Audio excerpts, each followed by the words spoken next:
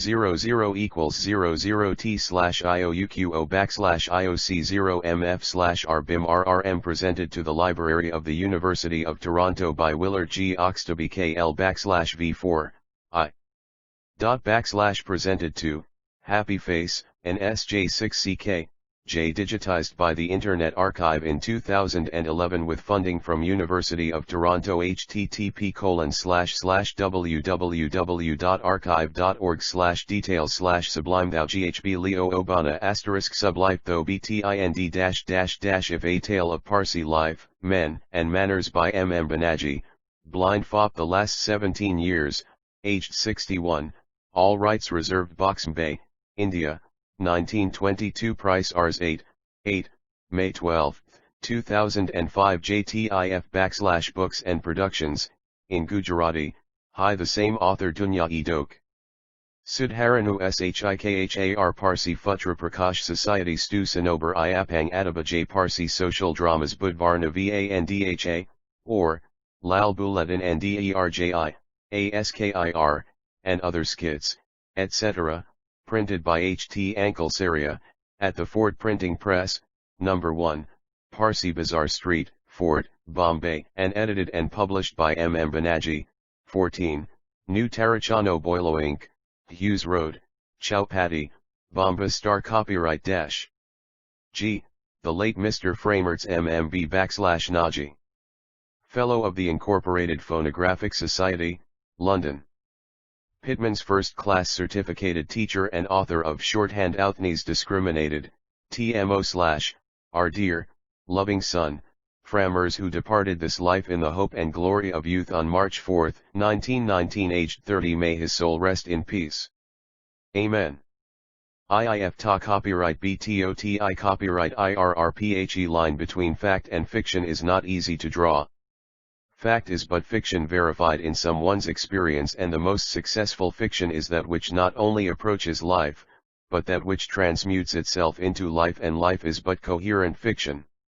It is the merit of this work, for which I am asked to write a preface, that it is written by a man of wide experience, one who has been in intimate daily touch with the life of his community in all its many-sided phases, and who has projected these living experiences into the harmonies of a carefully planned sketch of Parsi life which, while it is faithful to facts, idealizes them for the purposes of his art. Life, in this work, is not a succession of sensational horrors. The morbid sentimentalism which is misnamed love is remarkably absent, the ethical vein may be perhaps a little too prominent, and the reader is hardly given opportunities to think for himself. All is clear-cut, sharply defined, explicitly analyzed. Is this the outcome of a feeling that the average Parsi cannot think for himself? But when all is said, there remains one pleasing feature to notice. This work has been written by one who has been deprived of his vision by the dispensation of Providence. It has been the outcome of introspective reflection on the part of one who has had his due share, if not more, of the sorrows and sufferings incidental to human life. He has been a meek soldier of the cross, carrying his burden with courage and patience. This work is the outcome of his life, and if it manifests a little impatience, here too much of a sermonizing strain and there too much of critical analysis, it must be taken in the light of that life, a mute but eloquent testimony to the possibilities which God opens out to his children even in the shadows of misfortune and the vicissitudes of sufferings. It is God's good work that is being done by the statesman guiding the destinies of nations, or by the social worker in the slums or towns, or by the man at the desk who throws his soul into his work for the instruction and guidance of his fellow men. If the last be doing his work deprived of the opportunities of sight and painfully conscious of the shadows of human vicissitudes, his work must be held to be unique indeed. I confidently hope that the book will receive that cordial welcome from the English reading public which it so richly deserves. P. A. Wadia, M.A., Professor, Wilson College Sublime though blind MRMF chap page. Introduction by Professor P. A. Wadia, M.A., of Wilson College Afropo Avant Propo V912 I 5 years ago 1-2. The House of Correction, Matrimony 7A3. Fight Against Fate. 11-4. The Lady of the House. 14 v. Mother or Stepmother 19-6. A Peep into Privacy 26-7. Epistolary Avowals. 29-8. My or Magi 38-9, The McGregors 41x. The Scottish Maiden Speaks Out. 43-11, The Man in the Bathroom 48-12. He and She 56-13. Artadi 57-14. Coming Events Cast Their Shadows Before 59-15. The Catastrophe 67-16. Civilized Sinners 74-17. Our Bachelor Bahadur. 76-18. The Interregnum 19. The Blind Doctor's First Prescription XX. Friends at Work. XXI The Viper and His Venom 79-83. 88-94 XXII. The Mischief Begins 98 XXIII. The Avant Courier and the Aya. 102 XXIV. Friedun and His Philosophy 106 XXV. The Maneuver 115 XXVI. The Victims of Villainy. 120 XXVII. Prosecution or Persecution 127 XXVIII. Mr. Catcade's Catpat, The Proceedings Proceed. 140 XXIX. Mehaluji in Brown Study 155 XXX. Innocence Incriminated. 167 XXXI, Some Stern Realities of the Law W Courts 173 XXXII. The Betrothed and Their Booms. 191 XXXII. The Light at Last Breaks 210 XXXIV. Pain Begets Penance Shara in Pain 214 8 Contents Chap Page. XXXV. Father and Daughter to the Fore. XXXVI The Bahadur Shahs Again. XXXVII Hearts That Meet. Weep, Weave, and Win. XXXVII Under the Clear Canopy of Heaven. XXXIX The Pain Without the Peace of Death. XL The Sunburst in the Storm of Death. XLI The Decision. 222 to 247. 260. 263. 276. 279. 287 XLII. Modi Dana and Hermidra. Slaeen Rustum on the Rugged Road. XLIV Her Birth and Her Worth. XLV The Inquest. XLVI The Pathurna. Slayi Met Her Banu and Her Mater, Grief versus Vanity. XL8. Rule a Wife and Have a Wife. XLIX The Blind Doctor's Second Prescription. L Custom in the Lockup. Lee Magdalene on a Mission. Lee Rusi's Solitude. LIIL Distant Views of Happiness, Do Dreams Help Them? Live Justice Vindicated. LV. The Jest of Fate Begins. LVI Pickings By the Way, Modadana's Munificence. LVII The Blind Doctor to the Fore Again. Layin Our Girls and Their Gospel. Licks After All. LX Knitting the Threads. LXI Telepathy of Love Through Medium of Letters. LXII, The Jest of Fate Completes Itself. LZ8 The Panorama. LXIV, Farewell. LXV Moral. 308 320 329 333 341 346 354 358 367 374 377 380 384 393 401 406 412 421 434 444 486 489 506 510 Rs RPHE Ignorance displayed even at the present day on Indian matters * by men in England and over the continent is so palpable that it kg not but form a subject for jest with us Indians. It is not infrequently displayed in the pages of novels and the leaves of journals. Instances of Bombay being mistaken for Benares, Calcutta for Calicut, Delhi for Dehradun, a Hindu for a Mohammedan and a Parsi for a Hindu have not been wanting. Pretty kettle of fish is made of Parsi, Hindu, and Mohammedan names, their rites and rituals, their modes and manners.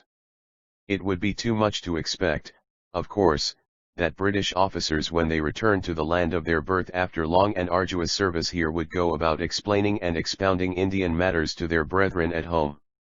We can only rely on Father Time and true writings and versions to remove such misapprehensions and misunderstandings. If this story be read in an English or foreign clime, let the reader remember that it is an Indian story, the scene of which has been laid in busy Bombay, the urbs prima in Indies, and the second city in the whole of the British Empire. It is overgrown with public buildings and palaces, and teems with a heterogeneous mass of caste, color, and creed, from the nude to the semi-nude and from the simply clad to the gorgeous. Like the lamb and the wolf in the fable, the fanatic Arab and the mild Hindu, the Turk and the Tartar, the Chinese and the Japanese, the Jew and the Armenian down to the low-caste Mahar, and no less the English, the French and the Italian, and a sprinkling of almost all nations over the world literally drink at the same fountain and sleep under the shade of the benign British Raj. The German was not an exception. He lived as freely and as happily as any other tribe, until his suzerain's own misdeeds necessitated his exclusion. But it is not with them, reader, that this story deals, or that thou hast to associate. Amongst this multitudinous mass is a handful of the scions of the old Persian race, the sons of Iran, who are said to have domiciled in these parts nigh upon 1200 years ago, but whose ancestors as a matter of fact landed here and subjugated Sublime though blind-gated and formed territories and dominions much earlier. I am speaking of the Parsis, the followers of Zoroaster, who are a small tribe barely numbering 90,000 men, women and children included all over India. To this famous sect, the author of this book has the honor to belong. We are second to none in the British Dominion's zeal, enterprise, culture, push, pluck, wealth, education, and above all staunch loyalty to the British Raj taken together. Positive proofs of the greatness and glory of this tribe and of their mahals and monuments have been discovered in the excavations which are now being made at Patliputra in Rajputana by the well-known Dr. Spooner. Members of this famous tribe were the first to cross the seas and settle in Europe years ago. Two of them have sat in the British Parliament. It is from the descendants of this distinguished race that the principal characters of this story have been drawn. The English and foreign reader might well feel proud and glad to have this opportunity of greeting them. It is not my wont in my novels to tire the reader with long my descriptions of the face, form, and figure of characters. Suffice it to say that we Parsis are mostly middle-sized, wheat-colored, of well-cut features and fairly well built, have no ladies with cherry cheeks and rosy lips or with color or crimson. You should not expect their color to heighten, though occasionally you may see some sweet blushes rising to their cheeks.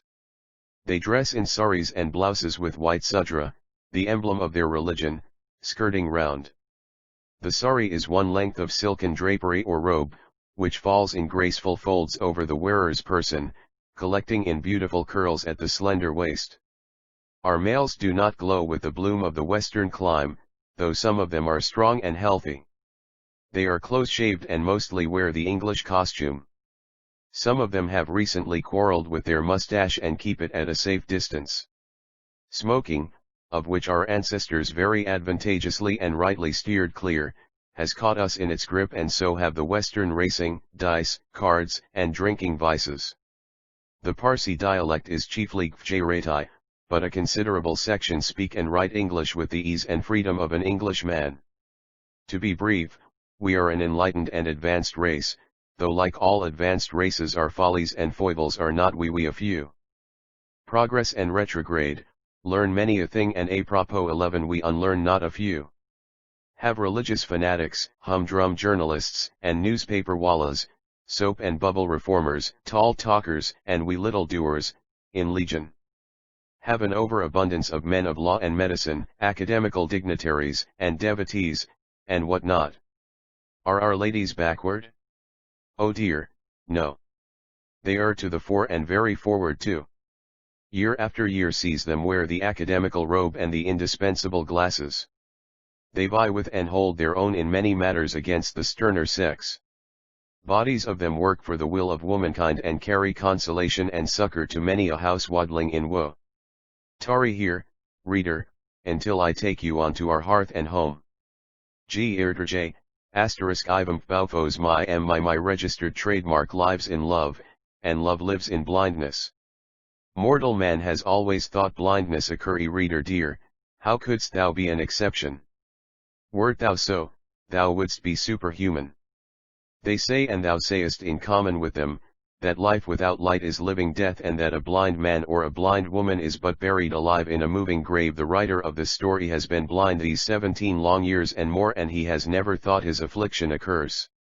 He has subscribed to the article of belief which declares that the conditions of human happiness are independent of bodily affliction, and that it is even possible for bodily affliction itself to take its place among the ingredients of human happiness. He hopes and trusts that this story, long before it is completed, will bring you round to the same way of thinking.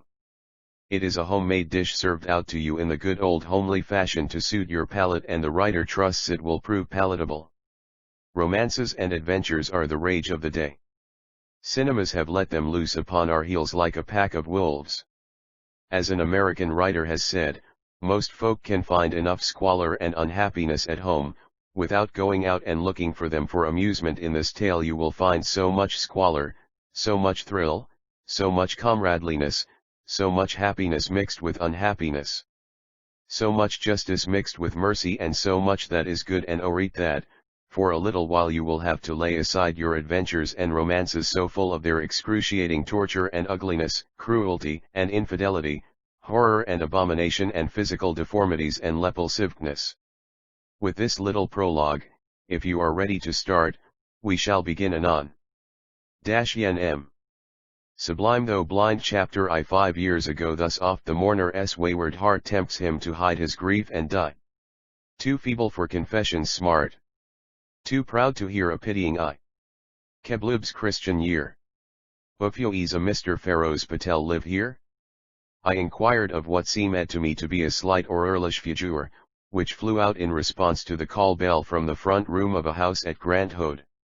Alas, sir, the girl spoke, or rather seemed to murmur through the tears, which must have welled to her eyes at my words. Alas, sir, my poor father has gone to heaven these 5 years and more. Your pardon. Miss, I said. He was an old friend of mine, but our ways lay different and I had no idea of the catastrophe. Pray don't apologize, sir. Being unacquainted with the sad occurrence, I suppose you must inquire. Pray, sit down. Sir, but, you are a blind, I filled up the ellipsis. Stern uncompromising word, my dear, but none the less true. As you are sightless, could you not tarry here a minute? Sir, till I go in and call Magi. And suiting action to asterisk mother. Too sublime though blind word, she led me by the hand and gently pushed me into a comfortable armchair. She then went in and returned almost immediately with a message that her mother was busy with the servants and would be with us in a few minutes. Moment's lull, and then an ejaculation, is it not horrid to be blind, sir? Do you really think so, my dear young lady? I asked. Why, you seem to think otherwise, sir. One have always thought blindness occurs. You see, miss, it depends on how different people take to it under different circumstances. The habitation of a mole, though dark to our eyes, the animal itself feels the place sufficiently lightsome. My definition of blindness is, learning to see without sight. It is a school, miss, in which, were it not that the Almighty has willed otherwise, every man would do well to study. It is just as good as the school of poverty. Blindness deprives us of the blessing of sight, but it opens out to the so-called afflicted, you see, miss. I am using the word so-called advisedly from my own standpoint, a vast vista of observation. The blind man observes without his being observed. The commencement of blindness is the creation of an inward sight. The blind sees the world as he never saw it before and would never have without that visitation. It seemed to me that Thriddii, for that was the young Parsi lady's name, was getting gloomy and excited at the same time. Her lips seemed to quiver. Slight rustling noise told me that she had lifted herself partially from her seat and dropped back into it. Cause. Some inexplicable excitement, curiosity so characteristic of the fair sex, but which is more often than never a virtue amongst males also, evidently inciting her to prolong the stranger's visit. "How well you speak, sir," she observed after a momentary pause. "Do all blind people speak like this?" The name is taken from the name of one of the 3 daughters of Zoroaster, the prophet of the Parsis. 5 years ago 3 Why, my dear young lady, you don't mean to say, you have seen a blind man for the first time in your life? You see so many of them going about your streets and B3 lanes every day. "Ah, sir, but it is the first time I have been brought face to face, and tête-à-tête with the stern reality." A moment's pause again. My guide, who was smoking a hoodie outside, re-entered at this juncture, but as if by mutual consent, we both seemed to forget he was present, and like all beings of his kind, he betook himself to an available nook and went off into a doze. Talking of the guide, he is an attendant evil on blindness. Be you however accustomed to intelligent converse, you have nilly-willy to associate, at times to exchange thoughts, with these men. Talk or hold your tongue. The pause was broken by another ejaculation from the younger one of the company. "If it ever should be so, oh, if it ever should be so," she murmured, and then as if recollecting herself she suddenly stopped. "My dear young lady," I said, "you'd be interested to learn that with the creation of an inward sight, the blind becomes a little of a thought reader. If you will allow me to read your mind, I shall tell you as correct as possible, what is passing within you now." "Could you really? Could you really?" she said. "How entertaining it would be." "Ah, sir, by the way.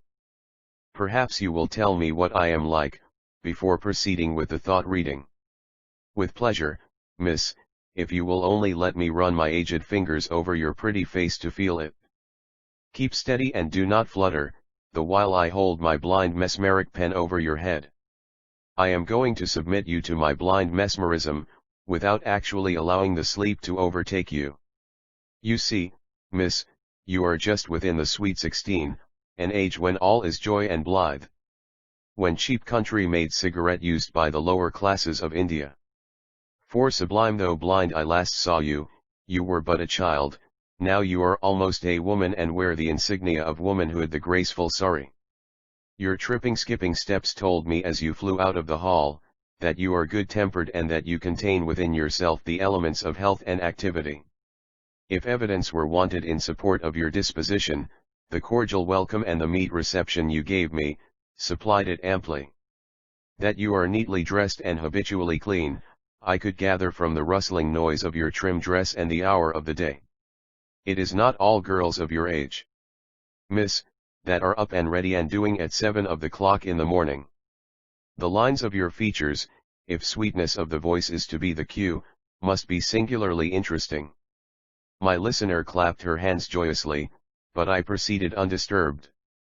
"Now about thought reading," I continued.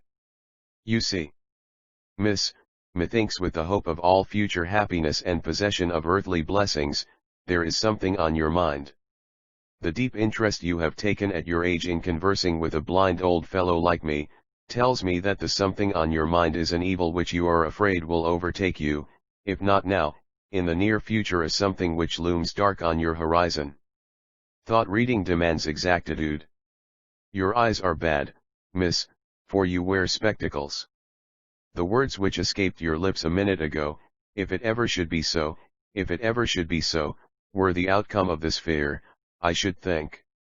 Ah, miss, I am afraid, I am cruel, I have hurt your feelings, I have roused your susceptibilities, but, you see, I am helpless.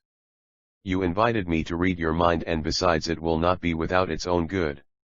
At this, girl-like, she melted into tears. "My goodness," she said. "If this is not thought reading with a vengeance, I should like to know what else it is. I am indebted to you for your trouble, sir. You have read my mind, and 5 years ago 5 sketched me as plain could be. I feel drawn towards you my like to a father, and I'll tell you what. Grandmother had glaucoma, a fatal disease, which deprives one of his or her my blessing of sight, without giving any warning. Mother missed my it, but eyes, I understand, contain it. Ah, sir, if it ever should come on, do you think I should stand it? Certainly, miss. The Lord keep it from you, but if it is to be, it will be. The only thing, as I have said before, is, it all depends on how you take it. The primary thing is to prepare yourself for it. But pardon me, who is your doctor? The girl seemed to understand instinctively what I was driving at, for she immediately interposed, Ah, sir, it was not the doctor that hinted it. I overheard it, but pray. Sir, is it true that the destruction of sight creates new powers within a living being? I have always been persuaded into that belief. No, miss, savants in civilized cities have sate in solemn conclave over this. They have confabulated, and the result of their confabulations is that without creating any new powers or faculties, blindness develops in us all our latent potentialities, which may have till the time of the visitation lain inactive, idle, or undeveloped, in a word, dormant. It is not all the blind that are born to be poet laureates, editors, or authors, but one does not know what one can do until one puts himself to the wheel. Give me my opportunity and see what I can do, was what the famous Mr. Chamberlain once said at Birmingham. Come, come. Miss, cheer up, I guess you are getting moody. That is not the way to prepare for fight. It is possible that the doctors are wrong. More often than never they are so. Why, it seems to me that civilization and enlightenment would have gone on in the world, even if half of us were born sightless. Natural enough. Does that surprise you? The girl once more burst into sobs. I gave her time to quiet herself. Then, half mentally, half questioningly, she spoke. Ah, Sublime, though blind, Mama was wrong, Mama was wrong. I ought never to have been engaged. My dear, I interposed, that is part and parcel. Opound your preparations for the fight. Take my advice, my dear young lady, and if a suitable partner has come seeking you with the full knowledge of your predicament, give yourself up to him. Blindness must have a helpmate. He or she may not be as clever as his or her partner. It is said, my dear young lady, that many a poet and author of high repute sought his helpmate in life amongst the ranks of mediocres and simpletons, and these simpletons and mediocres carried them through splendidly. Old maids and bachelors are like the wares of old curiosity shop, but even bachelors and old maids, my dear, are known to pant for a different condition of life after they have finished 4 decades and are on the threshold of the 5th. Plight would have been all the harder if my lot had not been cast with a docile, pliant partner. Marriage, my dear, is known to have tamed and trained, even beasts. And that reminds me of a story. Chapter 2: The House of Correction. Matrimony. Thus grief still treads upon the heels of pleasure. Married in haste, we may repent at leisure. Con grieve, Mrs. The tale that I relate this lesson seems to carry, choose not alone a proper mate, but proper time to marry. Cooper. Years ago, in a far-off region, there lived an Indian prince of fabulous wealth. He was a widower with an only child, a tripping girl of 16, as fair as a fairy and as blithe as the lark, singing gaily and making the Indian sun pale before the sunshine as she spread about her. Spoiled child, though, you might say with Macaulay, the spoiled child of her parent, the spoiled child of nature, the spoiled child of fortune, the spoiled child of fame, the spoiled child opound society, and to top all, I would add, the spoiled child of beauty. The king heaped his all on her.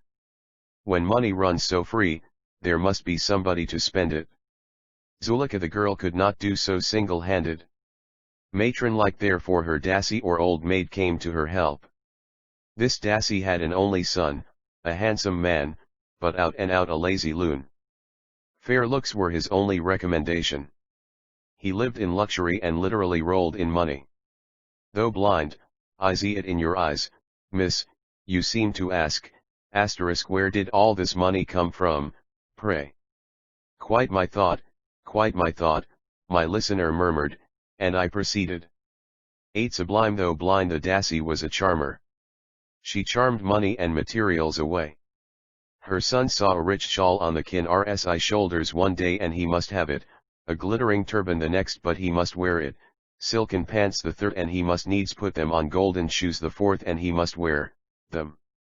Mother, he said to the Dassy, I must have this and that, and the Dassy approached her glittering ward the skipping my merry girl, the reservoir opound all her resources. Dear Zulika, she would urge, it hardly befits the king to wear such an old white shawl. It is almost getting shabby. Those shoes his, they are getting so rusty, they are an eyesore. That turban of his is getting out of twinge, the king can surely get a new one. Thus the things were abstracted through the medium of Zulika and passed on to Mr. Idlebones, who decked himself out in them the next day. As it happened, the king had a vast vista of open land in the rear of his palace. This vista was bespattered with artificial pools of water for birds to bathe in. Fair-looking young man richly apparelled and gorgeously decked out not unfrequently used to cross this vista before entering the precincts of the city.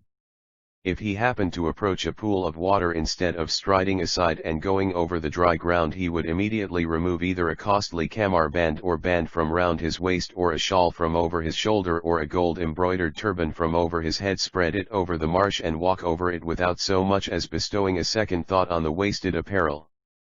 The king, seated one evening on the balcony which overlooked this vista, stood aghast at the spectacle. Vizier, he said, calling to his prime minister, out with the history of this man. Word of untruth, and you lose your head. The Vizier made a clean breast of it. The king demanded to know what was the most equitable way of breaking this lazy loon into harness. Sire, said the Vizier, word on you marry this fellow off outright. The king rubbed his hands. Thou art right, said he. Lazybones' lot was linked with a vixen, the house of correction, matrimony 9 niece of the Vizier. She gradually abstracted the man's riches by her siren ways until she thought he was reduced to poverty. The vixen then sent him out into the wide world on his own resources. His entreaties to the Vizier secured him the dobie's or my washerman's job on the king's establishment. Dear miss, it is the custom in certain parts opound India for dobies to throw their washing burden in 2 equally distributed loads athwart the back of a bullock and to bestride themselves on the top of it to reach the ghat or washing place. Lazybones was riding his bullock in this way, down at heart and shabby dressed, when, as chance would have it, he arrived at one of the pools on the king's vista. The bullock, after going a few paces in the marsh, bent his knees and stuck into it. Do what Lazybones would, he could not persuade the beast to move on. At last, jaded all and spent with toil, a thought struck him. He bent low, lifted to his lips one of the animal's long and abandoned ears and whispered something into it.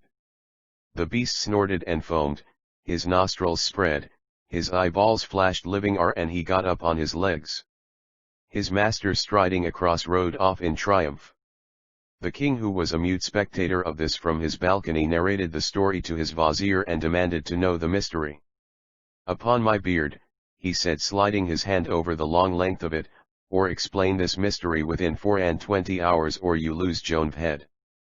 The Vizier beat about it all night and on the following morn presented Lazybones before the king. Your most gracious and honored majesty, Lazybones piteously implored, what modifies a creature so much in this world of woe and pain as matrimony? The mystery of the bullock's onward movement lies in a nutshell. When all I did could not move him, I whispered in his ear, get up, thick skull, and move on this minute, or I'll get you matched off. I meant married, your worshipful honor, to that mischievous cow yonder. 10 Sublime though blind that, finished the dolt, was exactly what happened in the case opound Your Honor's most humble and apologetic servant, and he fell flat on the ground. The king and the prime minister laughed till their sides split, but from that date forward Lazybones' trouble ceased, and for long after he was the most favored menial on the king's staff. Chapter 3: A fight against fate. How sweet in that dark hour to fall on bosoms ivoting to receive our sighs, and gently whisper all. Keeble's Christian Year. Ithe story completed. Thriddy laughed heartily. It seemed to me that her eyes had filled with tears. Go at it, I said, that is the way to be happy and gay. Since you have fortified me so much. Sir, perhaps you will be so kind as to tell me how it overtook you. Did you have it when you were born, or was it in the family? It was neither, my dear young lady. You might say I was lynx-eyed, that is the worst of it. The better you are off with your health and eyes, the less you guard them. Drudging at my desk and reading late and early, I never gave a thought to the preservation of this invaluable gift of God. The orbs, you see, are a most valuable trust from heaven, and no amount of care you bestow on them is ample. So you see, my dear, I was partly blind, even when I was not so. I was blind to my own interests, inasmuch as it was not infrequently that friends warned me to look out. They said the rate at which I was going at the desk was ruinous, and that I ought to draw the reins in. I am not a fatalist, but something led me on until clouds invaded my right orb. I went to a doctor, fear-stricken and down at heart. Now, just hear me, my dear, attentively. It is an old man's experience, our ways lie apart, but it is quite possible that this experience will stand you in good stead. The first medico I approached was 12, Sublime, though blind, a jack of all, who had just taken to ophthalmology. His diagnosis was wrong. He set me on the wrong scent altogether. He injected a stuff called homatropin into one of my eyes, I mean the one first attacked by the fell disease, to dilate it. It was just the thing, a specialist said, he should not have done, considering the symptoms. When liquids failed, steel was resorted to. I have since often questioned myself, if it was at all the right thing for me to submit these invaluable orbs of mine to the touch of steel. Jacks of all diseases here have not to steal or purchase their subjects for experiments, as I understand they have to do across the seas. They have the subjects here in shoals for the mere asking. Diseases which for the spread of Western lore here, were cured by yaribudis or jungle herbs, by jugglers, gypsies, and itinerant globe-trotters, are now called by long names and my treated to the taste of steel. To cut a long story short, right eye was subjected to one operation after another until the light went out of it altogether. This stunned me. It was a blow. It unnerved and unmanned me. What with the fear of complete coming darkness, and what with the prostration brought on by the weakening drugs which they forced down my throat to assist my eyes at the expense of my person, I was brought to the very verge of the grave.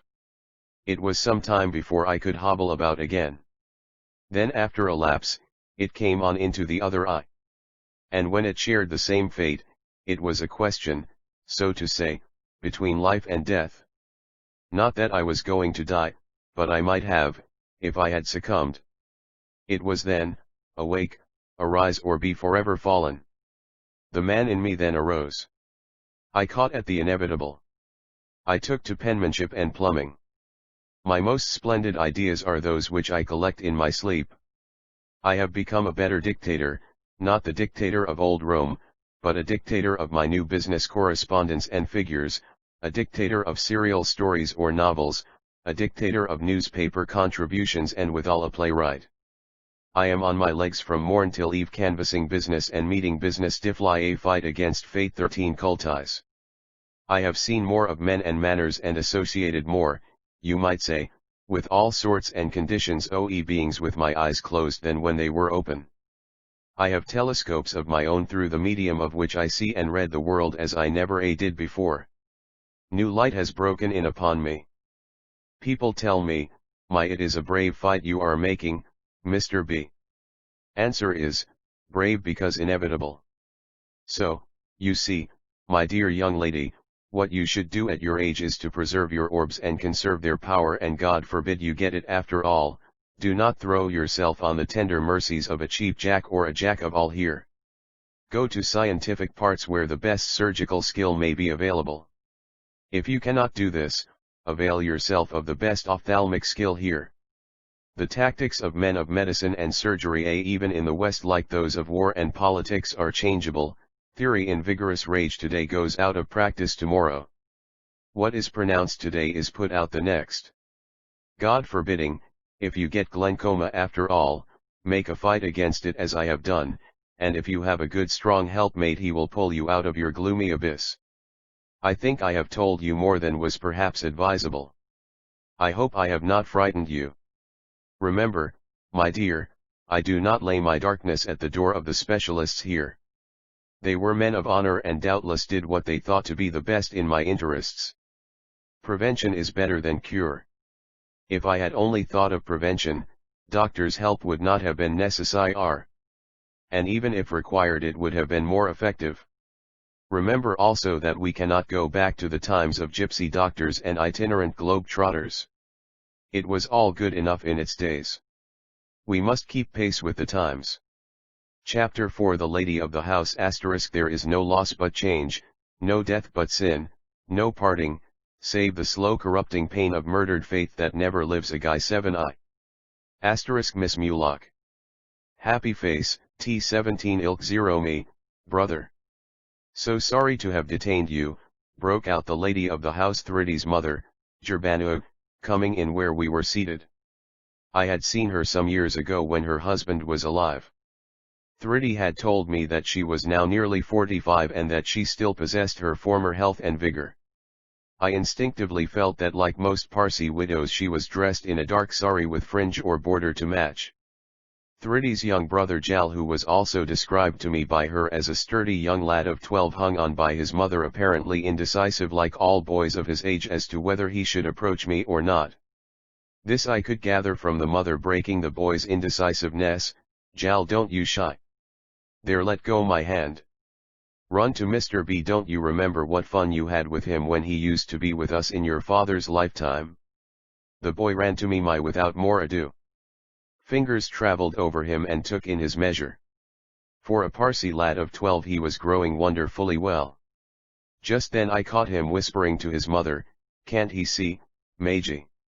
Why, I always thought God never gave light to be taken away. When he wants one to be blind, he sends him out into this world sightless." The lady of the house 15 tut tut, retorted Gerbanu, pushing the boy back to me with a jerk. Jal. Just like yourself. You will always keep questioning. Don't mind the boy, sir. I have been telling him that the great Hormuzd, God, who has the power of giving and taking away life, can take away limbs. It takes a great deal to convince him. Ah, sir, interposed Jal, when you get your hand into a machine it cuts it and you lose it. Your leg gets under a tramcar and off it goes. Street rascals bite off their women's noses or ears and they lose them. They don't bite off eyes. Sarab of the 4th form, whom I like so much, me tells, Jal, when a street blind appeals to you, take it for certain he is shamming. Just like Sarab, vociferated the mother. Why, the young reprobate ought to know better at his age. God, lend me strength to convince the child, Pharaohs knew so well how to do it. And she burst into a flood of tears. Thridi is wiser. Sir, she said. My butt, Maji, you forget the Bai Sahib I is full 4 years senior. Just see, Mr. B, how the Bai Sahib growls at me, said the boy. Jal, too, I said, all beggars do not sham. Some are born blind and some are victims of the avarice of their heartless parents who willfully blind them in their infancy to make a living by them. Indian princes of yore, Beta, took away people's eyes by way of punishment. Pulling out eyes was not uncommon under the Mohammedan rule. It is not accidents alone, my dear boy, that deprive men of life and limb. Hand or a leg often become numb or useless owing to disuse. When one misuses his eyes or overworks them, he not infrequently loses them. Healthy digestion is often impaired by excessive use of food or drink. Small complaints, if neglected, bring on large troubles and complications. The diseases of parents are not infrequently her ladyship. 2GJJJY16 Sublime though blind communicated to their children. So you see, Jal, all beggars do not sham and all blind are not born blind. The light of eyes can be put out even though the orbs be not pulled out. When you wish for knowledge, Jal, by all means seek it, and your thirst therefore will be satisfied, if not by Thridi by your mother, and if not by your mother by your teacher. 0 The teacher I growled the boy. You are so green, Mr. B. Why, there is barely room in our form to hang onto a bench or by a hook. There are 60 boys in our form alone. Poor dear teacher I the less one inquires of him the better for he has to be answerable to so many. The big swells what they call the principals have all the fat and cream, we poor devils are the drones, they the bees, so says Kersheji Karatalau, one our teacher. Jal, Jal, the mother's wail went forth. It seemed there was a tail hanging by the teacher. He was a stuck-up youth and in his younger days, it was said, his companions had given him a good ducking in the Karatalau for which he had a great horror. My, Meiji, but what can I do? Didn't Babahi tell me always my dear boy try and do not get a nickname for it will stick to you through thick and thin, probably your children will inherit it. Kaskal Dinshaw tried to give me a nickname once and it cost him a couple of his teeth. That cured his impudence and saved me. Meiji, our Dastur, Durabdaru told me it was a sin for God alone and after him the dentist only has the right to take away teeth. And what did Babahi say to it? I asked. 0, Babahi. He smiled, winked at Meiji and said nothing. But the smile was very encouraging. Didn't you tell me, Thridi? 1 pond or lake, with waters of salty taste a nickname. 2 an advance or head Parsi priest dash, the lady of the house 17 Babahi told you he liked very much what I did I, even admired it? I wish I had not disclosed it to you, said Thridi. I vouch for it you will carry the tale to your wife and children, who will hand it down to your grandchildren. Don't you think Mr. Bijal is a coxcomb? Ah, sir, interposed Jerbanu, the children are taking up we all your time. Only lately heard of your affliction. Pharaohs always remembered you and spoke of you but we never dreamt what it was that kept you from us so long. Since Pharaohs died we have to pinch and scrape. This house which is called Mayurwi Axilla after my sister Meherbanu belongs to her. Have hitherto managed to pay the rent but we are shortly moving in cheaper quarters in the next street. Sister would not reduce the rent and even if she did we should not like to be a burden on her. Pharaohs would not have liked it. I am selling out all I have to educate the children that will be their inheritance. Pharaohs always said so. Likely enough when the children reap the benefit they will let me share it. I have great faith in God's mercy, Brother B, and I try to instill the same into my children. Just at this minute the clock struck 12 which is the hour we for the midday meal. Parsis have an aversion to allow visitors to leave at dinner time. Mrs. Pharaohs pressed me to stay and I did so, only to make my way home an hour later with my sorry guide in a hack Victoria. The guide had his feed too in the kitchen. If you have read about the Parsis, reader, you have probably known they are entertaining and liberal to friends and strangers alike. When out in the open I stretched myself at full length in the vehicle and my mind wandered away to the idea of Meherbanu asking her sister to leave the house when she was in so much distress. Ha, the world! The world! Would Jerbanu have done the same by her sister were their positions changed? 18 Sublime though blind my little bird whispered into ear, no, friend of the family, certainly not. In the course of conversation one had extracted from Jerbanu that Meherbanu and her husband Ardashir had a tough quarrel over Jerbanu's proposal to vacate. Ardashir was a oud and true man.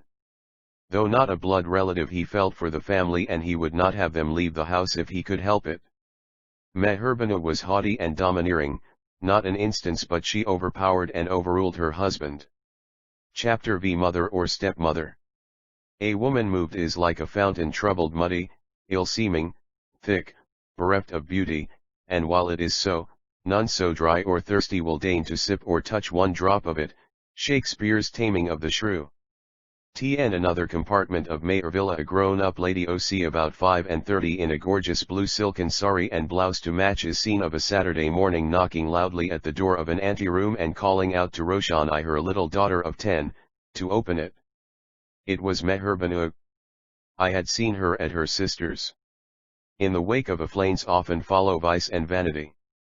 Meherbanu had a temper of her own. She made it a point to vent it on her hapless husband Ardashir and her little daughter Roshan. Towards the latter she acted worse than a stepmother. Another daughter of 20 by name Shehrbanu there was who was her mother's pet. This made up the family. Ardashir was a sharebroker. His temperament was pliant and placid. His parents had yoked this pliant horse to the restive mar copyright in the old-fashioned Parsi way when he was only 12 and she 2 years his junior. From one extreme we Parsis have now we rush to another. Now marry when we are much past the we marriageable age. Begin at the fag end of wedlock, the wisdom of which is open to question. But curious enough, matchmakers and matchmaking mamas are still extant amongst us. They effect matches, or rather set a match to them to make them burst into a conflagration.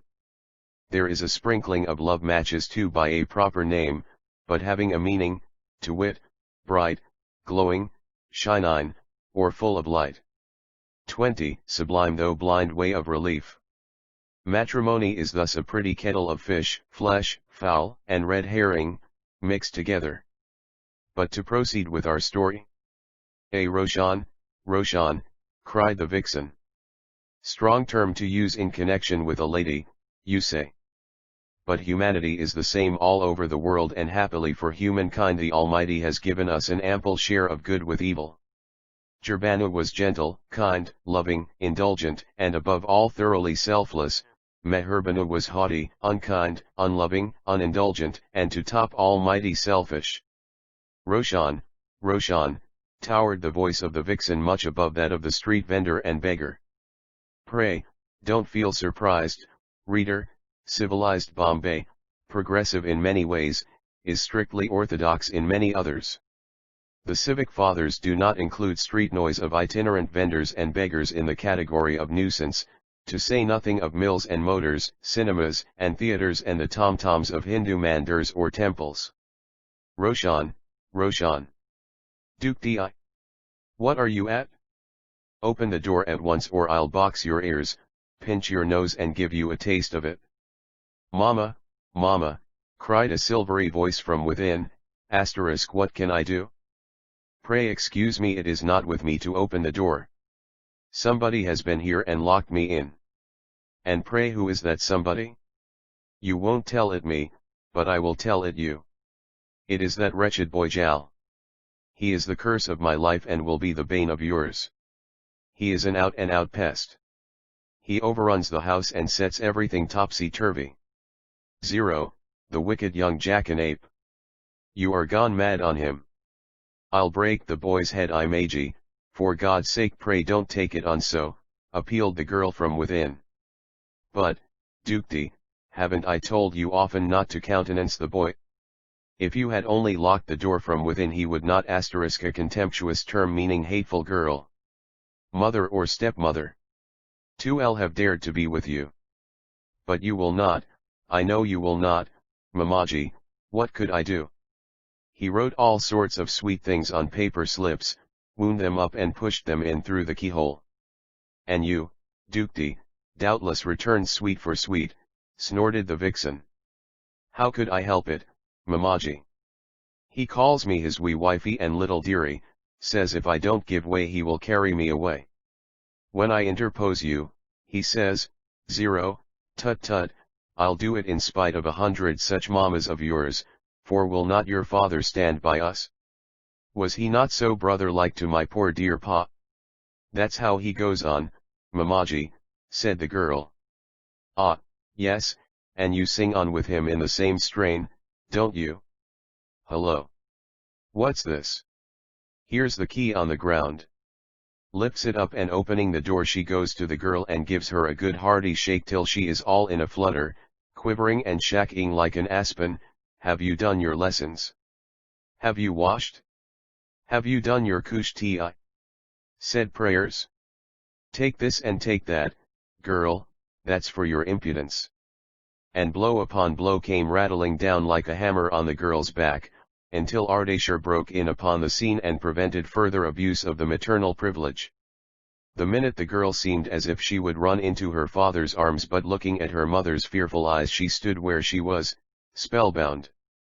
Mehra, why wouldst thou be always after the girl? Were you a stepmother, I could understand it. Why, for the life of me, I sometimes think some evil genius removed your own child and put this darling little Roshan at your breast when you were confined. Stare at me like that. The girl is an angel, whereas you are, sacred thread worn by the Parsis round about the waist. 22 Sublime though blind why devil I don't you say it out? Pray don't keep it to yourself. It will suffocate you. You are always taking sides with the hussy and spoiling her. Thanks to your interference all my corrections are wasted, but for you I could have brought her round long ere this. Had I known what was in store for me I would never have married me, finished the artless Mr. Ardeshir. Well, it would have been for the good of both of us, but his ways are inscrutable. Then suddenly softening and climbing down, he essayed to prefer an appeal. But Mehra, my darling, you never treated Sheriff so. When she was of this child's age, or ever before or after.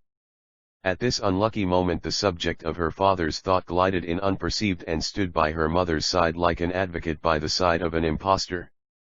Yes, Arders Herji, Sherbano never deigned to call him father, for she was her mother's prototype. I am always in your eyes. You never have a kind word for me, much less a kind thought. We are both thorns in your side, always in your way and always troubling you. What right have you to interfere with a mother when she is trying to correct an incorrigible imp? At the words incorrigible imp all the man in good Mr. Ardeshir arose. His brows thickened, he struck his fist on the table close by and glared at his elder child. Incorrigible imp he cried, defiantly drawing the little girl to himself. Incorrigible imp. Sherbano, you ought to be ashamed at your age to say so. You are your mother's prototype. Her views shine out in you. Why, you will lead your husband a dog's life. He has a warning in me, and if he has any sense he will take it up. And give me up. 0, tut, who cares for him? Who wants him? It is you Sahib, that want to force him on me, you, who gave a promise to his father when on his deathbed that mother or stepmother. 23 You would marry me to him.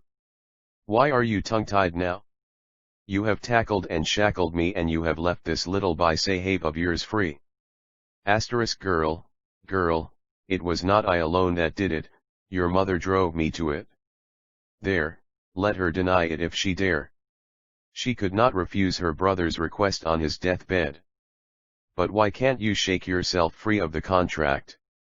No Dastur, if he is wise, will mutter prayers and sprinkle rice and coconut over your head.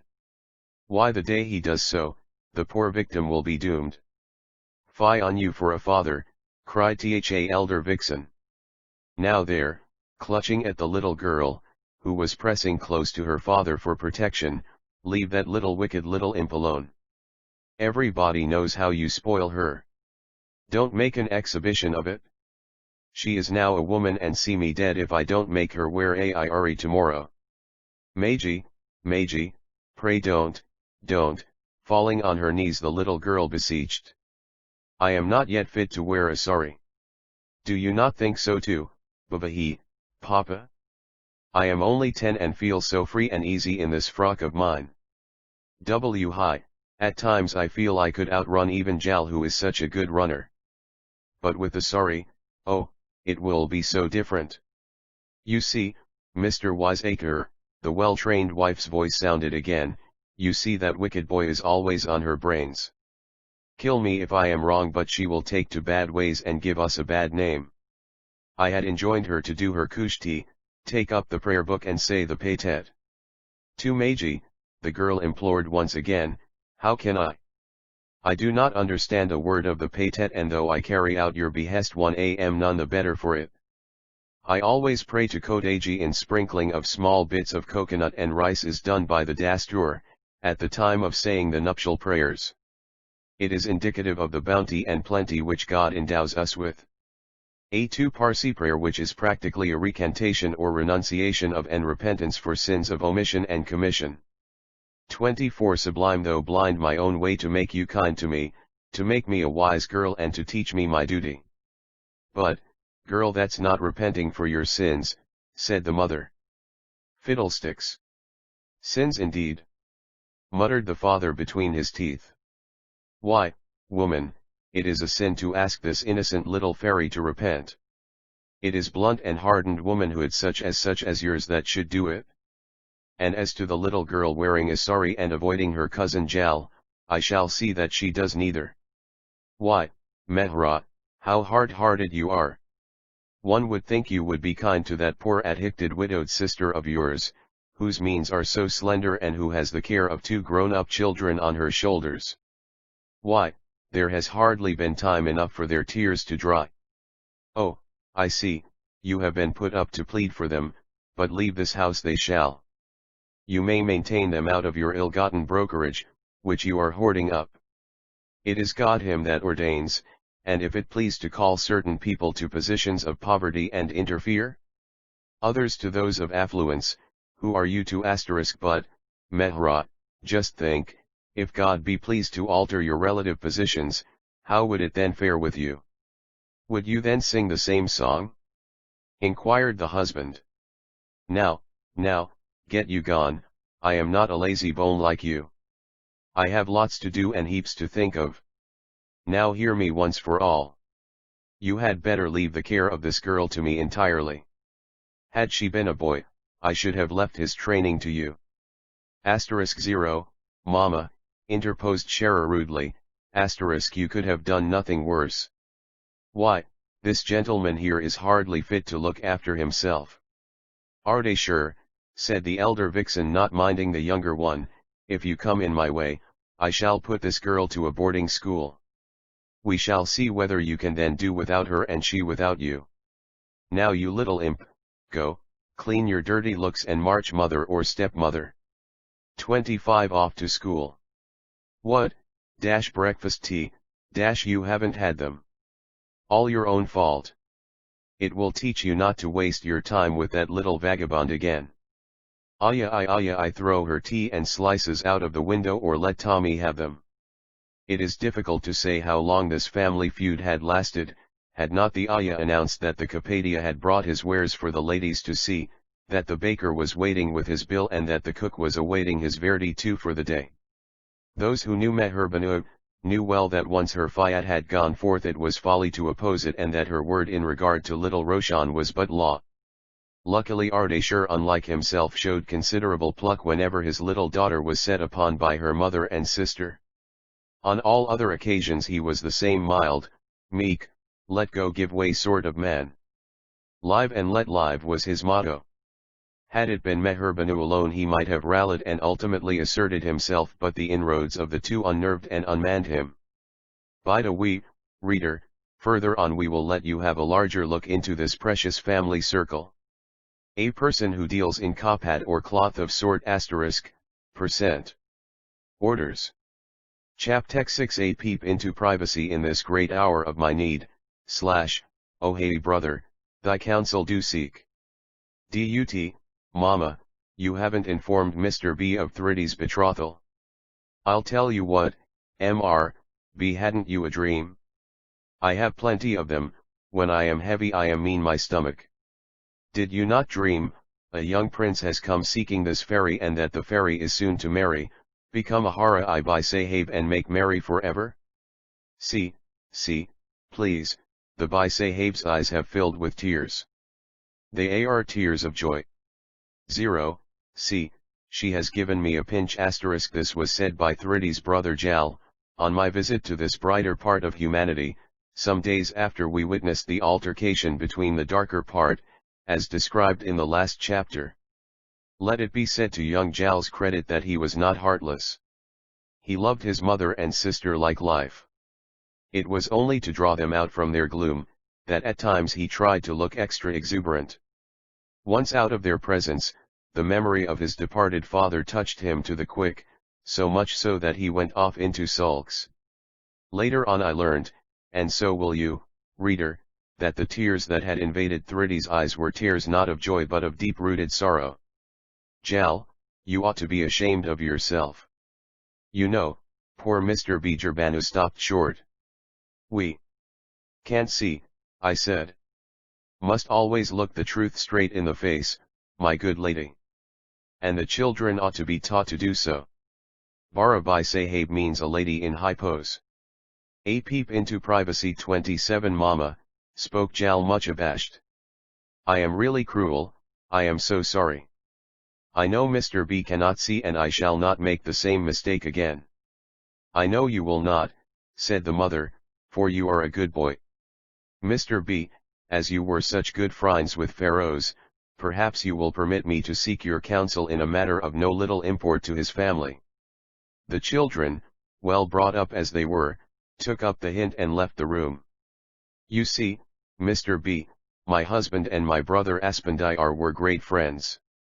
Before they died, by their mutual consent and mine, our Thridi was betrothed to Aspandiyar's son Iraq. Similar engagement was brought about between my other brother Peshuttan's son Jamshed and Meherbanu's daughter Shara. Peshuttan was rich, and Meherbanu, you know, has always an eye to the main chance. Now, sir, the trouble is that Iraq does not like Thridi though she tries to like him, Jamshed does not take to Shara and she does not take to him. It seems to me that they are all at cross purposes. If the dear departed could only see it, they would reverse the arrangement. To me it seems that misery and nothing else stares the dear ones in the face. Oh! What shall I do? Oh! What shall I do?" murmured the agonized mother, wringing her hands. "The remedy is simple enough," I said unceremoniously, and suiting action to the word drew out a couple of matches from a box to which my fingers had unconsciously strayed and deliberately broke them to pieces. "What, break off the matches, you mean?" exclaimed Jabanu. "Certainly," I muttered between my teeth. "Smash them to pieces and throw them out, and the sooner the better." By way of illustration, I threw the broken matches out of the window, close to which I was sitting. 28 Sublime though blind for a minute or two, Jabanu busied herself with her own thoughts and then exclaimed as suddenly, "Right you are, I right you are. It goes to my heart to think that I should undo what my dear husband and brother did. But if it must be it shall be. But what will Meherbanu do? Dear me! She is so greedy, and so fond of the silver god, I am afraid she will not let Shara break with Jamshed." This was a disclosure and I pounced at it. "Why, my good lady, what have you to do with Jamshed and Shara? Perhaps you would like to have this Jamshed as your son-in-law. It is indeed much to be wished for, but wishes are not horses and all cannot ride them. It is quite possible, however, that Thridi may find a husband as good as Jamshed. So, trust in God, be not daunted and break off the match. We shall drop the curtain over the scene here and let the young ones tell their own story in the next chapter. Chapter 7 Epistolary avowals. Look here upon this picture and on this, the counterfeit presentment of two brothers TM0 M30 to Iraq, Shakespeare's Hamlet. Mayervilla, Dear Iraq, Grant Road. December 23, 19. I have just done reading a novel in which an alienated but loving couple came together ultimately and lived happily ever after. It has determined me to see, Iraq dear, if we cannot do the same, especially as it was our dear dead father's wish that we should be man and wife. I don't call you dearest, as it seems to me that there will be time enough for that when we are married and find comfort and pleasure in each other's company. The love-making part of the business, I think, should follow and not precede marriage. Before it all is so hazy and doubtful. After it all is so sure and certain. Is this not true of our own case? You don't take to me and well, I suppose I must confess it, not infrequently feel that I don't take to you. The fault is perhaps mine, perhaps yours, perhaps of both of us. Dear mother, who is more to me than life, feels deeply over this. It is this that has determined me to write to you and to see if we cannot make up. You have not been near me, Iraq dear, for ages, but I hope you will manage to be at Mrs. Mehaluji's toddy party next Saturday.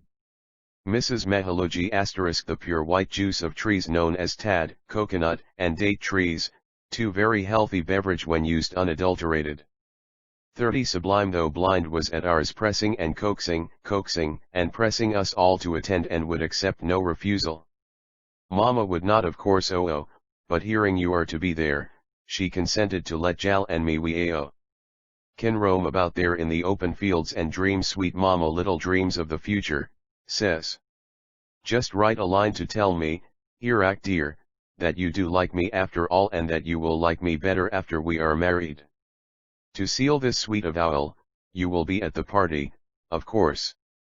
Your affectionate little wife-to-be, from Jamshed to 3030.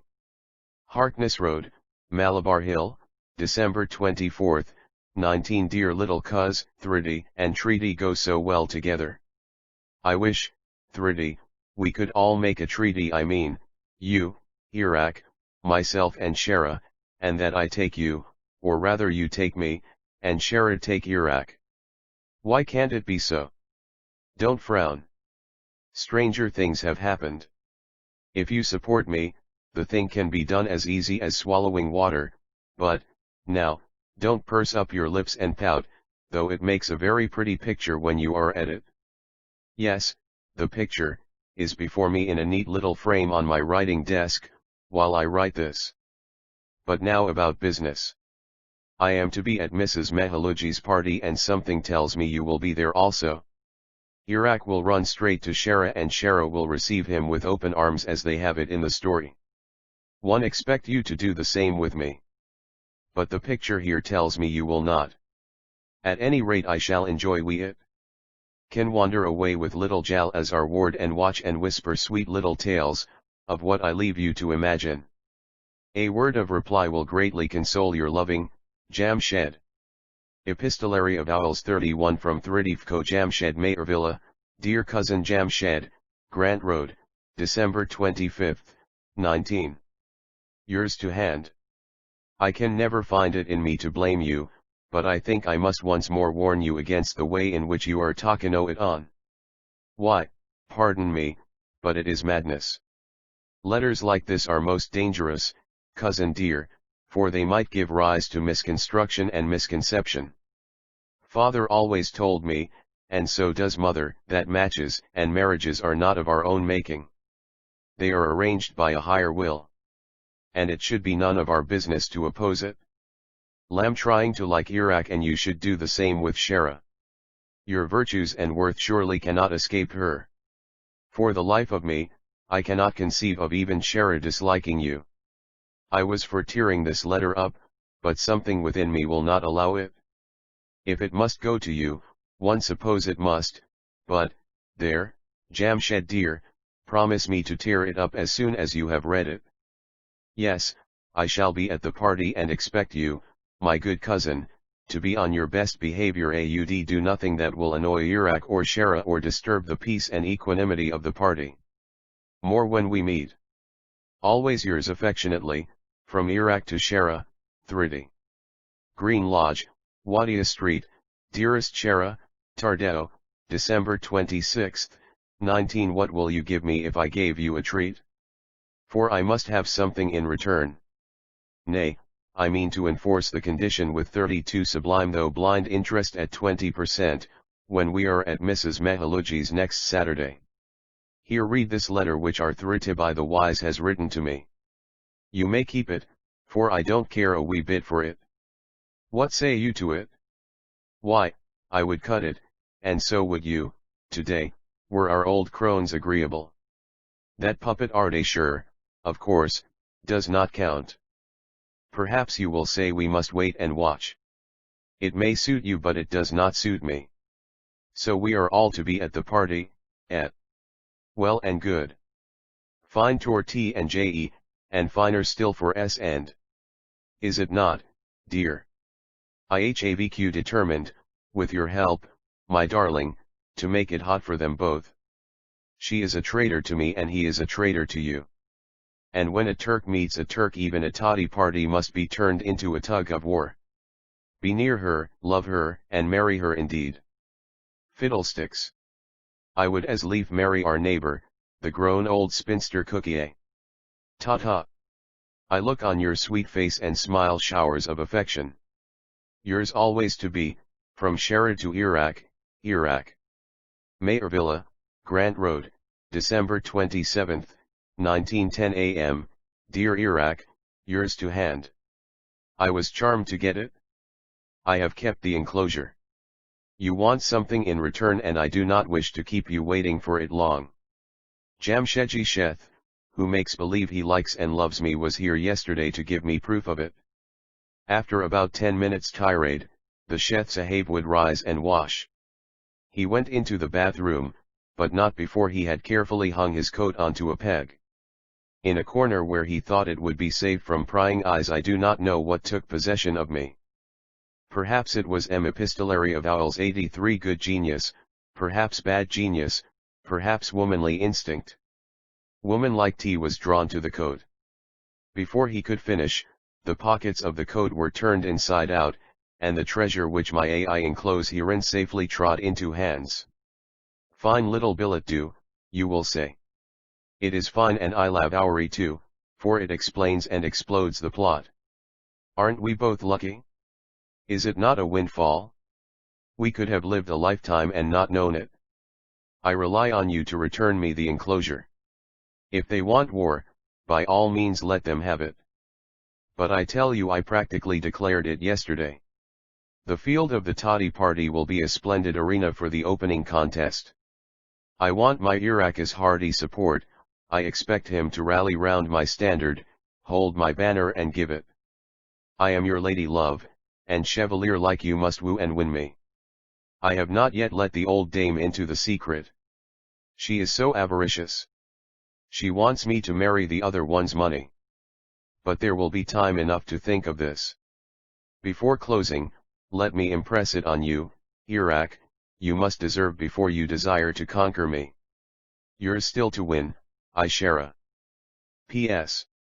When the Sheth came out of the bathroom, he looked white as a sheet and confused. Is a fine-looking fellow, isn't he? And yet I do not like him. Why, I cannot say, unless it be that it is fantasy. He looked as if he wanted to inquire about the billet doux, but he must have thought better of it. My certain it is that he looked fixedly into face. He could read nothing there, as I had taken good care to settle it, and was already deep down into a newspaper. Woman like, you will say. And yet I am not quite a woman, I mean a thorough-paced, hard, matter-of-fact one. Hello, what's this? Letter from her ladyship. You are very lucky, Iraq. I was just closing this, but now I have to take a 34 Sublime though blind bigger envelope and to put on an extra stamp. I don't want you to be out of pocket even by a halfpenny. Take care of this other enclosure also. Just look at their motto, Manashni, Gavishni, Konashni. I cheek. Simple cheek, I impudence, I egotism. Is it am not airing one's goodness? One should not do it. I hate mottos. My I bad, because I do it? If I am, it's not fault. The blame should attach somewhere else, school education, home training, example, and what not, if we could only look into it. Ha! Ha! Am1 not philosophizing? Going to my future philosopher to be for light and leading. I don't harangue or preach a homily, Iraq, for I don't like them. A hello oh I ho 1/3 letter. Guess from whom, but vacant. It is from the Bara by Sahib Banerjee, addressed to dear sister Meher Banerjee, which she has very graciously passed on to me. Ja means goal, wealth, money, and Meher means mercy, kindness, gentleness all combined. A regular out and out ulta su'aur rule of contrariety. For is not mother's name Meher Banu? She has no Meher, and the other one has no Ja. There. I shan't go on any longer. I must closk tut, I am not going to reply to either of them. The gum is so bad, so obstinate, but stick it shall. S from 30 to Shara, Mayorvilla, Grant Road, December 25, 19. Dear Shara, we are living in the same house and you would say I could have told you personally all I have said here. I thought of doing it but could not. I think I must have it out in writing, if I don't want my feeling to suffocate me. Cousin, close as we are in age and blood, why can't we come closer still? Can't we unite in good thoughts, good words, good deeds? Epistolary Avowals 35. Why love, affection, and goodwill? Can't we all, though living we apart, make it a happy family? God alone knows. Don't bear we you and yours the least bit pound ill will. Are trying to persuade ourselves that on your side you feel the same. What is there then that breaks the blood link and disturbs the even flow of the great river of human milk? There, you will think I am mad. Perhaps I am, for have not our troubles been great? I have tried to explain it, but feel that I have failed. Cousin dear, come to my rescue. Think what there is that keeps us so apart. Think of the remedy. Consult my good uncle and aunt, consult Iraq, consult Jamshed if you will, but for the sake of God, let the dividing curtain, the false guise that so mercilessly ends between us, fall once for all. Let us mix and meet often as sisters, for are we not so after all? Mother and Jal and even our good old Aya who has helped Ma to bring me up from birth upwards, we feel the same. Are moving from this house shortly, and that perhaps has partly led me on to write this. Distance might perhaps be more favorable to this happy consummation. For the wee sake of us all let us hope so. Are to meet at Mrs. Mehaluji's toddy party. In the purity of that pure white product let us sink our differences and seal the bonds of eternal friendship and love. Let it be peace, holy peace, forever, for doth not our religion teach it? I hope and trust, cousin, you will not laugh at this simple outpouring of a simple heart. Give me proof of it when we meet. If proof be wanted from me, I am delighted to subscribe myself. Your affectionate sister, from Jerbanu to Meherbanu, 30. Mayervilla, my dear Mehira, Grant Road, December 25, 19. I take my memory back over years and yet I can't find when I last wrote to you. Though so close, we meet so little, and talk still. 36. Sublime though blind we less have never opened our hearts to each other. I go down on my knees to you, though you are younger, and ask your pardon for being so plain. The Almighty is my witness that I like and love you and bear you and yours no ill will for anything that you may have said or done or may say or do hereafter. May I think you reciprocate the feeling? You have asked us to leave your house, and I don't complain. Our children have grown up together and yet are apart. I don't blame you for that even. The death of their dear father has not softened you somehow towards me or them, and yet we don't murmur. I do not write this to air our grievances, for you may think we have none. I write this only to appeal to you, for I don't think you are hard. I persuade myself that this piteous pleading will not fall on deaf ears. My Mehira, one feel that end is not far off. It is that perhaps that has led me on to pen this. Hand shakes, my fingers tremble, and with these, my poor pen. My poor memory, it is daily becoming poorer still. The grim hand of death is doubtless on me, its grip is merciless. It will torture its victim but will never let go its hold. I shudder when I think what will become of my children after I am gone. Their only possession is good birth and good education. Thank God, none can deprive them of these. And yet when I bethink me, they are so young, too young to take care of themselves. You will stand to them in the stead of a mother after I am gone. Promise me, sister dear, that you will do so. God has given you plenty and you have only two dear my ones to provide for. Children are not ingrates, they will love you like a mother if you will only allow them. It is not I that am speaking to you in this wise, Mehira, it is a holier spirit, it is our saving genius, Sepentemenush. I am only his mouthpiece. Sister dear, if you will only assure me in a few simple words, thy children will be mine, I shall be a mother unto them, they good genius, the spirit of all that is good and great in mankind according to Zoroaster. Epistolary Avowals 37 will be my care, I shall die happy. Will you do this and relieve a poor mother upon the pain of parting? I know you will, for did not the same mother, who bore me, bore you? If I tell you that your husband Ardashir has been good to us all along, I shall mean no disparagement to you. It is but meet that I should make my humble acknowledgments of his goodness. You will show this letter to him, will you not? It is my earnest prayer that you do so. You will stand by my bedside and comfort me before lamb gone, won't you? Let my eyelids close with the tender blessings of you all. As for my children, the Yazds and Amshaspens, I will spread their wings round them and protect them through the long hours of the day and the long watches of the night. May God's and Zarathustra's two great mercy environ you all. I cannot write more. And what more can I say beyond praying to God and our Prophet to enlighten you with the light of their great wisdom and to protect you all? Your loving sister, my P.S. Please excuse blots and scratches. Tears were falling fast the while my fingers were creeping over this.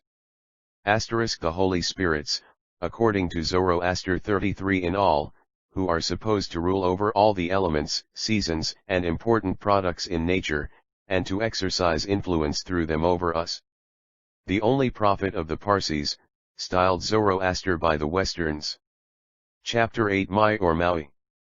Tijun today her dainty hands make life's soiled temples clean, and there's a wahi of glory where her spirit pure hath been. At midnight through that shadow land her living face doth gleam. The dying kiss her shadow. The dead smile in their dream.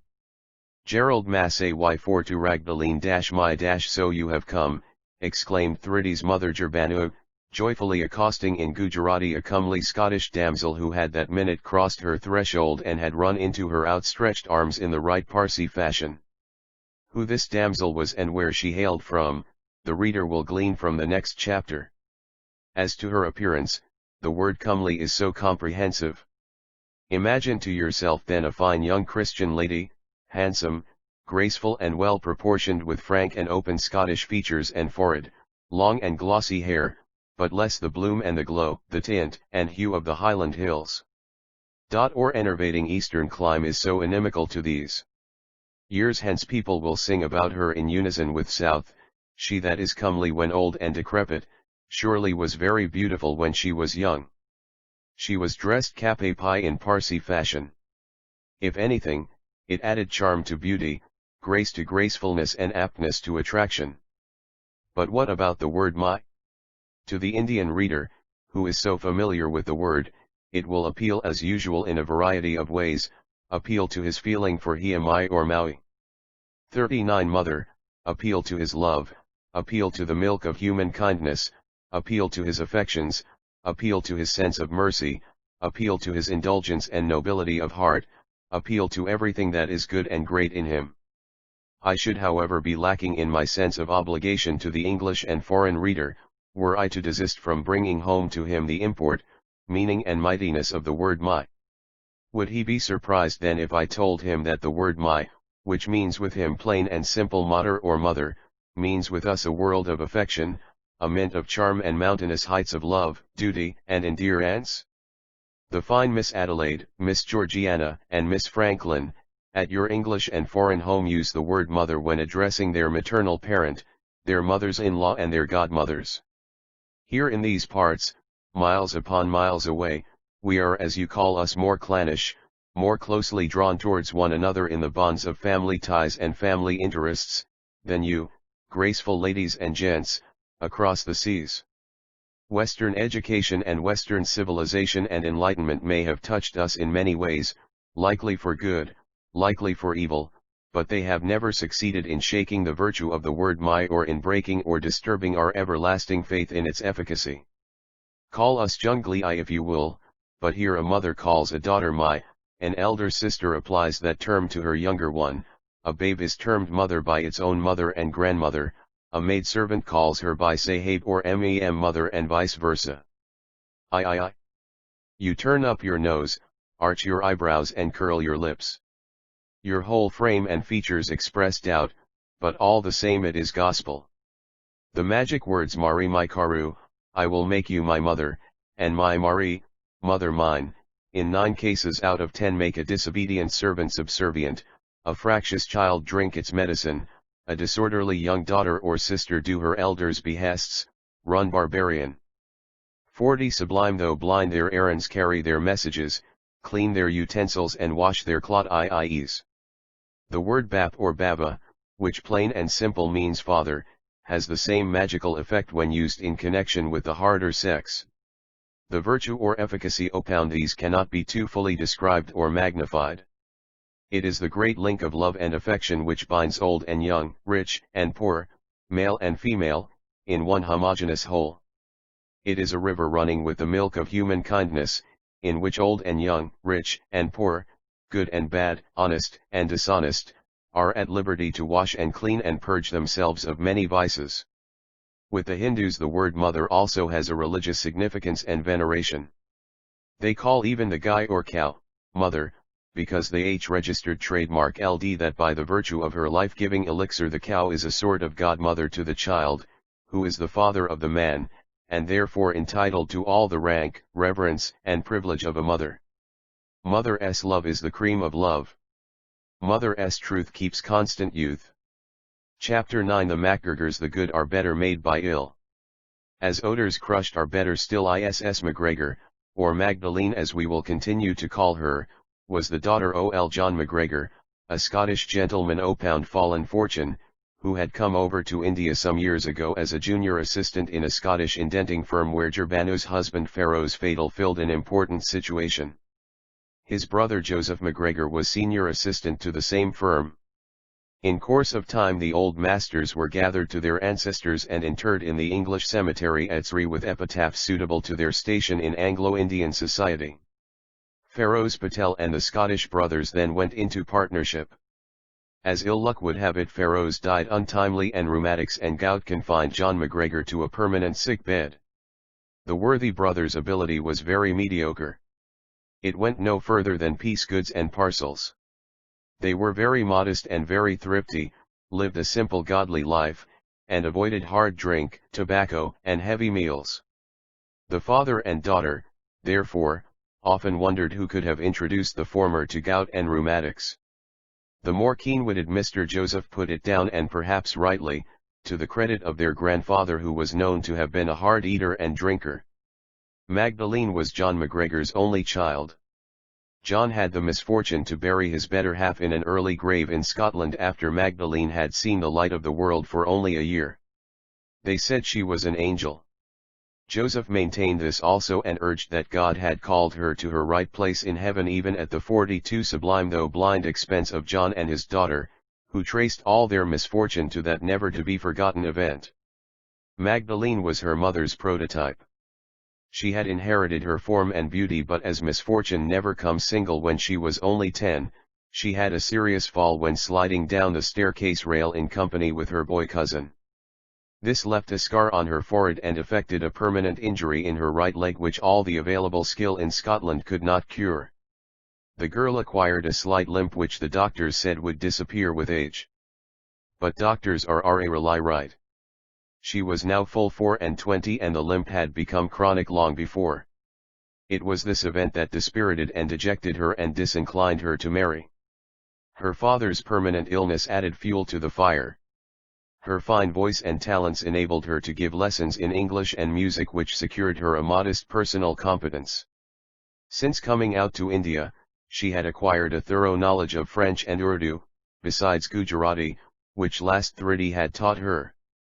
John MacGregor and the house were Magdalene's care. Uncle Joseph kept the tottering old office on its legs.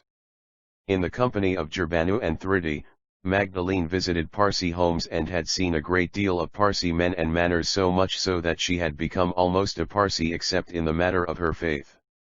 After Pharaoh's death she was more at Gerbanu's than ever.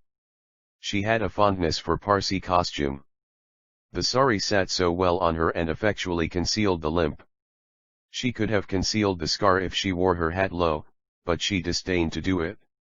She urged that anyone wishing to marry her must do so with the full knowledge of her defects. It is this angel in the shape of a Scottish damsel, this beautiful bit of humanity, whom we see Gerbanu accosting so familiarly at the opening of the last chapter. Chapter X. The Scottish maiden speaks out for Il Ragdaleen. My, so you have come? We have heard Thridi's mother exclaiming. Yes, Magi, I have come. How could you think otherwise? Am I not with you almost daily? Are you not my Magi? Is not Thridi my sister and is not Jal my brother? Magi, at times I wish we could all go and live together on the heights of my native land with none but ourselves to think of. She then embraced Gerbanu with fresh fervor. Magdalene, it is a long time, my dear, I have not been to see your good father and uncle, said Gerbanu plaintively. You see, these troubles of ours naturally tell more on me than on the child Wren. God keep troubles from them. Of late I have been feeling very weak. At times my legs refuse to carry me and I feel careworn and wearied. I think my days are numbered. I have evil forebodings and evil dreams and I am always in horror of something bad happening to us. Thridi's future troubles me more than Jal's. Jal is a boy and can fight his own way in life. Oh! If I could only live till he is able to do so and Thridi properly settled in life. Magdalene, my, wise as you are, don't you think you could set Thridi an example? You have rejected more than one good offer, Thridi is already betrothed, and yet, dear, I do not know how it will all end. If only Iraq and she could come together as Pharaohs and I did. You cannot think how loving we were. Outwardly two different souls, inwardly but one. Magi, responded Magdalene very gently, I have rejected more than one offer of marriage, for I did not think I could have, 44 Sublime thou have blind done well by any of them. It seemed to me that it could be nothing but a mere passing whim or fantasy on the part of those who could venture to go in for a girl with a scar and a limp. Thridi, Magi, has a husband ready at hand. But would to God she lived to become an old spinster than marry Iraq, who has no wish apparently to marry her. The girl, who has vowed to die single, if she happen at all to marry, secures a better husband than she, who has been hankering, after marriage and launches headlong into the matrimonial mart. In Thridi's case, the unwilling husband is thrown into her way, I may say practically thrust into her arms, be she willing to take him or not. Oh, Magi, if they must marry, for God's sake do not hurry them. There is something in Iraq, in his looks and in his behavior, which cannot but repel any well-minded girl from him. His presence creates a sort of repugnance in me, though like a good Christian I try to discourage that sort of feeling. We Scotch have a reputation for superstition. Our ancestors had their time-honored prejudices which I have inherited, and I am not afraid to say that if I were you, Magi, I would never allow Thridi to marry Iraq. In the old days, Magi, there were instances of Scottish fathers slaying their children to save them from unhappy ends or from falling into the hands of evildoers. I would rather see Thridi slain thrice over than that she should get into the clutches of Iraq. But, Magdalene, if I break off the match and if God be pleased to call me to his presence, what would then become of Thridi? Who would look after her? Who would maintain her? Look at me, Magi. Look at me. Your words go to my heart. They would discourage me were I to allow them to do so, but I will not. God forbid, but if he were to take Uncle Joseph from us, where would then we be? Why, I would give 10 years of my life if but to add only 2 to his. But if the Lord be determined to take him, why, what then? Is not his kith and kin, his kinswoman, his brother's noble birth? The Scottish Magdalene, the Scottish maiden speaks out 45, ready to support and soothe and console old John McGregor's closing days. Look at that asterisk picture which Mr. Pharaohs so much liked. The verses below have often been explained to you, Magi. In the words of that maiden, supporting her disconsolate and discomfited hero on her breast, one would encourage my father by saying, come, rest on this bosom, my own stricken dear, though the herd have forsaken thee, thy home is still Liera, here still is the smile that no cloud could overcast. And a heart and a hand all thine own to the last. Thou hast called me thy angel in moments of bliss, and thy angel I'll be midst the horrors of these. Through the furnace unshrinking thy steps to pursue and shield thee and save thee or die with thee too. Magdalene stretched herself to her full height and a strange glow pervaded her beautiful countenance. Thriddy is not a blockhead, Magi, she burst out, she can live by her wits and brains as I do. She can nurse and nourish and buy nourishment for herself.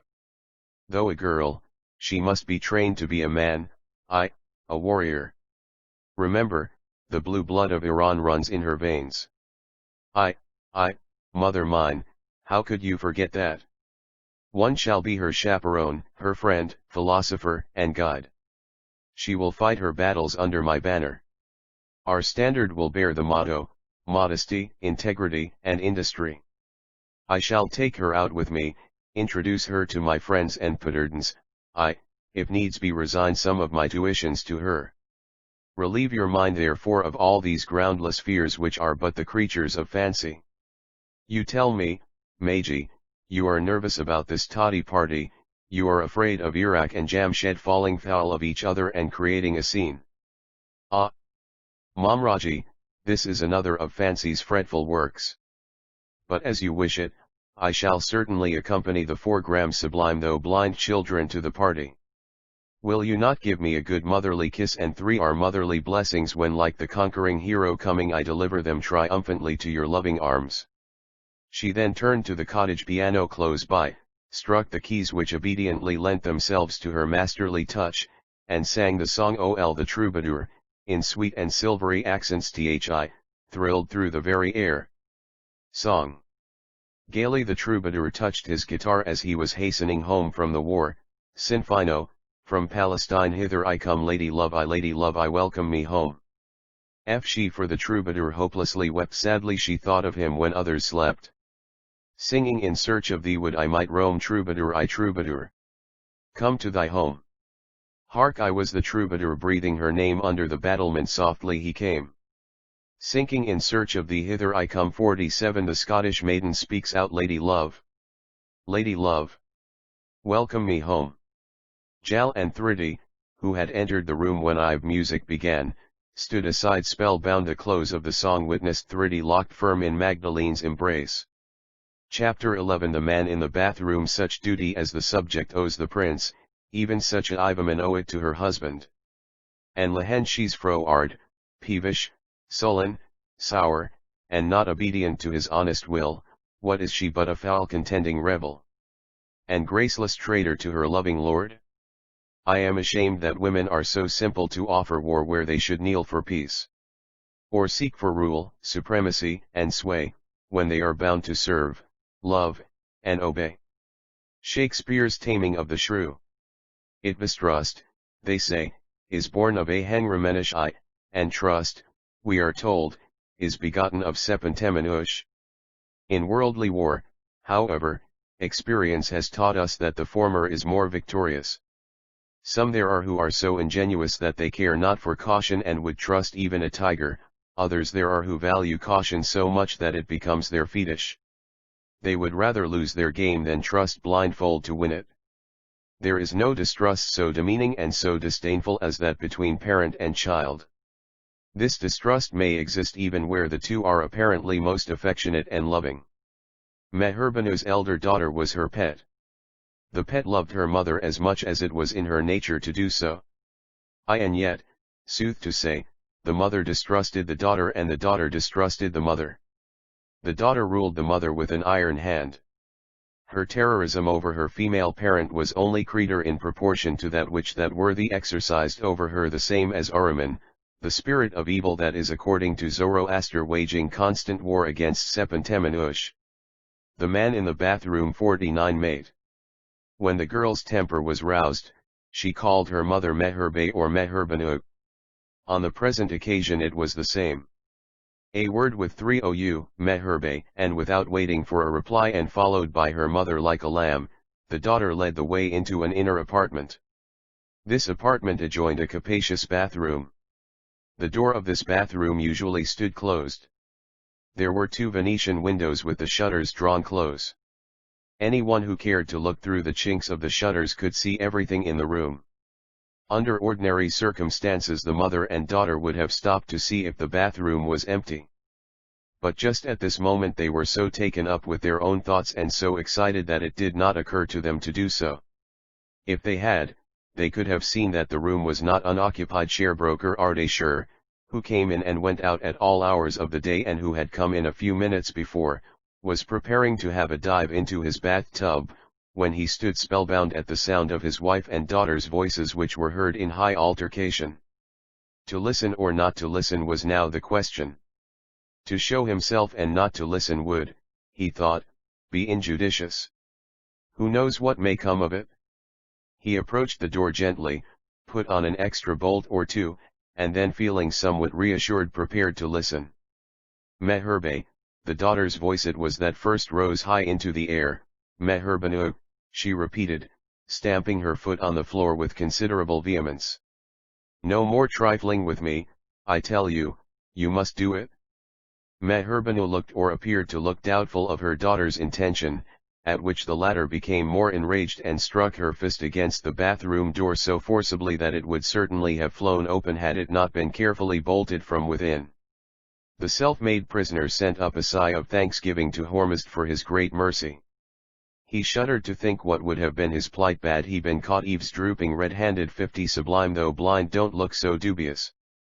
Don't pretend you understand me not, literally shrieked the girl. Whoever thought opound calling you Meherbanu? Meher means mercy, and you are so merciless. Banu means lady. Have you ever behaved like a lady? There, don't interrupt, let me finish. You will free me from this unnatural bondage, if I am to call you mother. He does not like me, and really and truly I have never liked him. It was your avarice, your lust for gold, that bound me to that man. Her hatred for Jamshed was steadily growing, so much so that she would not even call him by his name. Taking advantage of this little break in the storm, Meherbanu ventured to put in a word. Dikri Mahari, daughter mine, it was neither avarice nor lust for gold that did it, it was my deceased brother's deathbed injunctions, which your father that is and I have vowed to uphold. Hush hush, Meherbe. Don't try to be a saint. I was but a child when you tied me down to that scapegrace. Why, I could not even realize the gravity of the thing. One will not give my hand where my heart refuses to go. You did it with that man, and look at the result. Fig for your hiwawafien rana. There, hear your Mobed, chanting in that room so vociferously, as if God is deaf. What use are these Zoroastrian prayers in this house wherein you are killing your daughter by inches? But, my dear girl, put in the mother, don't dear me and don't call me girl, am no more a oirl than you are. Well then Sherbanu, if you will have it so, these scenes are becoming detestable. It is time we end them. Plain and simple, you ask that the match be broken off. May I know if you have weighed the consequences? I see you have not. Then let prayers and observances. A. Parsi priest. The man in the bathroom 51 me tell you that Jamshed will be jolly glad to be rid of you and will straight opoundy marry your cousin.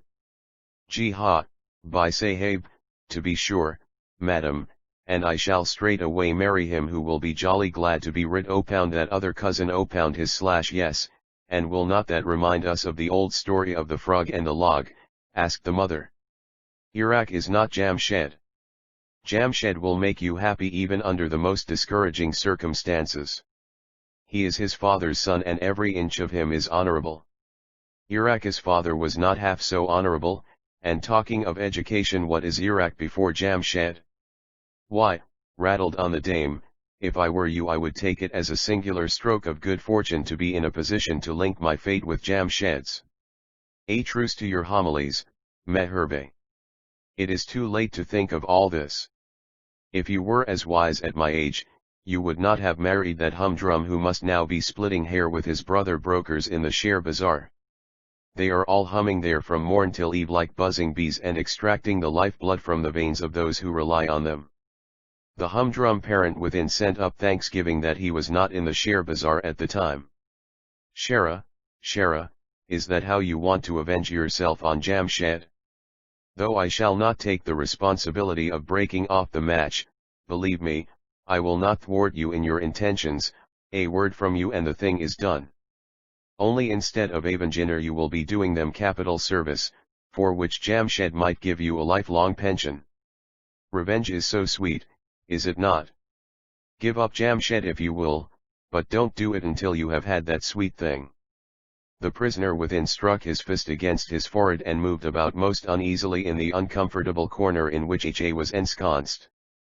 52 Sublime though blind Meherbanu, you are right, quite right. Revenge is sweet, especially when recommended by a mother, is it not? And I pound I could have it, and also my freedom, I should certainly thank me, finished the mother. There, I knew you would come round. One good turn deserves another, Shara. You must assist me in having my revenge on that detestable sister o' mine and her daughter. I hate them for their very virtues, and so do you. Don't you? The object ol one's hate need not be hateful in itself. What right have the poor to be virtuous? Why, their very misery constitutes their happiness. The boy has inherited his father's brains and virtues, and as for the girl, why, say it out, mother, you have told it me so many times, you almost wish this Thriddy was born to you. I for one pray to heaven it were so, muttered the male parent within. Seeing the rising ire of the girl, the older woman made another and a shrewder move. Well, Shara, we do so many things in spite of ourselves only because the wish is father of the thought. Is not this sister of mine proud as Lucifer?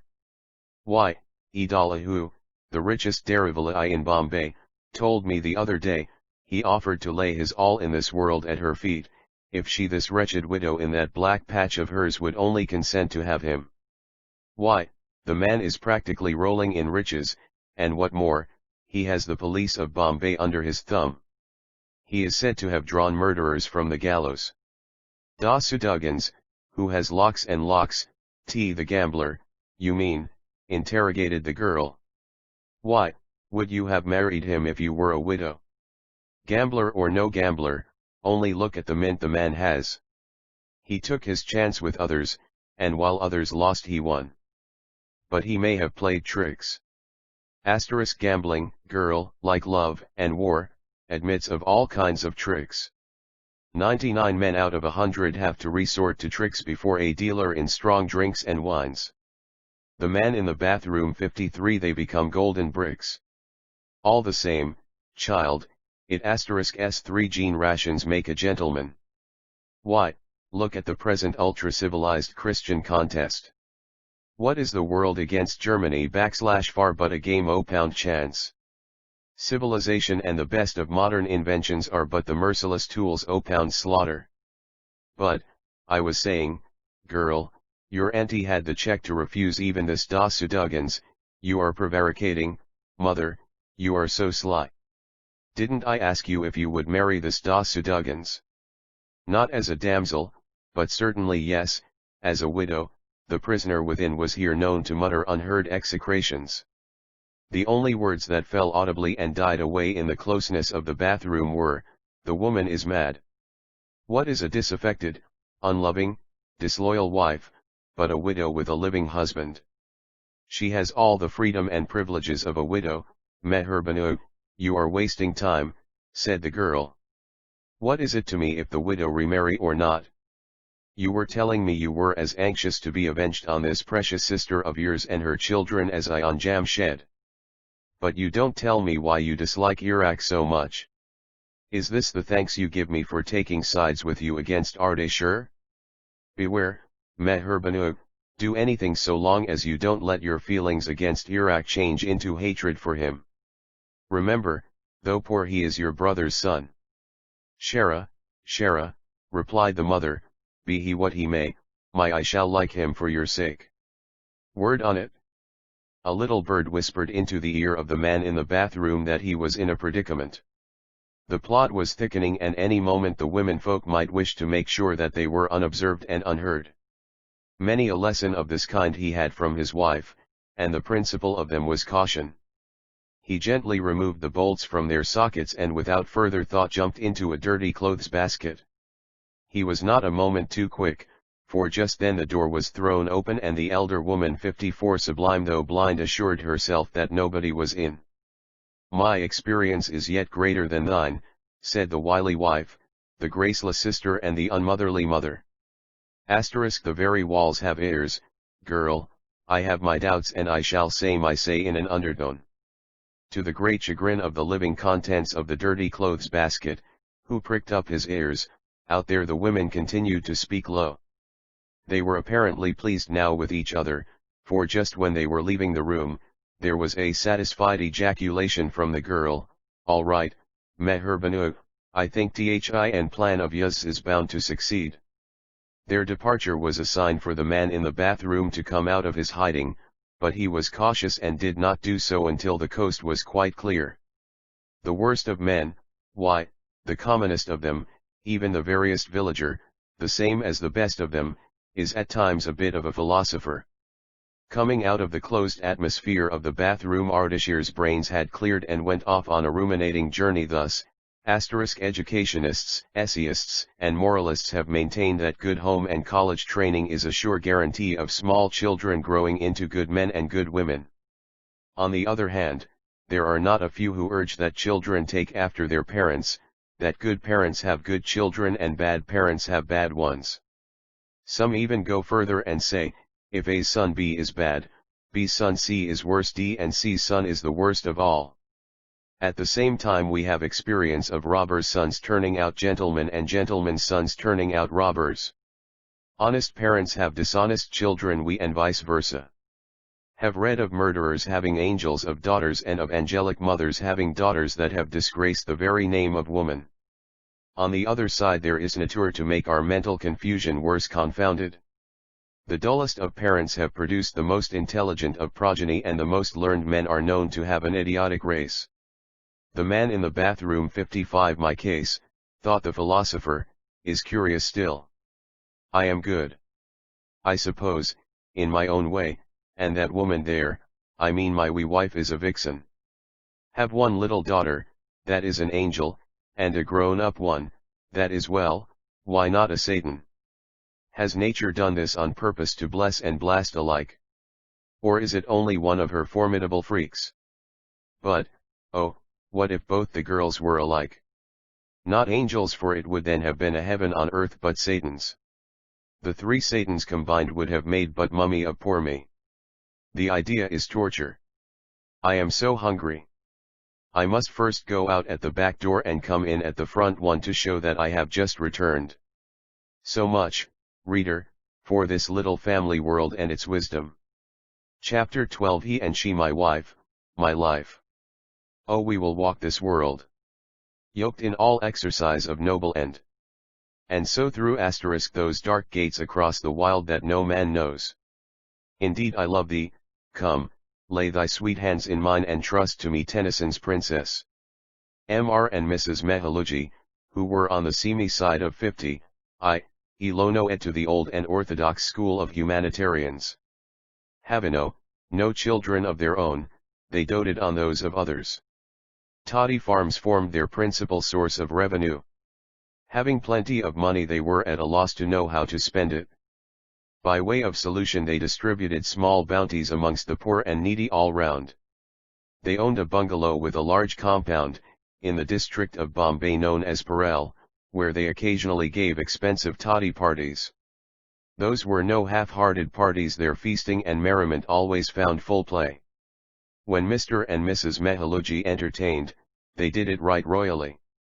The word entertainment seemed to be stamped on their broad foreheads. Invitation notes did not find favor with them.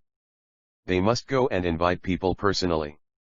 That, they said, always impressed their guests with the sincerity of their good wishes. The host's motors were an additional temptation. 2 of them went in 20 different directions and broached the guests all within 2 hours for a full evening's gathering. As yet the reader has only a slight insight into the character we of Mr. and Mrs. Mehaluji. We'll look into it more anon. For they are people worth knowing intimately. Chapter 13. Our toddy can the purest joy impart. Toddy inspires the saddest heart. Toddy gives cowards valor's rage, Toddy gives youth to tottering age. He European reader whose eye may catch these pages, though domiciled in India for long, may still be unacquainted with the worth and value of toddy, much more with that of toddy parties. For, whatever the good qualities of toddy, it has never found favor with men of the West nor displaced their favorite Carlton and cognac. What is toddy? I imagine the English reader asking. It is the juice of tad coconut and cleojurri or date trees. It is white and pure as mother's milk. It is a health-giving elixir. It restores and invigorates when taken pure and in moderate quantities. Large doses do certainly intoxicate, but even the intoxication is said to work its own good. The restrictions and taxation on toddy are so heavy that it is difficult to find it unadulterated. Toddy farmers have large fields overgrown with toddy trees. The chhejvewalas or drawers climb up the trees with the help of leather waistbands, and collect the juice into vessels tied up at their waists from mutkas or earthen pots into which it has streamed overnight through wounds made by sharp iron instruments into the topmost part of the tree. The toddy parties are open-air ones. The clusters of tree and the shade of the scanty leaves form the only shelter. When the sun is preparing to go down and the heat of his burning rays has slackened, the guests may be seen either strolling pleasantly or reclining or stretch 58 sublime though blinding themselves at full length on carpets and ottomans, with supporting pillows, spread out on the ground in the right oriental fashion. The food, which consists of roasted fowl, spiced meat, and kahas or meatballs, is being done over a sparkling fire in one place, whilst a species of vegetable known as papri is being prepared over a stove in another place to form the tasty dish known as ubaria. The toddy is being drawn under the very eyes of the guests to assure them of its freshness. It is drunk direct from the earthen pots by means of a green leaf which forms the connecting link between the lip and the rim of the pot. The hosts here could not be said to do the honors of the table, as there are no tables and but a few tumblers, dishes, and plates. But the honors of the broadcloth they do with an earnestness, zeal, and regularity, worthy of the knights and barons of old. Tea, coffee, and soda, and even brandy and whiskey, are an additional allurement. The hardened drinker, who may find toddy too mild for his purpose, mix it with brandy on the pretext of preventing chills and cold, which he says are inherent in the toddy. The spirits of the guests rise in proportion to the coolness of the air, and the strength and freshness of the copious doses they may quaff. Reserve gives way to freedom, tongues which only a few minutes before refused to move begin to wag.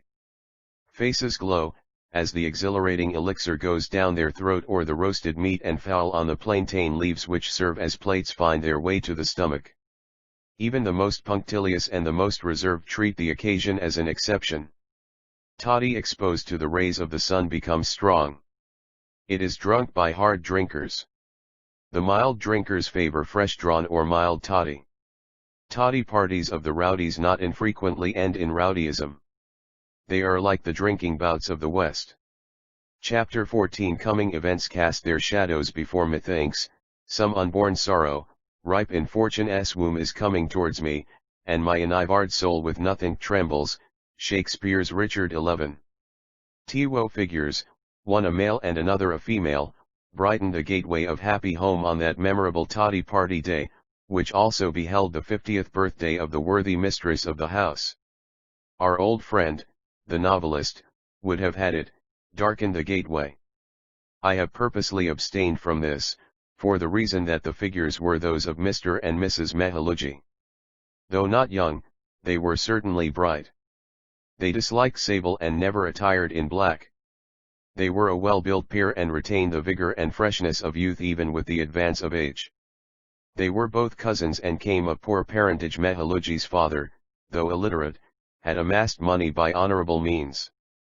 Education was unknown in his days, and yet when the ball of it was set a-rolling by the benign British government, the illiterate father never waited to consider but put his son to school at once and would not rest until the son was fairly well educated. Strange to say, that while the literate Parsi of the present day looks to mental training only, the illiterate Parsi of the olden times made physical and mental training go together, nay, he even went so far as to think that there could be no mental training without bodily care. The father was a chip of the old block, and Mehaluji developed into a sort of a link between the old and the new Gene 60 Sublime though blind rations. He was an athlete, a wrestler, and a boxer to boot.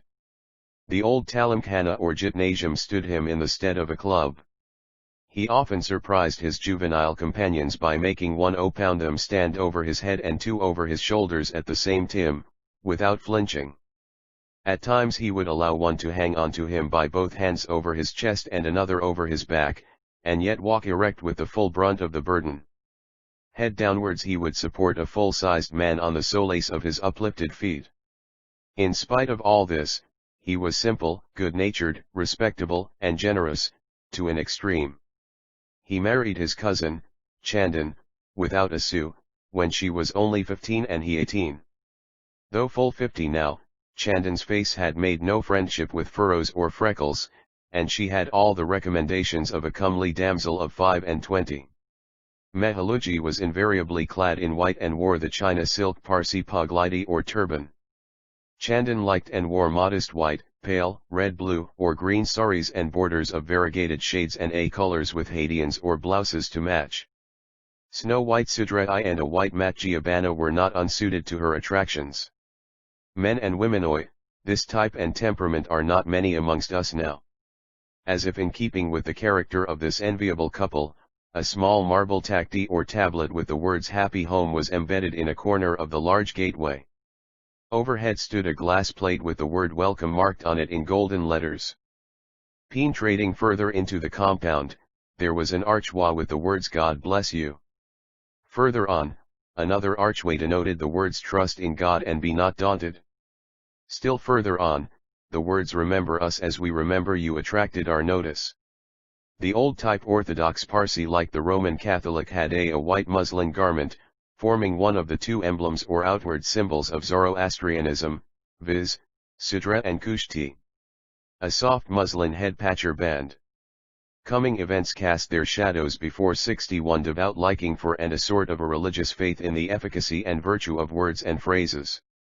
They were to be seen, painted, or pasted on cardboard or worked in canvas or velvet, and hung up in frames over doorways and in sitting rooms and verandas.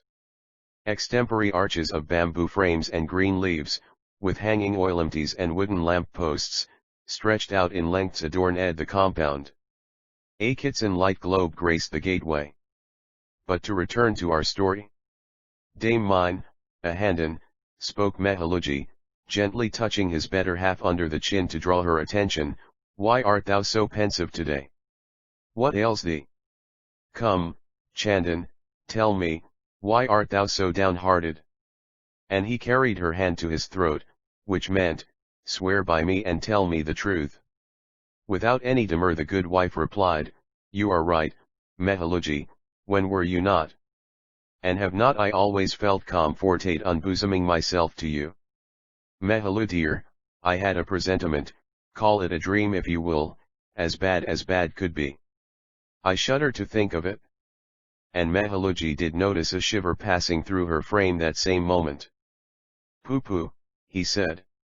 You womenfolk are always having dreams and presentiments, when you are not emptying your husband's purse or extracting a Saria Hadian or a nice little slipper from him. Don't be angry. Dame, thou art an angel, I don't include thee amongst them. But come, out with your dream. I trow, thou hadst an overfeed of fowl overnight, Mehaluji, said the worthy dame, I dreamt, you and I and a company of friends were travelling in a train, and just as the train was passing through a tunnel a big rock rolled down from over the top of the hill, and oh, I cannot conclude you have ere long heard what havoc these rolling stones from the carved hilltops wreak. An extempore lamp, consisting of a small common glass tumbler, burning a cotton wick in coconut oil. 62 Sublime though blind is that all, Chandan. Only think, how lucky we are that we have escaped that terrible accident scot-free and are standing here safe and sound to welcome our guests. Come, repeat thou our Prayeryatha and Hashem, as thou doest before going to bed, and thank the Lord for his great mercy. Why, when he does want us, we can't tarry here a minute. It is only that his mandate meets tis in different forms, but the end is always the same. See, there's the motor coming as fast could be. I have more than once paid heavily for that fellow's rashness and I will stand it no longer. It's a queer magnetism, this motor driving sets up in one. The touch of the gear is enough to set the devil run right through you. Your head runs riot and you run the motor amok among the multitude heedless of all consequences. I often wish I would go back to our old and modest mode of traction, at least until our roads are widened and separate motor tracks are set up, but I doubt if I will live to see that day. The next moment the motor rushed up to the door and two female forms dropped out of it, followed by a male. The female forms were those of Meherbanu and her daughter Sherbanu. The male form, but why? The two ladies the moment they came out upon the car did not give themselves any rest but exclaimed almost in one wee breath, "Picked Iraq up at Victoria Gardens, he was chaffing tramcar and it was all we could do to make him go in with us." Mr. and Mrs. Mehaluji, who were the very pink of politeness, showed no sign of surprise but merely contented themselves with observing that it was the most ordinary thing that could have occurred and that Iraq was bound to chaperone the ladies.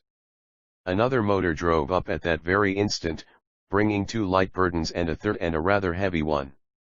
The light burdens were Magdalene and Thridi, the heavy one was Jamshed Aga.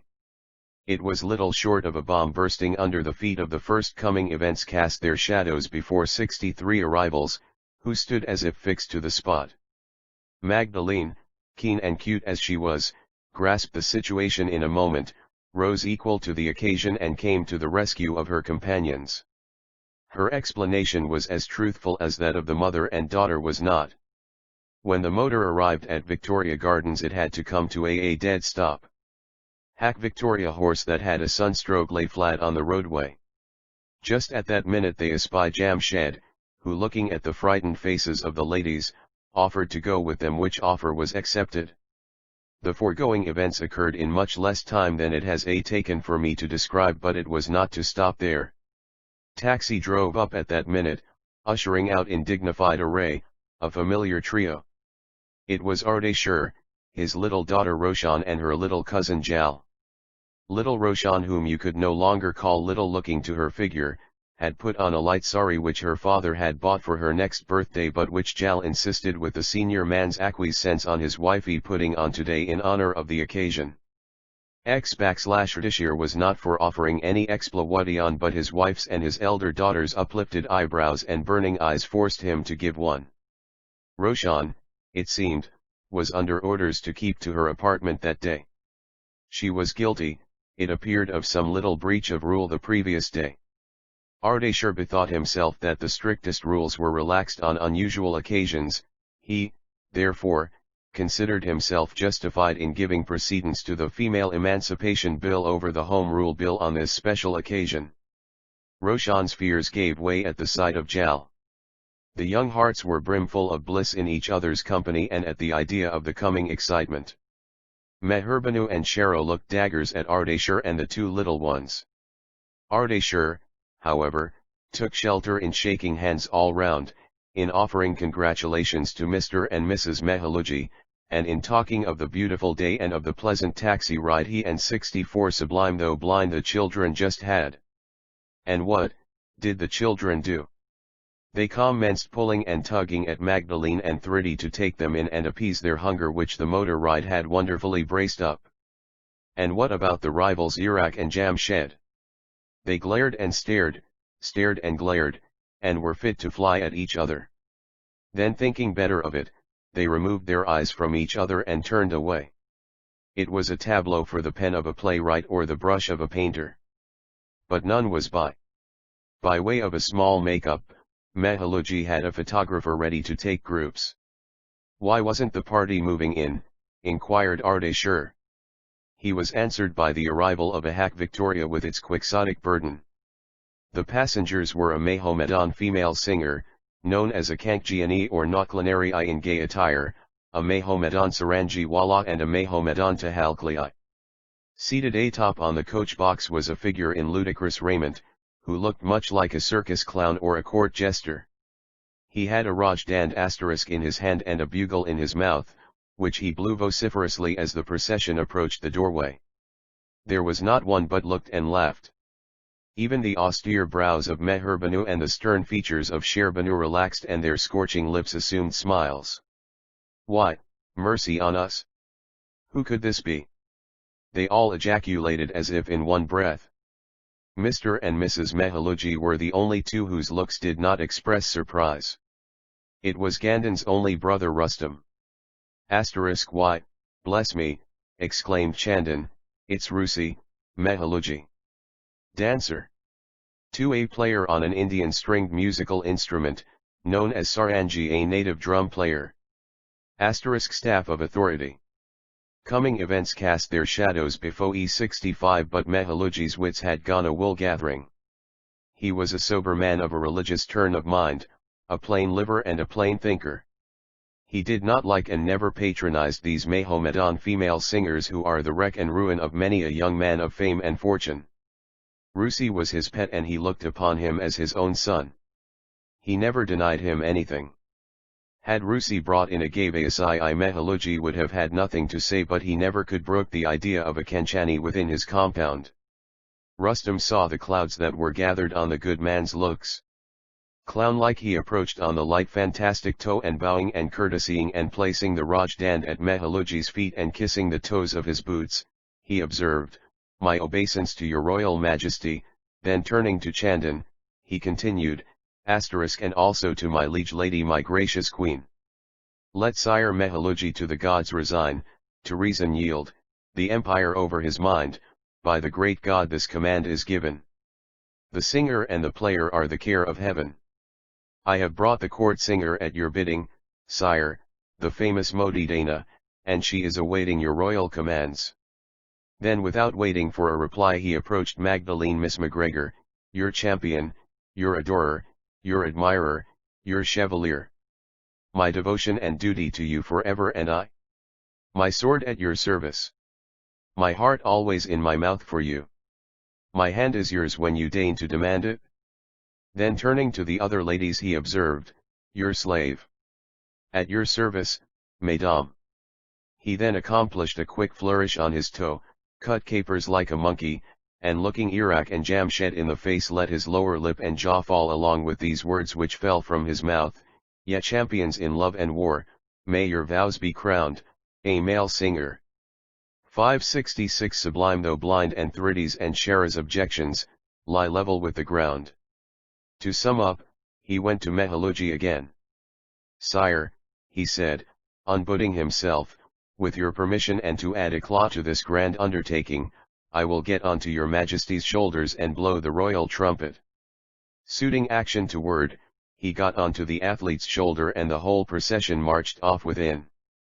Chapter 15 The Catastrophe in the Midst of Life, We Are in Death. Fthings fell in perfect order. The party seated itself under a cluster of toddy trees. Mehaluji's favorite tree stood at the head. It was his father's pride that Mehaluji and the tree had grown together. Mehaluji always went into ecstasy when speaking of the taste of its toddy. No one but Ramla, his oldest hand, was allowed to get atop of it to draw toddy from it. The fluid of this tree was to be the crowning taste of the drink today. It was arranged that the singer should not dance and that she should only sing such songs as the party could hear with perfect freedom. The singer's first song and the party's first toast were in praise of the great giver of all bounties. Rusi was the accredited clown of the clan and had a keen sense of the length and latitude to which he was entitled. He filled 3 glasses with pure toddy, balanced 2 of them over his shoulders and the third over his head, and then blew the trumpet and said, 3 cups I drink with eager zest, 3 cups of toddy fine, which banish sorrow from my breast, for memory leave no sign of past affliction, not a trace remain upon my heart or smiling face. Then removing 1 glass at a time, he quaffed them all in a trice, and proceeded, Saki I ere our life decline, bring the milky toddy fine, cupbearer. 6b Sublime though blind sorrow on my bosom praise, toddy alone delights my days. Bring it, let its sweets impart rapture to my fainting heart. Sakil fill the bumper high, why should Rusi unhappy sigh? Mark the glittering bubbles swim round the goblet's smiling brim. Fill the Gadayali I almost over. Drink the liquid gem forever. Thou shalt still in bowers divine quaff the soul-expanding toddy fine.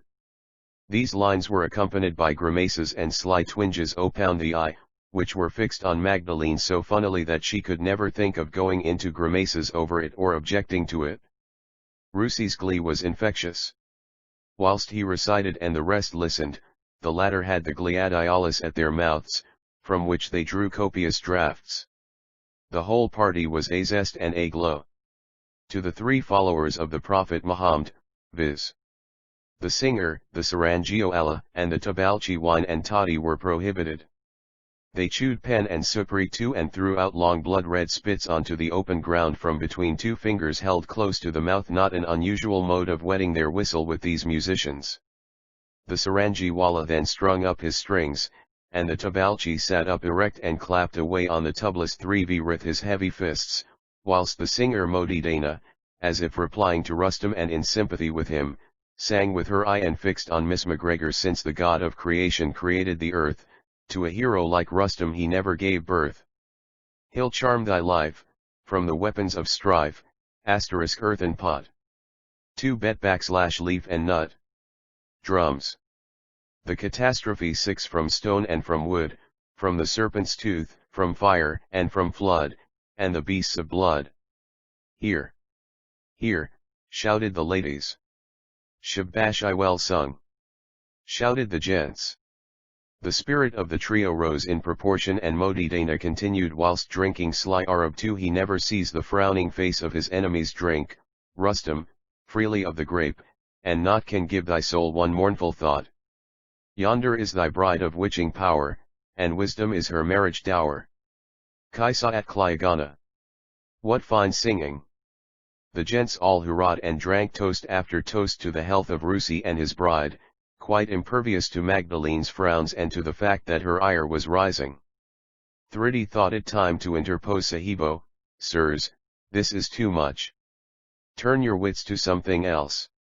Rusi, you are overacting the clown. 0, Bosh.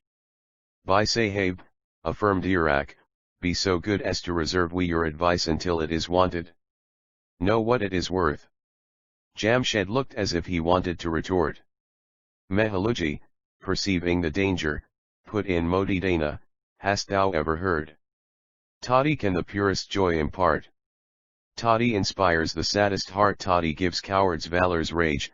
Toddy gives youth to tottering age. Toddy gives vigor to the weak, and crimson to the pallid cheek. Bravo! Red wine. 70 Sublime though blind and dries up sorrow, as the sun absorbs the dew it shines upon. Sir, you speak well, said the singer, but our Pehelvan El there, meaning our Rustum, prefers sharab or wine to toddy. Toddy is too mild for Pelielvans. Your Pelielvans never had it and never drank it? And then she say no, come, Saki, fill the wine cup high, and let not even its brim be dry, for wine alone has power to part the rust of sorrow from the heart. Drink to our hosts, in merry mood. For fortune smiles, and these are good. Quaffing red wine is better far, than shedding blood in strife or war. Man is but dust, and why should he become a fire of enmity? Drink deep, all other cares resign, for what can vie with ruby wine? Where's the girl gone? Where's the girl gone, adieu? Ardeshur. You are a regular adakra. Is it for that you have mad copyright her put on a sorry? Is it in this wise that you watch over her morals and manners? Suddenly shouted Mr. Ardeshir's genteel lady, look at the impudence, look at the impudence, she is romping there with that young reprobate. Mother, you must separate them forever, if you don't wish to see the girl go to the wall, put in the wise mother's wiser daughter. Let the young hearts enjoy, said Ardeshir, who was fast getting tipsy and promised to be half seas over in another half hour. He was so determined to kill all his care in the toddy today. And unbeknown to him Rusi was introducing spoonfuls of brandy in a hero, especially the old and brave warriors of Persia or Iran. Dunce or blockhead. The catastrophe 71 his toddy. Ye are jealous that ye are no longer young. O jealousy! Thou bane of womankind! I wish I were young again and fit to romp with them, shouted Ardeshir. The children, hearing the squabble, came running, their color heightened, and with eager looks they sat down close to Thridi and Magdalene as if nothing had happened. Meherbanu and Shara rose from their places ready to fly at the juvenile pair, when a loud voice close by diverted their attention. Fortune teller. Fortune teller I by Sahebs and Shethsabs, here I am, fortune teller I am great experience, he said in broken English, I tells your past and tells your present, also reads your future. Iraq and Jamshed rose to their feet. Asterisk yes, yes. Let's have him, said Iraq. We by no means don't want this scarecrow. I don't like the looks of him, observed Jamshed. A fig for your opinion. Who wants it, said Iraq. Calm yourselves, boys, said Merklaji, we might try this man. He will read our fortunes. Yes, but whose is he to read first, cried Jal innocently. By Sahib Thrides, responded Iraq. Ardeshir suggested that lots be drawn. This was at once agreed to. And it fell to Thrides' lot first. Thridi hesitated and would not agree to hold out her hand to the fortune teller who pretended to be a palmist. Iraq came round, by right as it were, and while pretending to stroke her back and encourage her, slyly took down her sod eye and with it the motley Ahana, Magdalene, and Jamshed glared at Iraq. How dare you, said Magdalene. You ought to behave better. Mind your business, miss, she is my fiancée, who are you to interfere? And as if by accident, he let the small glass of toddy won the part of the sari going over the head and over the mathabana. 72 Sublime though blind which he held in his hand fall down. The glass broke and the contents spread over Thridi's sari and soiled it. Meherbanu and Shara tittered. The scoundrel, cried Ardeshir between his teeth. He did it purposely, cried Jamshed. Yes, yes, shouted Jal and Roshan in one voice. You lie, retorted Iraq. Thridi's eyes filled with tears. Iraq looked triumphant and exchanged glances with Meherbanu and Shara, whilst Magdalene and Jamshed busied themselves with cleaning and drying Thridi's dress. The oracle taking again the unwilling hand of Thridi then spoke, here amidst these varied tracings. Horrid tracings, put in the bridegroom-elect. Intertwining, interlacing. Interposing, undermining, observed the bridegroom-elect. I discern the soft sayings, of the bosom's tenderest feelings, concluded the oracle. Bitterest bickerings and fraud, put in the bridegroom-elect. Jamshed was about to rush at Iraq. Mehaluji stood up. Even Ardeshir tottered to his feet. An encounter between the young men seemed inevitable. When lo! There was at first a loud and sudden clang and clatter and then a thump and a thud. The old and favorite toddy tree had come down with the weight of Mehaluji's servant Ramla, who had climbed up to draw the toddy. All escaped uninjured except Thridi who was caught in the leaves and the unlucky Ramla who was crushed to death underneath. A scene of consternation ensued. Wail escaped Mehaluji's lips. Thridi's predicament restored him. She had swooned. Jamshed felt her pulse. Magdalene made use of smelling salts. They forced a little brandy down her throat and after a while Thridi opened her eyes. The children were crying loudly. Iraq, the catastrophe 73 Meherbanu and Shara were the only three who looked unconcerned and unaffected. At this stage, a crude-looking crone was seen rushing towards them, beating her breast with both hands and moaning and wailing loudly. It was the dead man's wife, Ramli.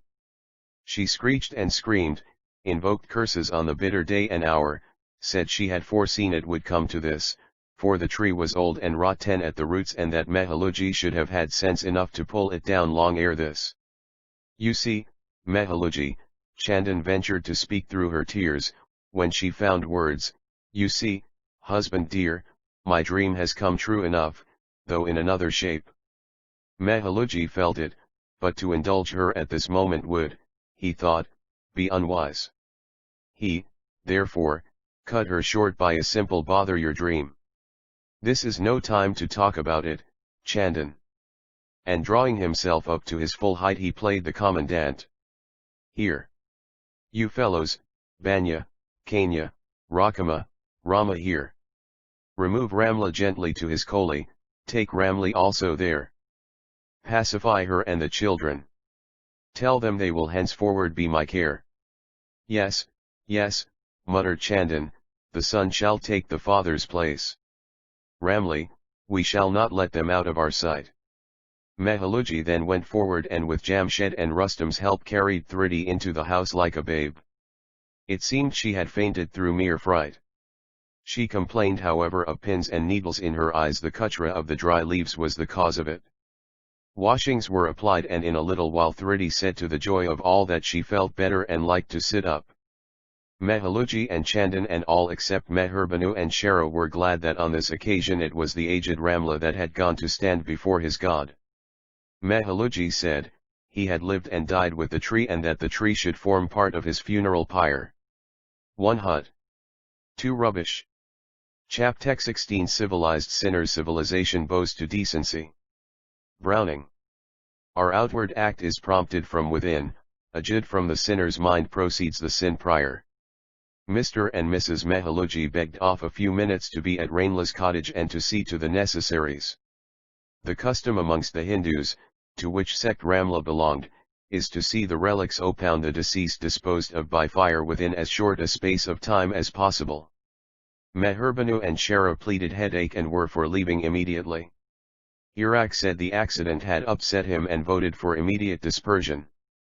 As the rest would not agree, the three left, apparently in a huff but overjoyed at the prospect of one another's company during the drive home. Roshan was not pressed to accompany them, as she might carry tales. A few minutes after the trio had left, a hack Victoria drove in hot haste and from it landed in great flurry and distress, with the help of an ayah, a middle-aged lady who looked almost fit to eat. She breathed hard and dropped into a chair the moment she was supported in by Rusi and Ardeshir. Who was this lady? Let the reader judge from her words. / my Mahari Dikri. Malahari Dikri daughter. 0, give me my daughter. 0, you won't see me alive if anything happened to her. It was Thridi's mother, Jerbanu. What was it that had brought her to Mehaluji's in this plight? It must be something unusual. After she had met Thridi and pressed her to her heart / at Civilized Sinners 75 came out that somebody had phoned to Ardeshir's servant at his house asking him to take an immediate message to Thridi's mother downstairs that Thridi was almost crushed under a fallen TRF, that she was between life and death and that Jerbanu should start for Mehaluji's at once. Who was it that had sent the message? All present pleaded their entire ignorance of it. Meherbanu's ayah, who received the message and who had accompanied Jerbanu in her distress, even at the risk of her mistress's displeasure, stated that she had asked for the name of the person who had phoned, but he would not give it. That for a moment she had thought it was Iraq Sheth's voice, but she would not swear to it. Everybody, even the singer and her companions, stood aghast at what they had heard. There was a solemn pause, during which each thought and each drew his or her own conclusions. It was the doing, they thought, of those that had just left so unceremoniously. They had left red-handed and it was good they did so, for had they stayed, there would certainly have been a serious breach of the party's peace on this occasion at least. They buried their own opinion within their breasts, when a girl servant who had overheard what had passed, stated unhesitatingly that she had seen Mr. Iraq at the phone before Thridi was brought into the bungalow, that he had been looking frightened and had carefully noted that nobody was about before he touched the phone. Chapter 17 Our bachelor Bahadur. When youth is fallen, there's hope the young may rise. But fallen age forever hopeless lies crab. Fthere was again a pause, so serious that, as the novelist has it, even a pin could be heard to fall. It was broken by Rusi addressing the singer Modi Dana, as suddenly as if awakened from a dream. We Modi Dana, come, don't be shy, give me a dance. We'll have the Samka Nautji with Hansley 3 accompaniment. See, I have got the Hansley ready. Your husband knows me too well to think I'll run away with you. Murad Khan, He proceeded addressing the Sarangi Ibala, do you think so? Han, Shethji Jz Opki Mertzi, yes, sir. Just as you please. You are looking curious, reader. You want to pry deeper and have a wider look into the characters of Husi and Modidana. Rusi was the last of a lot of Chandan's brothers and sisters. Except Rusi, they were all dead and gone. He was a gentleman at large, a gay man about town minus its vices. He had plenty of wit and lived on it. He had a fairly good school and college edu Katayan, had gone into more than one service and run after more than one job and chucked them away. Mehaluji advised him to be a merchant or trader like his forefathers and apprenticed him to the brother McGregors. Rusi styled them dummies and said they were too dull for him. Mehaluji had reasons to believe that brave. Snake dance. XHE Indian flute. Our bachelor Bahadur 77, his wife spoiled him with valuable presents, but he would not check it or give out that he knew anything about it. Kuzi was a bachelor but not a confirmed one. He wanted a girl after his heart, he said. That one was Miss McGregor, but as it was not likely she would accept him, he would remain single till the end of his days. He also thought he had no right to marry until he had a fixed income of his own, which he said he was not likely to have in this world at least. The charge of school and college education for our girls proving a curse, after traveling from the land of the Yankees to the land of John Bull, is transmitted here. The growing distaste for marriage is ascribed in a certain measure to this. EUSI, though a bachelor, was invited and welcomed into many respectable families with marriageable daughters, but not so much as a breath of scandal or rumor against him was out. Girls ran after him in shoals. But he always outstripped them. To every girl he met he said he was loved and liked by so many, but he held a particular one nearest to his heart, before whom he would kneel in the near future. The one who heard him of course took it that she was the one dearest to him and was satisfied. Coming to Modidana, girls of her class are vowed to celibacy. She was middle-aged, fair-skinned, well-featured and well-set. People thought she was verging towards Mhantu, ointment, but as yet she was far from being fat or stout. Unlike her sect and in defiance of all precedents, she had married Murad Khan, the muscular Sarangola with the German Zohaks mustaches and furious features. She maintained that her heart had gone out to him over 10 years ago when she first made her appearance or dehit on the singing stage. The Tabalchi, Bankmia, was the fat man's rival, but after the latter's success had vowed to stick to the couple like a brother.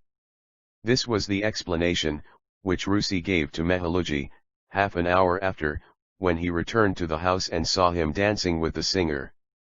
There was so much frankness in the young man's face, so much force in his words, that Mehaluji was at once 78 Sublime though blind impressed with the truth all he said. From that moment forward Mehaluji was more cordial and more hospitable to the singer and her companions. Rusi had received talim or training in Hindi music and dance in the singer's apartments, on payment £0 fees, under the eagle eye of the furious-looking Sarangi Wala. It was a great privilege inasmuch as the Indian artist is averse to the tricks of his trade and the secret of his art being disclosed. The Samp or snake, the mortal enemy of mankind, is known to have a peculiar charm for music. He is enticed, entranced, and charmed away from his place of hiding by the voice of the Bansli and finally enthralled. The fact of the Indian snake dance having been charmed away like the snake to the land of John Bull is no secret. The dance served to restore the equanimity of the spectators, but even with this they dispersed with feelings much different from those with which they had entered the premises. Chapter 18 The Interregnum. The winged day can ne'er be chained by man's endeavor, that life and time shall fade away, while heaven and virtue bloom forever. Timor, story of home life like a romance goes a jumping and a skipping. It is my privilege, and I ask you, reader, to skip over a period of 6 months. In 6 months, 6 million events may occur, and they did occur in all parts of the world during this half-year's interregnum. But we are not concerned with them all. We'll pick up from that half-yearly abyss only such as are wound up in the varied fortunes of our characters, and those events were not a few. In these 6 months, 600 squabbles and strifes had taken place between Ardashir and his spouse. 600 pains and penalties were inflicted on Roshan, and a like number of indignities were heaped by her mother and sister on her poor father's devoted head. And yet, yet, Roshan contrived to grow and thrive, and Ardashir managed to scramble and live. Iraq had ingratiated himself more and more with the two women, and was trying less and less to conceal his like for Shara and his dislike for Thridi. He was waiting only to throw up the latter until a certain event, which he and the two women were fostering and fomenting, came to pass. He had taken to racino gaming and drinking, and was neglecting his studies. Rusi would not be Rusi if he changed his unprofitable but harmless ways. Joseph and John McGregor and Magdalene plied 80 sublime though blind the even tenor of their way. When I say this of Magdalene, I perhaps stumble, as the scope of her usefulness had developed manifold during the period of which we now speak. Jamshed had completed his law terms and bloomed into a full-fledged advocate at the bar of His Majesty's High Court of Justice. Jal, though so young, was beating all past records at school. Now for a shock to your sensitive susceptibilities. Thridi's mother was gathered to her dear husband in heaven, these 3 months and more. The shock imparted to her by the telephone iniquity had half killed her. As if not satisfied with this, nature had struck her another and a more serious blow. It was but why? When we speak of Thridi, you will know what it was. Well, then, what about Thridi? Did she also die? Did she marry? Did she elope? Tush! It was not in her to do the last. Like the one to whose lot it has fallen to chronicle her misfortunes, she had become blind. Sorry am I, if this hurt you, but the occurrence is not uncommon. People do become blind round and about us daily, as suddenly as so many die, here, there and everywhere. The only difference is that a register of blindness is not maintained the same as that of births, marriages, and deaths. The similitude is that the sympathy and anguish, if any, of friends and relatives are as short-lived in the case of sudden blindness as in that of death. Dear me, dear me. They say he or she is killed alive. What will he do? How will she go on? Will they be a burden on us? Have they a right to live now that they are blind? And what will they live upon? They certainly don't expect us to help them. If it be our duty to do so, we are too poor to do it. Yet the blind somehow contrive to live through the natural period of their existence. Some do mop and mourn, and shorten their lives, but we read of none laying violent hands on himself. Thridi did mop and mourn. She had forebodings and warnings of eye trouble, and it was said to be accelerated by the kutra of the Interinum CSL, the leaves of the fallen tree, that had penetrated into her eyes and given stick a fright to her at Mehalugis. The doctors agreed that just then her vision was entirely clouded. As to the question of care, they were as usual disagreed. And who can decide when they are so? It may be an entire cure, a partial cure, or no cure at all. Liquids and hypodermic injections were tried, and an operation was recommended. Thridi had a horror of this, and so had her mother, so as usual the doctors took shelter in good food and change ot scene and air. Easier said than done. This doctorly doctrine means money. But what is it to the doctor sahebs? When the conviction of her blindness came home to Thrine, she how stood electrified. What will I do? Will I walk about? How shall I dress? How shall I dine? These and a multitude of other questions passed vividly through her mind, but her greatest grief lay in the fact of her being unable to look on the faces of those whom she loved most in this world and who were dearer to her than life. Even a last look at the face of her dying mother was denied to her. Her mother wept and wept bitterly, for she had no fear of Thridi catching her in this condition. She tried to console, but the words died on her lips. My visits to the family were not so frequent as before, and the only consolers were Jal, Magdalene, Jamshed and Ardashir. There is no consolation so telling and so abiding for a blind as the soothing words of one similarly afflicted. Magdalene did not take long to find this out. The moment she did so, she blamed herself for her forgetfulness and sent for me. Of all the senses that most affect the mind and aid the easy working thereof, the sense of sight is the most important. Minus the sight the mind is left to shift for itself and to its own devices. It is preoccupied and its action greatly hampered. It is unable to look far out into or far near nature, and in course of time, unless the will power is most powerful, it loses all touch with nature and its surroundings and begins to live in a solitude of its own.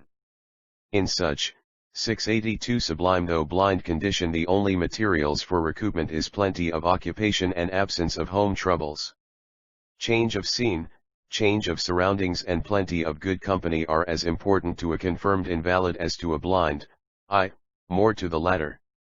The less you leave the blind and his mind to their own resources, the better for him.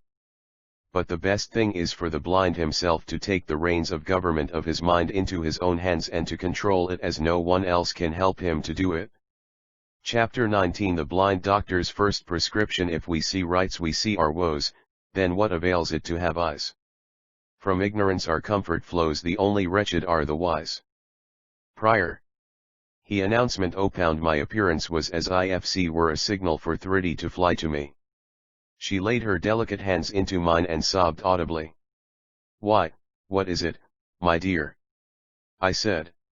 You weep, because the inevitable has come to pass perhaps earlier than you expected and you have become outwardly blind.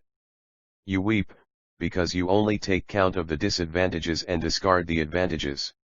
You have lost your bodily and wordly sight, but you think nothing of the expansion and development of the new sight, I mean your inward sight, the everlasting inner power of perception, or of the keenness, shrewdness, and activity, which the loss of your material light will create in you. Why, blind as you are, you should now expect to achieve many a thing which you could never have done open-eyed. Come, come. Wipe away those tears. Remember that you are the scion of an old and renowned race, who thou fallen yet pride themselves on their blue blood. Ye remember the conversation we had when I met you here the first time after your dear father's departure to heaven. Ah! It seems to me, and caat you conceive, he is now looking down on you through his rest hold in the skies and encouraging and emboldening you through me, his old and humble friend. Remember the words your good mother uttered on 84 sublime though blind her deathbed, when we all stood by mournfully, unable to evade the inevitable. Dicri malari, I've no dread of death, what is there in this vital breath? My husband was good and he died, and death will lay me by his side. Was ever man immortal? Never. We cannot, Dicri, live forever. Mine was the task in life to claim, in world, a bright and spotless name. What boots it to be pale with fear, and dread each grief that awaits us here? Protected by the power divine, our lot is written, why repine? Thriddy, I continued, you should thank heaven that you are not like the blind that parade our streets.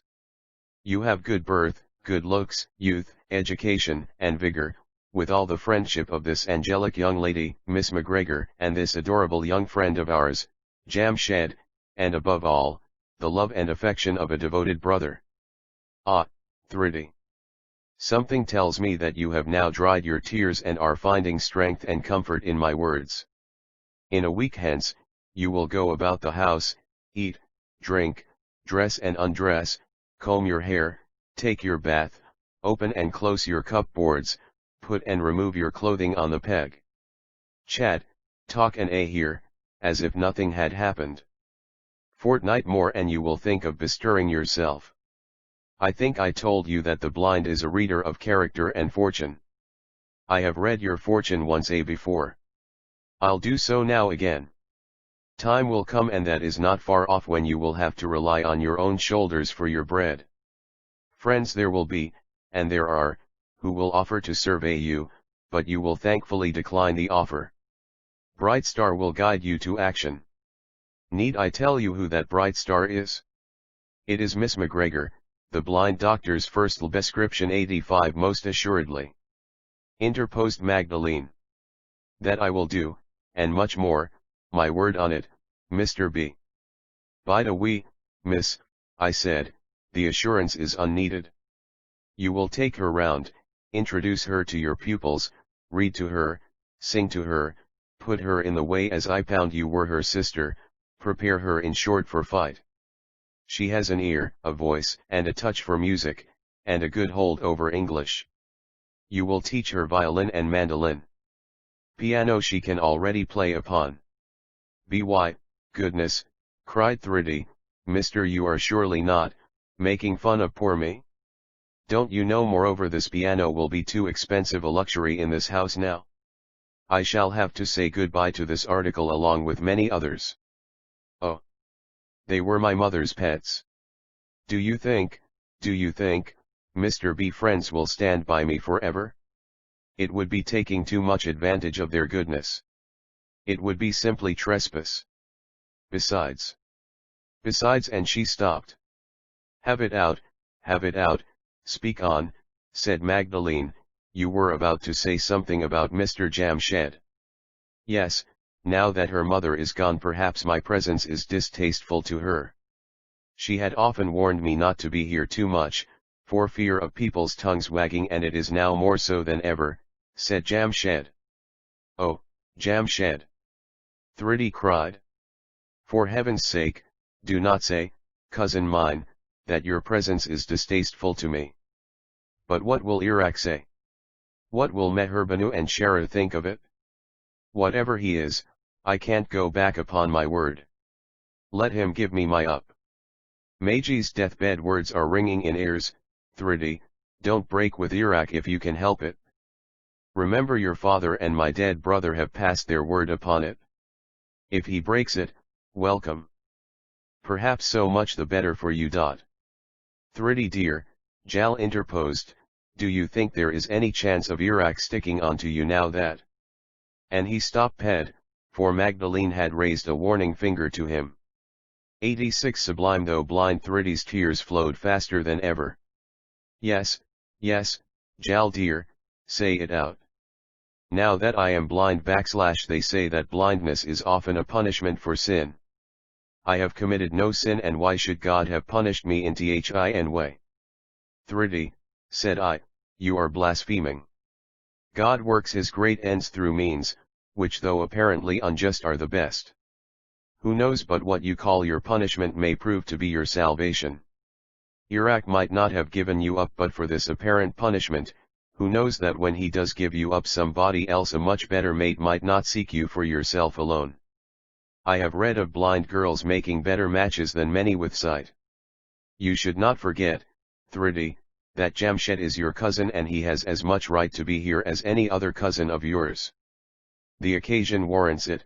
Besides, he would be a deserter and a coward, if he desert you now. Jamshed was about to reply, when a firm voice firmly interposed from behind. Right. I cry ditto. I heartily second you. It was the voice of Rusi. I blame myself for deserting Thriddy so long in this great hour of her sorrow. Shake hands with me, old girl, dear girl, my own affectionate one, charming dove. What am I saying? Your pardon, Miss McGregor, my respects to you. So many tender ones run after me that I have to accost each on her own merit. Thriddy, I wish, yes, I do wish heartily, and God is my witness, that I could give half the light of my eyes, say one of my 2 eyes, to save one of yours. Oh, I why that the exchange were possible. But it is not. Because his ways are inscrutable. Rusi's presence at this juncture was most opportune, and served to put the company into good mood. Thriddy, I said, when I hinted at your playing on the piano, you said I was making fun of you. 1 am speaking from past experience. See, here's the piano. Now, Miss McGregor, you the blind doctor's first prescription. 87 Take your seat and make Thriddy sit by you. Play away the duet that you executed so nicely when I was last here. What say you, Thriddy? Your fingers shake? You find they won't run? Tush. It's all fancy. Methinks they have already commenced to run. Miss McGregor, you had better start. Thriddy's fingers will vie with yours. And so they did. The company clapped their hands. Miss McGregor, taking a hint from Annie, commenced to sing. A few minutes after, Thriddy gulped down a sob and followed Magdalene in a pathetic and plaintive voice. Can't we all resort to the table and satisfy the cravings of the inner man, said Russi. We will accept no refusal from you, Thriddy. Come, come, we all said, we will repair to the table. Miss McGregor will do us the favor to help the ayah bring the dishes. Zero, said Thriddy, suddenly rising as if quite in possession of her eyesight, that won't do. Please trouble not, Magdalene my. I'll see to it. There, Russi cried with a triumphant whistle and a hurrah, I'll go and assist Miss McGregor and Jamshed will assist Thriddy. Come, Jamshed, lead Thriddy to the kitchen, we'll walk behind like maids of honor. The dinner was out, we all dined, and when the time for departure came, Russi thrust a small packet in my hand, observing, Doctor, there's 10 bobs for your fees, a small amount and nothing like what you deserve, but I will remember you in my will. 3 cheers, ladies and gents, for the blind physician. We then dispersed, but not before I had put back the money in Russi's pocket. Chapter XX Friends at work. There is no true potency, remember hut that of help, nor true ambition, hut ambition to save Ruskin. RPHRITI dear, come, cheer up. I have secured 3 OU a tuition, and a very good one too. Good family, good return, and good cheer, always welcome. No knocking about. It is a tuition worth 20, proceeded Magdalene in her easy nonchalant way, as if she was doing the most ordinary thing in the world. The only condition they make is that you will not leave them at lunch but take it with them. You must be one of the family and must make their home your own, understand? 0, here's Mr. Ardeshir. Listen, Mr. Ardeshir, I have secured a capital client, as they say in legal parlance, for Thriddy, the Bahadur Shahs, you know. They have plenty of money, plenty of hospitality and plenty of politeness. They say, they and the Patels Thriddy's family you know are distantly related. Little Scylla is to be her pupil. What do you think? Her granny went into a sort of a genealogy, counting from the 20th pedigree downwards to where the Bahadur Shahs and the Patels ultimately branched off and formed distinct flanks. The motor which takes the boys to school will take Thriddy to Bahadur Mahal * on its drive back to it. The ayah can look to Jalskina. Oh, it is so very good of you, Miss McGregor, said Ardeshir. May God bless you. Too good, indeed, uncle dear, but I will not accept it. No, by no means. If you knew what's what, you will say the same, put in Thriddy. Magdalene, you have resigned the place to put me in. Friends at work 89 and I found it be so, said Magdalene. What's wrong, is not your aid greater than mine? I have eyes, you have them not. I have a father and an uncle, you have not. The Bahadur Shahs say they can fet me tuitions elsewhere when I want them. But I don't want them. I am overworked and would rather give up a tuition or 2 than secure new ones. But, dear me. Dear me. How forgetful I am, Thriddy. Just read this letter. Then correcting herself she said, read it for her, Ards Herji. Ardeshir started at the sight of the handwriting. Oh, Lord. He said, shaking his fist in the air. Do my eyes me fail? I gone mad. Why, it is Shara's handwriting. And he slowly read the letter out. Mayor Villa, Grant Road, July 3, 19 Dear Miss McGregor, pray do not be surprised or look cherry at what I say. Ye are quite serious, I mean mother and myself. You know my father's disposition and how he spoils little Roshan. About this the least said the soonest mended. Suffice it then that we have made up our mind to remove her from school and to put her in charge of a lady tutor. She now wears a sari and had better be at home. VVE write to know if you will accept the place. About 4 hours work daily, the rest of the day will be yours. Will Rs -40 per month please you? If not, you have only to say so, and we will think over it. Please do not show the letter to anyone or depend on what people we say about us. Have nothing to do with people. With best wishes, yours sincerely, Shahmerdaan. As in converse so in writing, Shehrbanu did not mention her father's name. She said her signature looked and sounded bittier without ardeshur.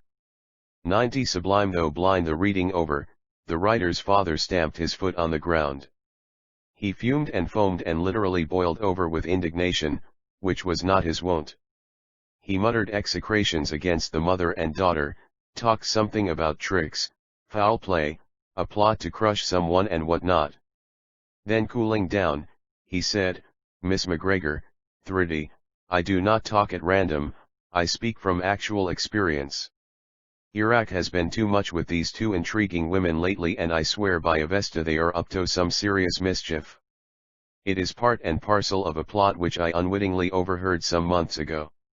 Magdalene, Dikri, F should bless the day which could set you up at my house Ashrashan's teacher, but my mind misgives me. If you knew those three so well as one do, you would say the same. Why, it must be either to give you a bad name and send you out without a certificate, or that they think money will tempt you to take sides with them and leave Thriddy completely in the lurch. For heaven's sake, Dikri, write in and decline the offer at once. Asterisk. What is the plot you speak of, uncle dear? Do tell me, for God's sake, do tell me, pleaded Thriddy, and she wound her hands round Ardeshir's neck persuasively.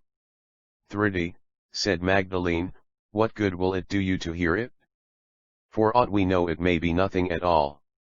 Bitterness engendered by ill feeling loses the mind in fanciful exaggerations, and she then whispered to Ardeshir not to give out what he knew if it were something that Thriddy had better not hear.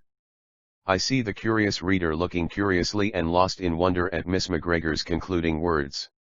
Was it not like cheating Thriddy? Would she have ventured to whisper to Ardeshir, had not Thriddy been sightless? The answer to this is simple enough. In all that the Almighty does He always keeps good and evil in sight. Lt is for this that good often comes out of evil. Ardeshir's evasion, however, served only to accentuate Thriddy's curiosity, so much so that Magdalene, who was anxious to save her from anxiety, gave way. Friends at Work 91. The placid man then related bit by bit what had occurred on that eventful day when he was a self-made prisoner in the bathroom of his own house and had overheard Meherbanu and Shara hatching a plot. My life on it, he said. I have not been able to fathom the full depth of their machinations. How I wish I had consulted you, Magdalene, about this. That fellow Iraq is mixed up in it, or else I shave my mustache. I never could like that scapegrace. Confound his impudence. It's no use your taking it on in this way, Mr. Ardeshir, observed Magdalene, we must devise some means to dive deeper into their doings if possible. 0. But surely they can mean no harm to me or to Jal either, we said Thriddy. Have had enough of misery and they can't be so cruel when I am blind. Besides, are not they my kith and kin? Have not they been more sympathetic, almost obliging, since I have been reduced to this condition? Iraq occasionally calls and sees me, and they have extended the period of our lease for the occupation of this suite of rooms. The more's the danger, put in Ardeshir. They know you want to sell off largely and that it would be simply foolish for you to pay so much rent. They know you are anxious to move and would have done so much earlier but for your recent bereavement. Ards Hershey, Thriddy, it is time we looked the danger full in the face.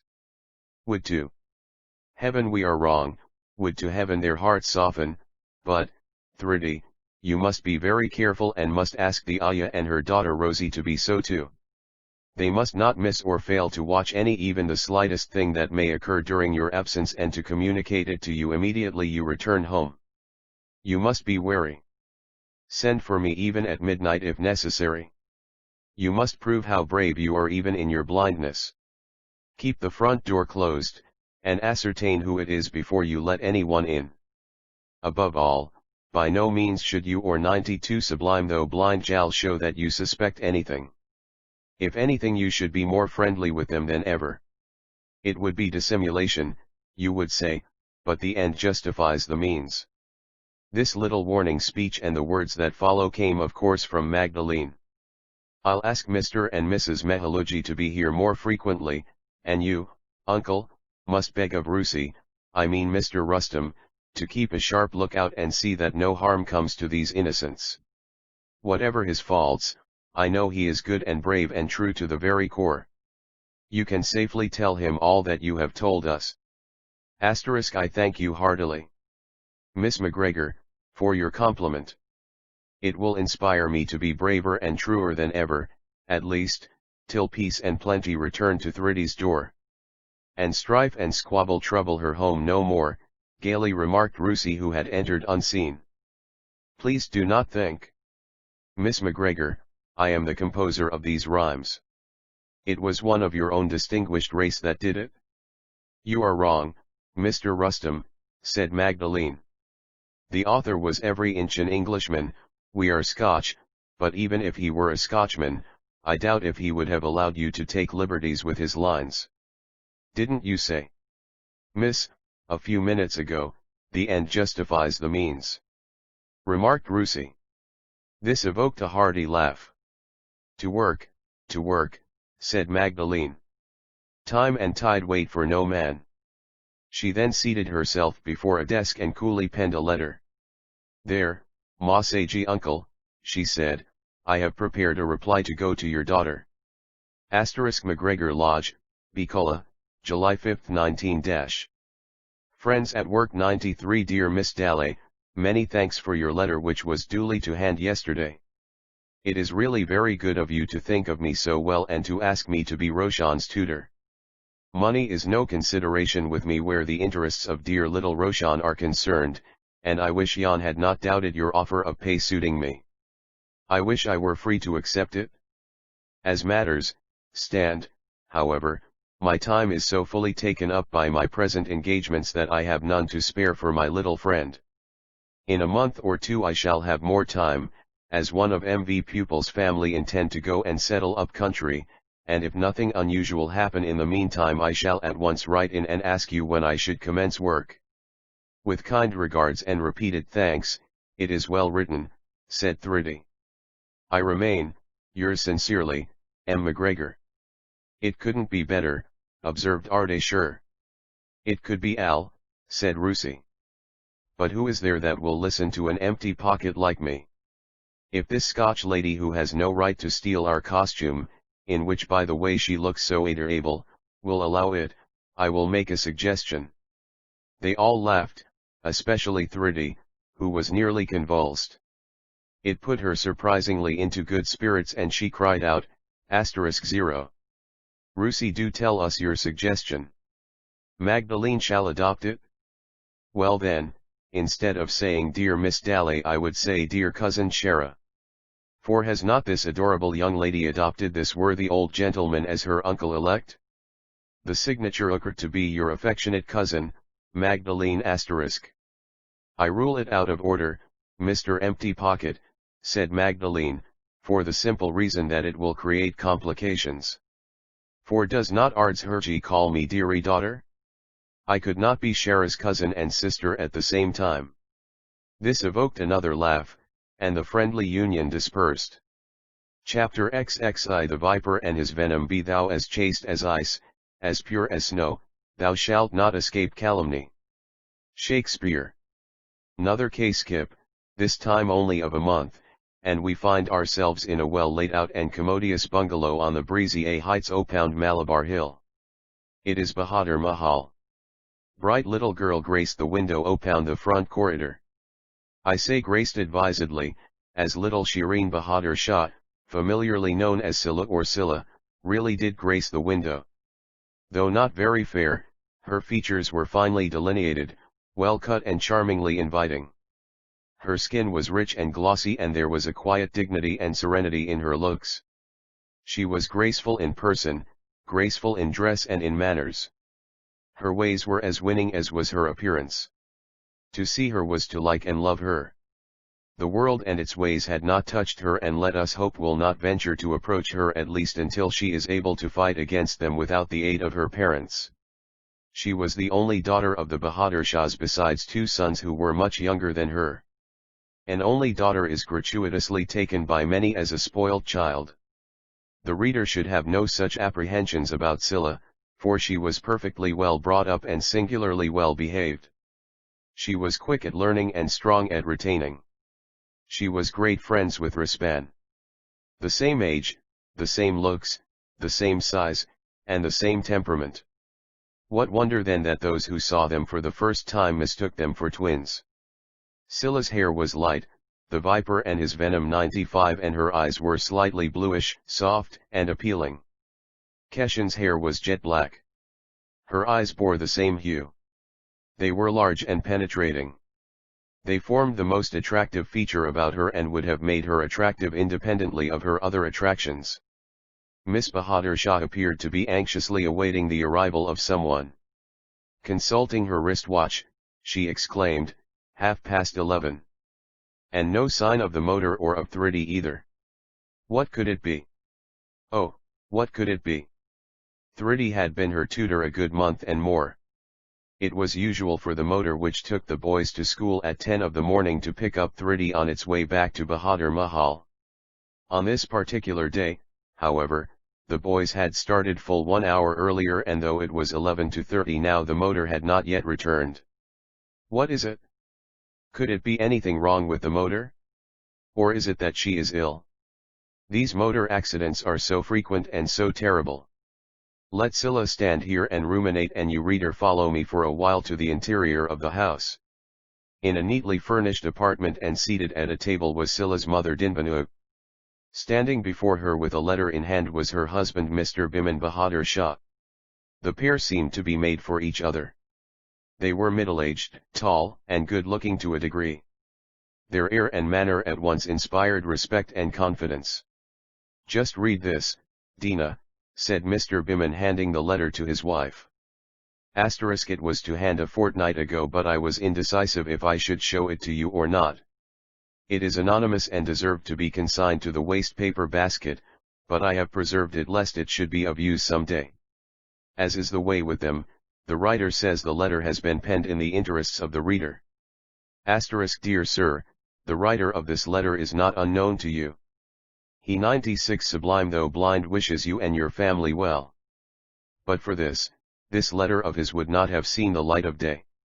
Some day, after it has done its own good work, the writer will declare himself, but at present he is sorry he is forced to withhold his name. The girl you have admitted into your house is unsuited morally and intellectually to cross its threshold, much less to be your dear and only daughter's tutor. Her character is stained. She has evil in her nature, evil in her heart, evil in her mind, and evil in her person. Though betrothed to one of her cousins, she is flirting openly with and making overtures of marriage to another. True, she is blind, but all blind are not deserving of sympathy. Your sympathy is misplaced and sure to be abused. The person who introduced her to you is but too well aware of this. She has committed a most revolting breach of the confidence you have so long reposed in her, and for that reason you have been well rid of her.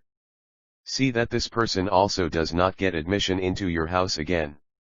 If the writer be not believed, it will be the worse for you. Yours, etc. A well-wisher. There, Banaji, I have done reading it. It is the grossest vilification of Thridi and Magdalene. It is blatant hypocrisy and perverse falsehood.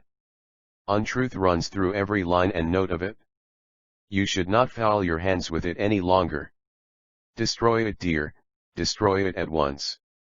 My dear, I quite agree with you except as to its destruction, which might mean the destruction of Thridi's salvation and the triumph of her enemy some day. It is letters like this that have snatched men from the very jaws of the gallows. But what do you want to do with Thridi? Won't you turn her out? Turn her out, vociferated the usually meek and modest the viper and his venom 97 Mrs. Bahadur Shah. Turn her out? I am surprised you say so. Not so fast, wifey. I was only testing you. It is rarely that an anonymous letter falls flat on a woman's ear. They all swallow them and are killed, or rather kill the traduced with the wee venom instilled into them by the traducer. Will know the viper and gather him to his fate some day. In went the letter carefully into one of Mr. Bahadur Shah and capacious pockets. Out he then went at one door and his better half at another. Chapter XXII. The mischief begins, for Satan finds some mischief still for idle hands to do. Dri Watts, why hat are you at, Silk? You have been at the window fully an hour. I wonder you don't feel tired, said the mother, gently smoothing the girl's plentiful hair which was ruffled by the full westerly breeze. Shireen, continued the mother, I wish I had not engaged, and good as she was she stopped, for she knew she was not going to tell the truth. You wish you had not engaged Thridi as my tutor. Mama. But no, you don't mean it, say Thritibai or Miss Patel, Scylla. Asterisk, I should like to do so. Mama, but she would not hear of it. There should be no reserve, she says, between good and affectionate friends. Love begets love and regard begets regard, she says. She will win my respect and regard not as a tutor, not as a superior but as a friend. She has extracted a promise from me that I call her Thridi and no more. Maji, Mama, when I think zero, when I think of her misfortune I doubt the very justice of God. Pshaw, girl, you should not say so. There is none wiser than he. This is one of God's own secrets, and it would be folly to be wise where ignorance is bliss. But, Mama, what do you say? Would it not have been better had Thridi been born blind? The good Mama was fairly cornered at this question. She was at a loss to reply. Where is the parent that has not confessed to this disability at times? Clever man of 50 has often been nonplussed by a child of 5. This little girl of 15 had put 5. The mischief begins 99 such questions to her mother, Duranajay the small run opound her life, which had dumbfounded her mother. And this was one of them. So the mother tried to evade. But you don't call Miss McGregor, Magdalene, my dear. 0, that's simple enough, Maji, because she never asked me to. But, why don't you tell me what I want to know? Mama. I won't go and peach, I won't tell Thridi. I want to know if it would not have been better for her to have been born blind, persisted the girl. Here was a damper. To fence it once again the mother had to shift. Just run, Scylla, and phone to the boys. Mama, but there is no phone at the school, you know. Well then, phone to Thridi. Asterisk 0, there's one at her house, I mean, at HR Auntie's, but she is not allowed to have access to it. I think we had better wait in that case, girl, a wee bit longer, said the mother. We'll send Rama in a hack Victoria to find out what's up, just as you please, Mama, but do tell me what I want to know. The master of the house, who was comfortably located in an easy chair and overhearing the little passage at arms between the mother and the daughter, from behind an ornamental wainscoting, one came forward at this juncture to help his own darling. You want to know, darling, if it would not have been better for Thridi to have been born blind. What applies to Thridi applies to the whole class of blind. So modulate your question, my dear, and inquire whether it would not be better for anyone to be born blind than to go blind at a later period of life. There is so much to be said on both sides, but considering all things, I think, Scylla, it is better to be seeing as long as one possibly can than to be unseeing all along. There is only one advantage in being born blind, 100 sublime though blind, and that is that with the absence opound all knowledge of the beauty and grandeur of this great globe and of the starlit canopy, the blind born does not miss the blessing and the enjoyment that have been denied to him. He is consequently as merry and as gay as any one in full possession of his eyesight. Not having actually lost anything, he does not regret it until this great loss is brought home to him by books or words. He thinks there is no accomplishment or acquisition beyond what he is made to accomplish or acquire. Some think this sort of people are not of much use to themselves or to the world at large. This is one side of the picture. Let us look at the other side now. There's your Thridi, for instance. All these years the talent of her eyes collaborated with the talent of her mind. She could see, absorb, dwell upon and enjoy all that is great and good in nature and in art. The impressions thus obtained have been for once and forever deposited in that great repository, the mind. So much so that even with the useless lodgment of what the poet has called that one talent, which is death to hide, she can bring out, chew and cud those secreted contents when she is alone or unconsoled. She has had opportunities of cultivating her mind, of moving about in society, ingratiating herself with friends and relatives and learning and acquiring many things which she could not or perhaps would not have cared to do if she were born blind. Above all, she now has the consolation of having once been able to look upon the faces of those who brought her into this world and of those whom she loves so deeply and so enduringly now. No books on earth and no other artificial aid could have helped her to do this, were she born blind. She must be missing these advantages very seriously now, but that does not make her less fortunate than the blind born if she would only think of it. It is so, you can gather from what I have said before. Then, without allowing the girl to finish her thanks which followed freely, he rang the bell and was about to order someone to go and find out the cause of the non-return of the motor car, when the mischief begins. 101 The chauffeur himself came in breathless and panting. He was with the motor to Thurtibi's as usual, waited for some time for her to come out, and when he did go in to find out the cause of delay, he found the whole house in a tumult. There were Meherbanu and Ardashir Sheth, 8 Herbanu and Irak Sheth, besides the other tenants of the house. Thurtibi, Roshan Bey, and Jal were in tears and shaking with fright. And what was worse, there was the police Agora Sahib who looked like a constable, a Mahomedan in white uniform who looked like a detective, and 1 or 2 Pilipagri Walas. They were standing before Thurtibi's cupboard and evidently looking for something in it. He tried to find out from the ayah what it was all about, but she put him off. At last, when he could get a little speech of Sheth Ardashir, the latter told him that there was trouble in the house and advised him to return home with the motor as fast as he could and tell his master to speak to him by telephone at once. This was all the man said he could say of it. The worthy couple looked at each other in mute consternation. Their blood ran cold. They tried to divine each other's thoughts but could express nothing. Biman was the first to find his voice. "What does it mean, Dina?" he murmured half musingly, half inquiringly. "It surely has something to do with that letter you read only a few minutes ago. It is anonymous, you know. You see, I was right in preserving it." His gaze then traveled to Scylla, who had covered her face with her hands and was sobbing bitterly in a corner. He went up to her and, drawing her close to himself, tried to comfort her. Then, turning to his wife, he said, "Gom, Dina, Bahadur Tha, be brave. You ought to act, not whimper.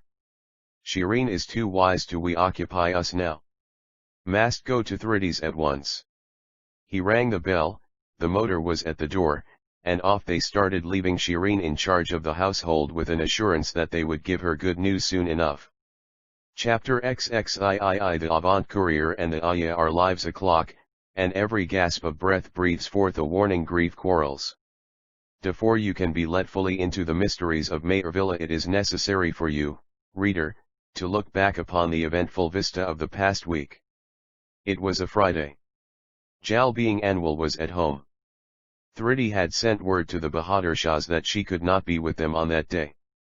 They were, both she and Jal, very downhearted and were looking unusually gloomy and sad. Thridi's confidential ayah watched them quietly playing with their tea and toast. Just then there was a timid pull at the doorbell. The puller, whoever it was, seemed to be afraid of making a noise. The door was slightly pushed in and there was Roshan looking through the bare opening. Her large and luminous eyes spoke volumes. But her words were few and hurried. Though it was her birthday, she was going to school, as her mother could not bear to see her at home even on that day. Papa and Mama had the usual conflict about this, which ended as it always did in the former's discomfiture. Press her how they would, she could not, she said, step in even for a minute if she wanted to save her skin, and, before Jal could get at her, she started off into the street and disappeared. "Thritibai," said the ayah, "you are playing with the tea. If you don't take care you will overturn it and spoil your dress. Come, I'll put it in the saucer for you. It is hardly necessary for you to drink it out of the cup when there is nobody by. All that is good enough for Sahelaks. The avant-courier and the Ayah 103. She then poured out some pound the tea into the saucer and helped Ed 30 to drink it. Jal Baba, she proceeded, what has come over you today? You have been playing with that slice this quarter of an hour. You are sorry Roshan Bey is gone, but she has seen the house and I am bound to be back. If you both behave in this way, I shall have to tell them all that they had better look after you themselves or bring in some other ayah. The ayah in these days is an institution in Indian households. In Parsi families she is mostly drawn from the Goans or Ferengi class, who are purely and simply converted Indians. The ayah is maid of honor, the Bai Sahib's lady-in-waiting, wet nurse, dry nurse, cook, seamstress, household drudge and what not. The Goans ayahs bear high-sounding or corrupted Christian names from Mary, Isabel, and Catherine down to Jacqueline, Marian and Rosie. When a dry nurse swells into a wet one, she is a sort of a hen of her walk and expects all the dry nurses to look upon her with reverence and respect. Her pay is 4 times as much as that of the dry nurse. The Bai Sahib stands in constant awe and terror of her leaving. She has little or nothing to do and plenty to eat and drink. In proportion to the thickness of the kunji and purity of the paste, doth, she says, nature's fluid flow from out her breast and pass into the repository of the child. Whilst the wet nurse so regales herself and the Bai Sahib's child draws the nourishing fluid from her breast, where is her own child? It is anything but regalement with it. It is bondaged for feed and upkeep for a mere pittance, say 1/6 the wet nurse's emoluments, with a low-caste woman of the same class who, being an idle bones, unkempt and unclean, lives on the lives of these innocent victims of their mother's greed. It is these waifs and strays of Indian Christians, who go to swell the ranks of the ayahs, handmaids, cooks and butlers of the next generation. 104 Sublime though blind there is a speck of brightness, a ray pound hope, tiny and small though it be, on the cloudy horizon of the veriest of misfortunes. Candida, for that was the name of Thridi's ayah, formed this tiny little spot on the horizon of Thridi's troubles. She first came into the house as a wet nurse and had taken up her post at Thridi's cradle on her mother's packtree. She was a steady, respectable widow, unlike many of her class who lay but little stress on the import of matrimonial bonds. Candida's daughter, Rosin alias Cozy, whom Magdalene called Thridi's contemporary, lived at Thridi's house after Gerbanu's death. She was going through her apprenticeship under the keen surveillance of Magdalene and Thridi, which her mother said would ere long be of great use to her in fighting the battle of life. Candida followed Thridi like a ghost. She never let her out of her sight except when she was going to Bahadur Mahal or for an outing with Magdalene or Jal. There, Thritibai, you have taken up the wrong pair of shoes. Thritibai, your sari is all awry. Chokri, too, you have not done up your hair properly today. There, hold the comb properly, you are nervous. You don't want the Motlayabana, you girls go without it nowadays. Take care, my. There's the door sill, you will fall. Rosin, buckle up Bai's shoes. No, let her do it herself, she must be used to it. Come, now, you button up her blouse. This was the way the kindly nurse, Weo stood in the stead of a mother to Thridi, went on. Thridi could not think of what she would do if God forbid something were to happen to Candida. The only thing Candida could not do was to go substitute for Thridi's eyes in the matter of reading or for her hands in the matter of writing. Those duties were ungrudgingly performed by Jal and Magdalene, Jamshed occasionally lending a helping hand. Finishing her tea, Thridi put her hands in the finger cup, cleaned her mouth and rose hurriedly. The 5th day observances after the birth of the first Borai, borrowed from the Hindus. Girl. The avant-courier and the ayah 105 Candida, she said, going close to her and bursting into tears, I don't know, yes, I don't know what I should have done had you chosen to leave me. I should certainly have died or foundered like a ship in a storm. Come, Candida, come, hold the sacred cross that you wear round your neck in your hand and swear by Jesus as we do by our Kisliti and Sudraji, that come what may you will not leave me, that you will not yield to anyone's persuasion or pressure. Come, swear to me, or I'll go mad. And there was another outburst of audible sobs and hot tears. Chokri, child, my Thritibai, what ails thee today? You are very naughty. I have told you over and over again that death alone will part you and me. A day might come, and that is sure to dawn, when living in your happy home with your husband you might wish, yes, even you, Thridi, might wish to take up a smart young hussy for your attendant to do your bidding, run your errands, make up your dress and to knit and needle, but so long as there is life in this old carcass of mine, I will not leave you. Candida, said Jal, when Thridi takes on like that, you know, I make it a point to run her down. But I cannot do it today, for I am so uneasy myself.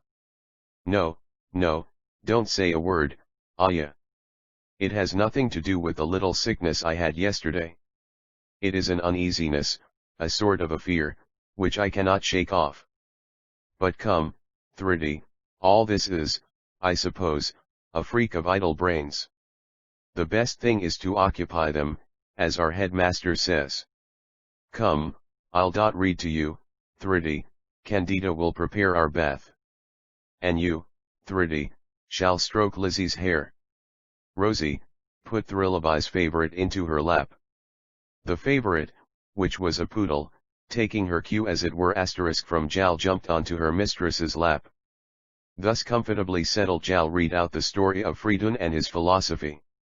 Chapter XXIV Fridun and his philosophy. I'll give thee armor to keep off that word. Adversity's sweet milk, philosophy. To comfort thee, though thou art banished asterisk Shakespeare. T.J. Fridun and Frini lived in Tehran, the principal city of Persia, the land of our ancestors. They were born in the same year and had lived and grown up like twins and meant to deliver up together their ravens or souls to him who gave them. They were matched and mated by Dame Nature, who had intended them as it were for each other. Fridun was poor in the worldly sense of the word but rich in the learned lore. When only 16, he was declared fit to sit on the councils of the Anjuman. In the olden Persian days, the Anjuman was an assembly of doctors, savants, and lawgivers. In those days, when most people lived by their sword, Fridun lived by his pen. He preferred to spill the black fluid on paper rather than the red one on the battlefield. He was a poet and an author. This profession was then as now anything but lucrative. Frini had often tried to persuade Fridun to lay down his pen and to exchange it for the sword. Fridun, however, insisted that he would always carry on his battles on the field of paper with his pen and win such fame and fortune thereby as could never be won at the point of the sword. So there the matter ended, Fridun writing poems and prose and making just enough to make both ends meet. There was a time when Fridun was engaged in writing a great epic. He worked late and early. Frini would often sit Fridun and his philosophy 107 up with him when he was burning his midnight lamp and would not go to bed until overpowered by Morpheus. This made her ill. A skillful hakim or physician attended on her in her illness. This good old man, who was childless, had taken a great liking for this kupla and spent hours in their company. He often advised Fridun, if he had any regard for his health, not to overwork himself. Whilst Fridun was steadily poring head downwards over what he penned, the hakim would look steadily into his eyes for minutes. Fridun, he suddenly exclaimed one day, do not your eyes get tired? Do not clouds ever gather round them? How do you act when they do? Fridun, who had looked up in surprise to the no little wonderment of Frini, replied that on such occasions he set aside his work and dipped his orbs in cold. Without more ado the hakim rose from his seat, snatched the pen from Fridun's hands, thrust it and the paper aside and said in a peremptory tone, well then, young man, if you don't wish the clouds to permanently overcloud your orbs, rise, wash them with this solution and go to bed. If you take my advice, bid farewell to these friends of yours whom you must now take to be your mortal foes. Surgeons and surgery there were none in those days, and no spectacles. All the available skill was suited to the times. Fridun went stone blind. Even the old Halwi's skill could avail him no thing. He had written verses on blindness, but he never thought a day would dawn when he would have to compose verses on his own darkness. He could write verses and sell them. He could give those who may choose to have them, lines and thoughts accumulated in his mental store. On the principle of misfortune never coming single, the Hakim died as poor as he had lived, for his was a life of charity. He never applied ointment or made wounds and healed them for the sake of money. He only took to bestow. So whilst the one was buried in a natural tomb, the other was entombed as it we reign 108 sublime though blind a living grave. Phryne's illness swallowed up all their savings. They sold off one thing after another. Even his finished manuscripts could get him nothing. His wife led him to the houses opound all those who pretended to be bookworms, and patrons opound book lore, and invariably came away disappointed. One or two there were, who offered Fridun a handsome return for some of his writings if he would give up all claims to them and allow them to pose as the makers thereof. These offers were of course declined, the result being that the wolf was soon at the door. The bonds of affection are known even to break through the barriers of delicacy. Phryne suggested that Fridun should commit piecemeal to paper small bits of his valuable stock of poems and philosophy, his great sayings and grand observations, and that they should sell them for a dirham each on market days. Fridun thus became as it were a vendor of philosophy, pert sayings, and pithy observations. It was a pitiful but simple sight to see the young wife boldly pushing her way through the motley crowd in the bazaar, where itinerant vendors of wearing apparel, crockery, trinket, and trumpery exhibited their ware and plied their trade. The newcomers with their respectable looks and polished manners were thorns in their sides, and they left no stone unturned to scare them away. Seeing, however, that their only ware or mercantile commodity was scraps of paper, they allowed them to be there on sufferance. It was not an unusual sight for curiosity mongers to exchange their clearums for the small paper balls, only to throw them away or crush them under feet for want of brains to understand their contents. The deceased Hakim's nephew, who was of a contemplative turn of mind and a bookworm to boot, a great reader and a great thinker, but who read only for his own delectation and buried his thoughts in his own bosom, happened to pass by the vendor and heard the plaintive voice of Phryne crying out, "Will you not buy a small Persian coin? Fridun and his philosophy 109 are viands, sir. One single viand will give you vitality. Read and rectify. Consider and improve. Great thoughts lead to great ends. I only a dirham for each. Only a dirham. By our philosophy pills they will cure all mental ailments and purge your mind of all impurities. They are simply matchless. It's only blind Fridun that can produce such philosophy. I read and benefit. Only a dirham. Only a dirham. What meanest thou, my good dame? Asked Noshirvan, for that was the enfilm of the Liatan's nephew. Methinks this is hardly a place for philosophers or for thinkers either. Your husband, for I take the blind man to be such, has evidently seen good days, and you must be fishes out of water here. Well, here are 10 dirhams. Let me have 5 of those precious paper balls of yours. Fridun handed him 10 pills, whilst his wife took the dirhams. There, said Noshirvan, take these 5 back. You can sell them to someone else. Nay, sir, remonstrated Phryne, even in penury we wish to preserve our just pride and never accept hacks lies. Either take all the 10 pills or let me return you 5 dirhams. So be it, said Noshirvan. Mayhap I shall go home and read them. Poor dear. Poor dear. He muttered as he pushed his way through the crowd. I wish Uncle Hakim Hormizd were alive to look at them. Had he swallowed the pills instead of thrusting them in a corner of his capacious pocket, or had he known the intimacy that existed between the vendor of philosophy and his deceased uncle, he would have said, I wish Uncle Hormizd were alive, for he would never have allowed this matchless couple to trudge as they did now. Why, he would have carried the couple triumphantly to his house and feasted them on naan and kababs too, with accompaniment of ruby wine. One deserved or undeserved gratification or reward, a gift. Rolled bread and minced meatballs. 110 Sublime. Though blind, Noshirvan went home and never thought either of the pair or their pills until one day, whilst searching in his pocket for a lost ring, his hands touched the rolled up pieces of paper. Immediately the poet, our couple's sorry looks and mournful plight haunted him for his neglect. He took out the crumpled pieces and gently unfolded them. My Aban. Sherbet, I, whilst his lips sipped the sweet juice, his eyes gulped the contents of the paper pieces.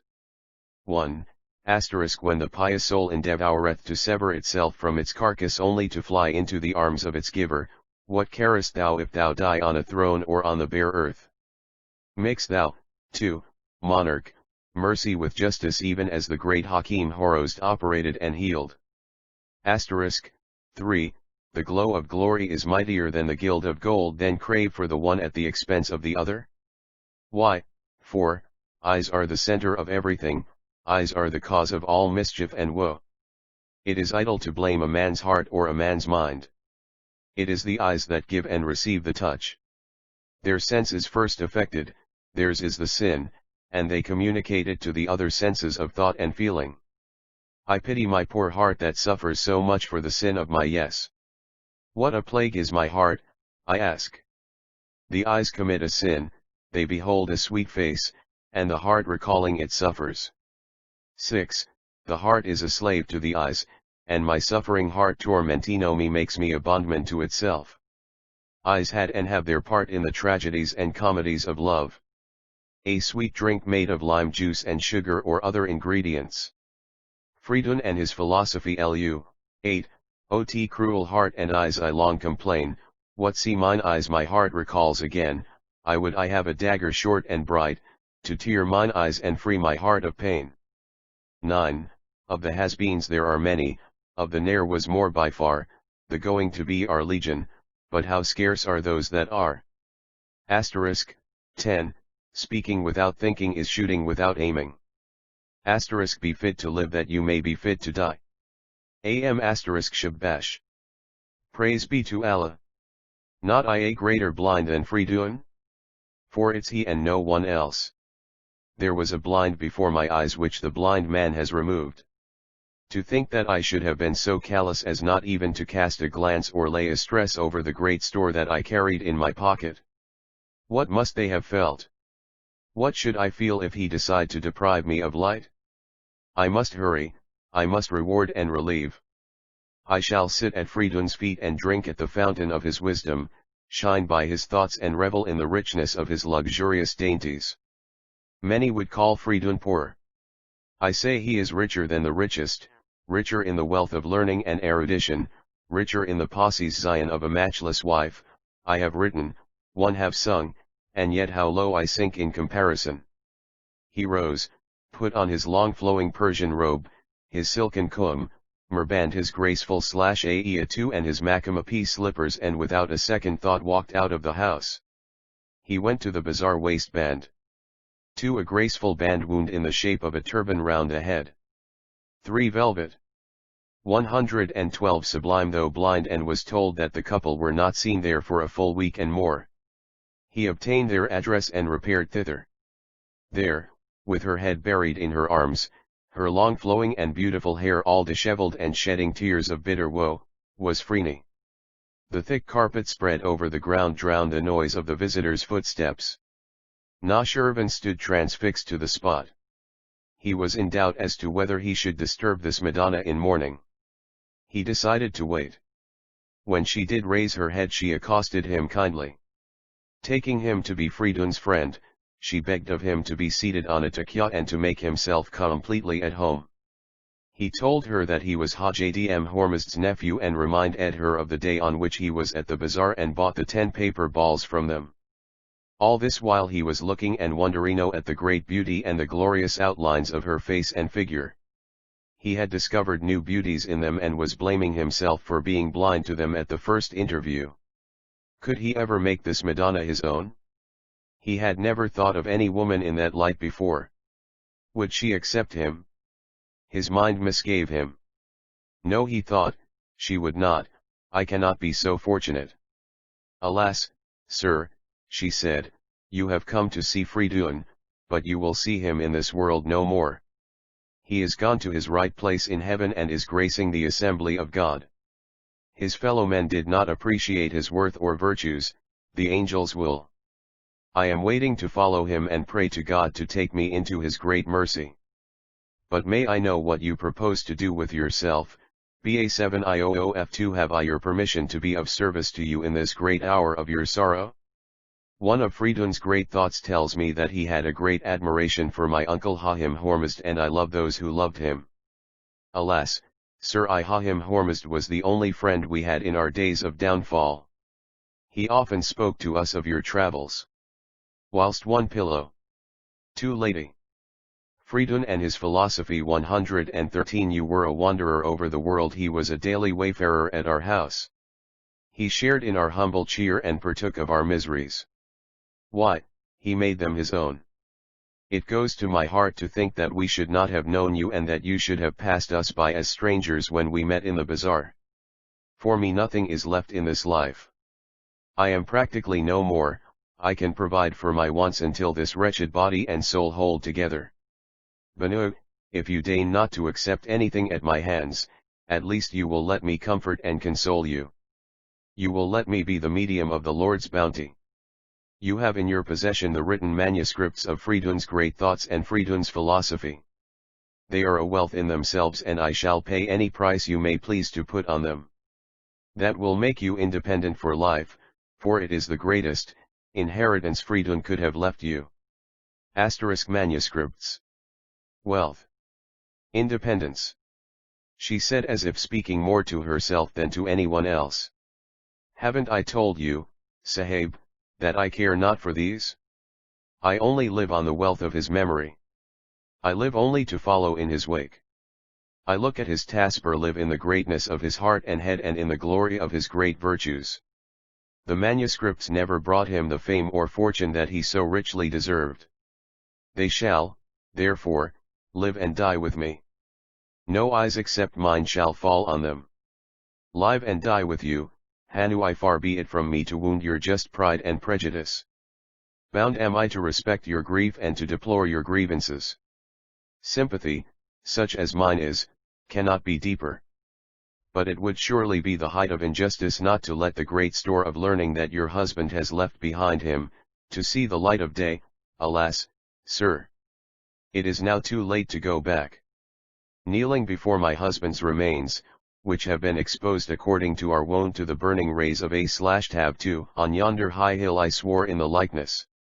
82 GJ 114 Sublime, though blind sight of the Almighty that come what may, those who came to scoff at my husband should never remain to praise him now. What they denied to him in life, they have no right to give him during his defunct. It seemed to me, sir, when I took that oath, that my husband's calm and placid face, which was even calmer in death, smiled at me sweetly and approvingly. Something tells me that Allah will let the presentiment of coming death creep to my mind before it overtakes me. When it does come, I shall tear the manuscripts to pieces and bury them underneath the earth of that high hill, which so nobly supports my husband's remains. It has been arranged that I should lie by him, and whilst we dry and wither above, the scraps shall crumble and wither below. Chap TXXV The maneuver, there's death in the cup, so beware, nay, more there is danger in touching, but who can avoid the fell snare? Burns. \17 hat Do you think of these words, eyes are the center of everything, theirs is the sin? Asked Jal of Thridi when the story had ended. Why, answered Thridi, there is so much in common amongst all the blind. The blind live in a world of their own. I am almost beginning to see what the blind see, but the seeing do not. Just think, Jal, so many things have happened since Papa's death, some great, some small, so many mishaps have happened to us, and so many bid fair to occur. Events apparently small may end in catastrophes. Fridun had his philosophy, which whilst he lived brought him nothing, after his death it would have brought his wife a fortune. Now that I bethink me, Jal, I am much more lucky. With little or no qualifications, there are people who are willing to give me a lift and to oblige me. But was Freeney right in entombing his manuscripts? Asked Jal. Yes, no, said Thridi, Yes, from her own point of view, no, from the point of view of Noshirvan who wanted to buy up the manuscripts, from the point of view of students and thinkers, and from the point of view of the name and fame, which when too late to benefit by, Fridun would have won. But all the same it was a great sacrifice, almost a martyrdom, on the part of the wife, for 10 to 1 116 Sublime though blind the sale of the manuscripts would have brought her comfort, nay, even affluence, for the remainder of her earthly existence. Now that you tell me, Thridi, that there is so much in common among all the blind, what if you get someone to lead you when that someone and you become one in the future? Why should Jamshed not lead you? In the story I just read out to you it was the fair sex that led the sterner one. In your case it will be more in the order of things, I mean, the sterner sex leading the fair sex. Impossible! Exclaimed Thridi. Impossible, I Thridi, returned Jal. Impossible in the case of the man you have promised to marry, but all possible in the case of the one who wishes to marry you. A gentleman is more genteel at times than the gentler sex, and so will.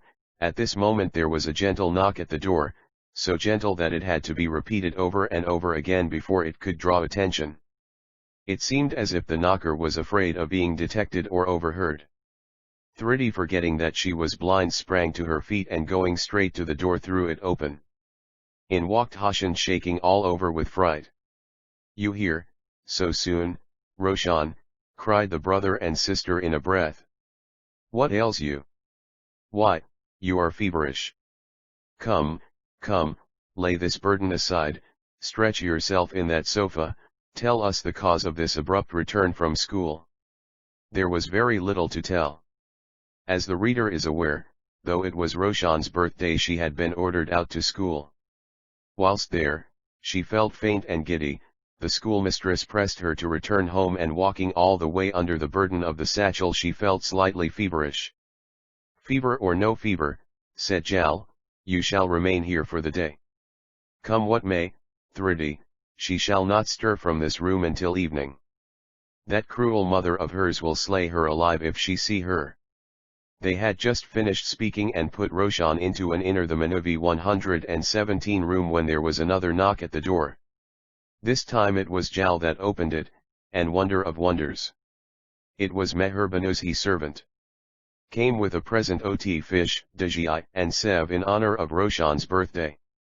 He said that the Bhai Sahebs upstairs would be very pleased, nay, obliged, if Thridi and Jal would dine with them. As strange as it was singular. Yet neither Thridi nor Jal could find it in them to acquiesce. They made their excuses, such as they could, not taken their bath, not dressed, not fit for table, not feeling well, and so on. They tipped the servant and returned him with a bag full of apologies to the mighty Madame. After the servant had left, Jal and Roshan, who were never tired of speaking to each other, busied themselves looking over the album and discussing the looks and merits of the family ancestry. Thridi came out into the front room, opened her cupboard, and was just engaged in arranging the things within with the help of her old ayah, when lo! Ting ring went the small doorbell. The ayah looked through the door apertures, which served as peepholes, and recognized Shehrbanu.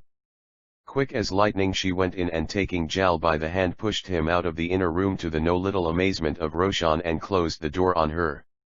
The front door was then thrown open, and really and truly it was Bhai Saheb Shehrbanu that walked in.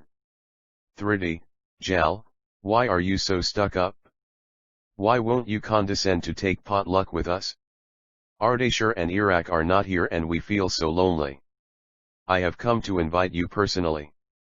Jal, boy as he was, had no inclination or intention to save other people's faces. Boy-like he exclaimed, but, Shehrbanu, you forget you are counting without the host, I should say without the guest of the day, Roshan, whose birthday you are about to celebrate. I was at the window when, satchel by her side, she walked out to school. Curdled milk. Macaroni or vermicelli 118 Sublime though blind 0, tush. You are harping on the same old tune, Jal. Y012 We know my mother is very strict, and so am I, both like regularity and punctuality. Roshan's is just the age to break children into harness. When she is out of frock she will be too old to mend or mold. Jal would have involved himself in a bad dispute but for the old ayah who came to the rescue. "Ba, dear boy, be quiet, it does not behove you to raise disputes on such a day. It is children's duty to obey their parents. If they are not refractory it is none of our business to make them so." In this the ayah was supported by her protege. "Jal dear, please do go and dine with them. I beg of you to do so, there's a dear good boy. Shehrbanu, we are so much beholden to you for this kindness." "Jal shall certainly go. But please excuse me. You know I am so awkward. You see I have not yet bathed. I am so shabby, not at all fit for company." And here Thridi tried to laugh but it died on her lips. Jal was obedient and carried out his sister's behest. When they had gone out of the room, Thridi and her ayah put their heads together to find out the cause of so much courtesy, the old one rummaging the recesses of her old brains and the young one searching the corners of that valuable repository the head, but all in vain. Thritibai, said the ayah after some time, "The pot over the stove must be boilin' over. I must go and see it." In her hurry she clean forgot to close the front door which had all this while stood ajar. Before the ayah had time to return, a female figure, which Thridi could not of course see, walked in carefully and timidly, and after looking about to see that nobody was watching her as carefully approached the cupboard, removed a small one box, which looked like a jewel case, from under the folds of her sari, thrust it in a kli or khana which happened to be open, and without secret drawer in a cupboard. The maneuver 119 essaying to close it gently and quietly tripped out of the doorway, leaving Thridi no wiser as to what had happened. 0. Ayah, I feel so faint with thinking of the cause of that girl's visit. Some mischief is surely a brewing, said Thridi. The ayah came into the room again. 0. Chokri, returned the ayah, why is that door open? Who opened it? Did you let anybody in? Then remembering creased herself and Thridi's condition, she quieted down, closed the door, drew Thridi close to herself, and begging her pardon for her own irritability and setting it down to the score of age, she tried to assure her that nobody could have entered and gone out unnoticed within the few minutes that she was away. Later on Jal returned all in a huff, declined peevishly to answer Thridi's questions, said he would do so by and by, and straightway went in and was soon enough chatting with Roshan. Chaptek XXVITBE, victims of villainy. The breath of accusation kills an innocent nam cf and leaves for lame acquittal the poor life which is a mask without it. Shelley. FPHIS brings us down to the day on which Bahadur Shah's chauffeur carried news to him of the panic at Thridi's house, and to the subsequent event of Mr. and Mrs. Bahadur Shah's sudden departure thither. It was at this juncture that we had perforce to break the thread of our story, and it is here that we must resume it. On the day that followed Roshan's birthday, certain information was laid at the nearest police station by Meherbanu and Sher-e-Banu and Iraq against Jal and Thridi. Search warrant was applied for and granted. This explains the cause of the panic and the presence of Police Superintendent Mr. McDermott and the Mohammedan detective at Thridi's house. The loss of her eyes contributed in no small measure to Thridi's consternation. Were it not that her friends were by and did their level best to rally her, she would have broken down completely. The police superintendent had a duty to perform, but he did it with a delicacy and grace which are rarely put down to the credit of a policeman. He even went so far out of his way as to assure Thridi and Jal after the search was over that appearances were in many cases deceitful, that circumstantial evidence not infrequently is misleading, and that he doubted not things would come round well in the end. He must, he said, arrest them and keep them at the police, the victims of villainy 121 station, until they were liberated on bail. He would place them before the magistrate that very day, who he felt sure would grant bails as a special case. So Jal and Thridi had to go with Mr. McDermott first to the police station and thence to the magistrate's court the same day. The next day the following appeared in the Bombay papers under the head of Police Courts: Athmazajayan Police Court yesterday, Police Superintendent Mr. McDermott appeared before Mr. Minakher Khurshid Modi, the second presidency magistrate, with Khan Bahadur Maham Joseph of the detective force, and laid certain information on behalf of Bhai Meher Banu Ardeshir Dale and her daughter Sher Banu against one Jal Feroz Patel, a boy of about 15, and his sister Thridi, aged about 20. Charging the former with trespass and theft and the latter with aiding and abetting in the offense and receiving and retaining stolen property. The complainants and the accused were present in the court. The superintendent said that the complainants lived at Grant Road, a short distance from the police station. On the 4th of the current month they called at the police station and lodged certain written information against Jal and Thridi, the elder complainant's nephew and niece, and the younger one's cousins v/ho lived on the ground floor of the same house and applied in writing for a search and arrest. Thereupon Mr. McDermott accompanied by Khan Bahadur Muhammad Joseph went to Miss Patel's lodgings and examined the cupboard in which she kept her valuables, etc. The box of jewels which the superintendent showed to the magistrate and which the complainants recognized as their own was found concealed in a CG or khana or secret drawer of the cupboard. The superintendent further said that the search was carried out and the box found in the presence of Mr. and Mrs. Bahadur Shah who resided at Malabar Hill, Miss McGregor and Mr. Jamshed Aga, an advocate of the High Court. During the search, the superintendent said he must say 122 Sublime though blind that the brother and sister behaved as people of genteel birth alone do.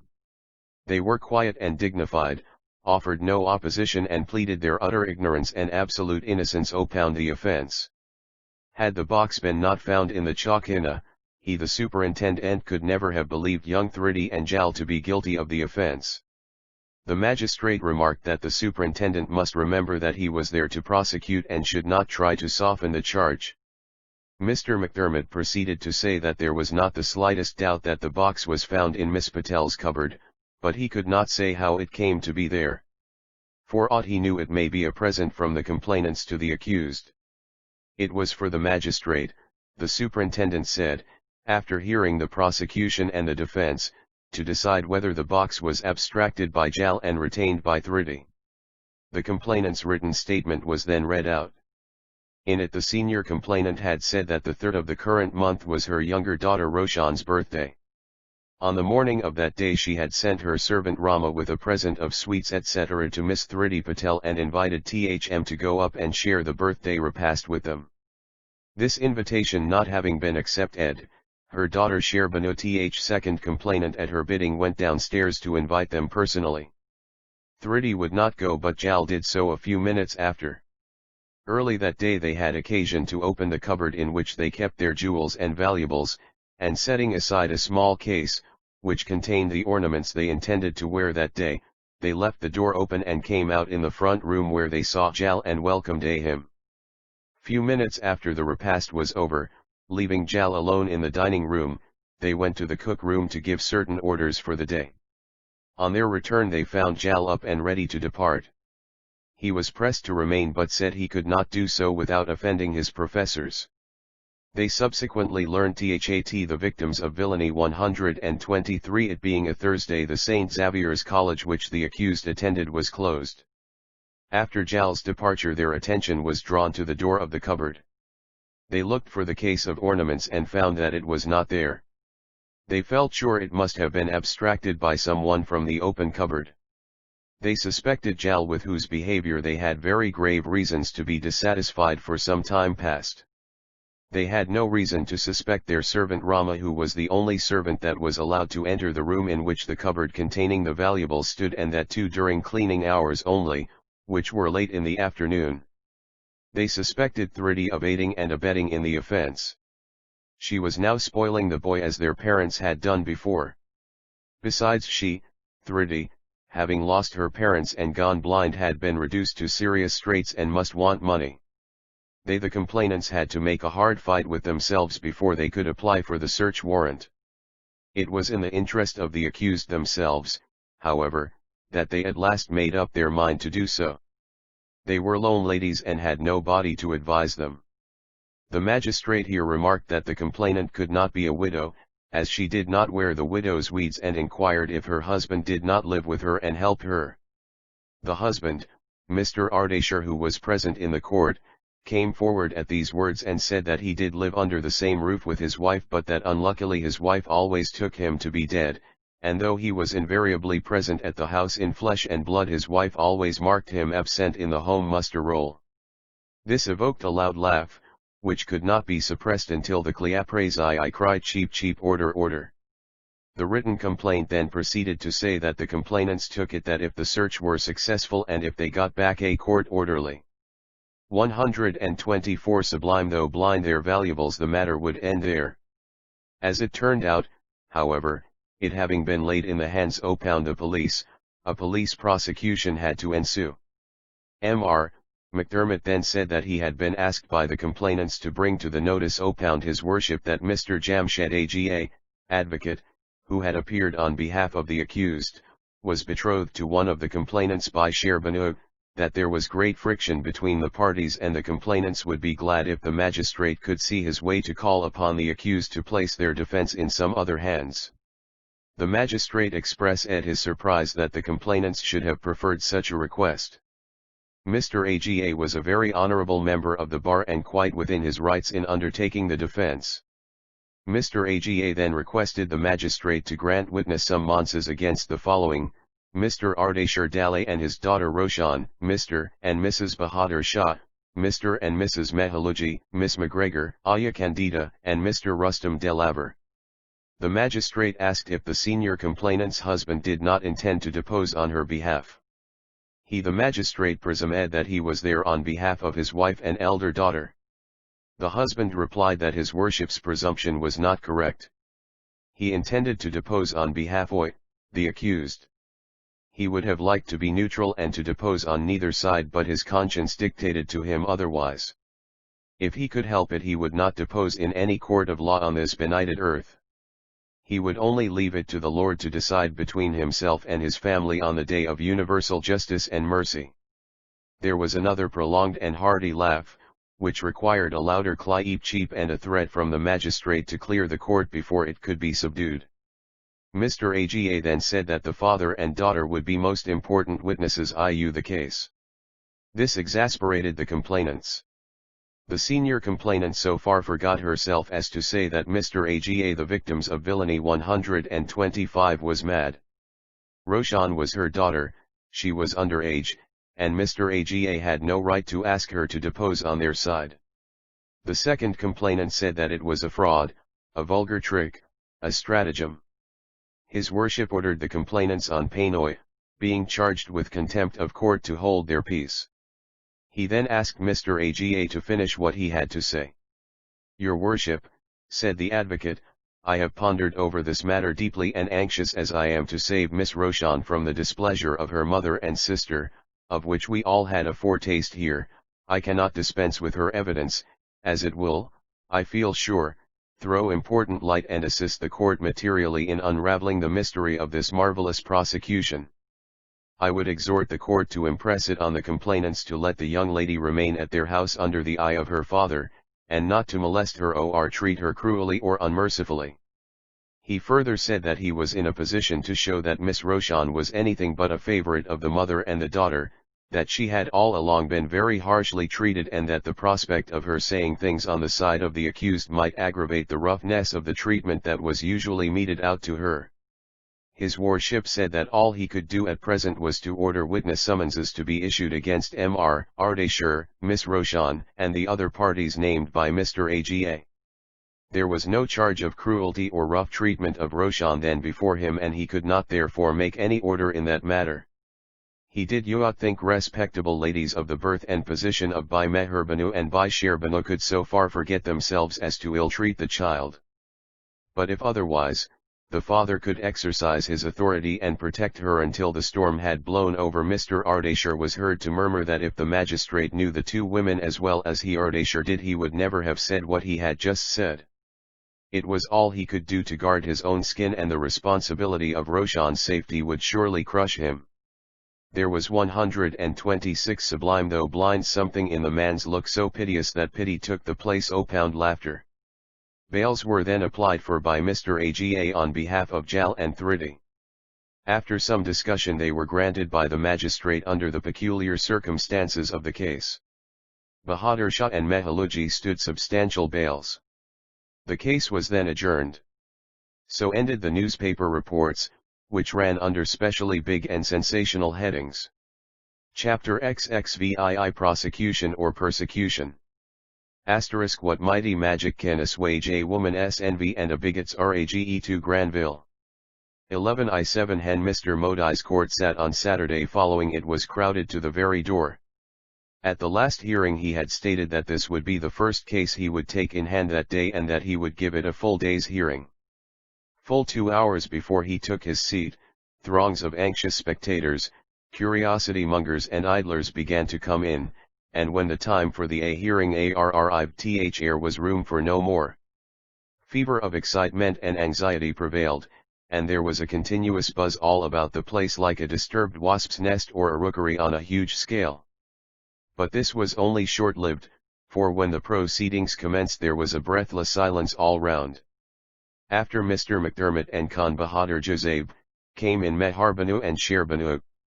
They were in close converse with one Mr. Kandarao Madharao Katkate, a Maratha Hindu pleader of His Majesty's High Court of Judicature, who expected to be dubbed Beda Rao Bahadur these 10 long years and more, looked for the welcome news in the papers every succeeding New Year's Day and King's birthday, and being disappointed hoped and hoped and hoped in vain for the best.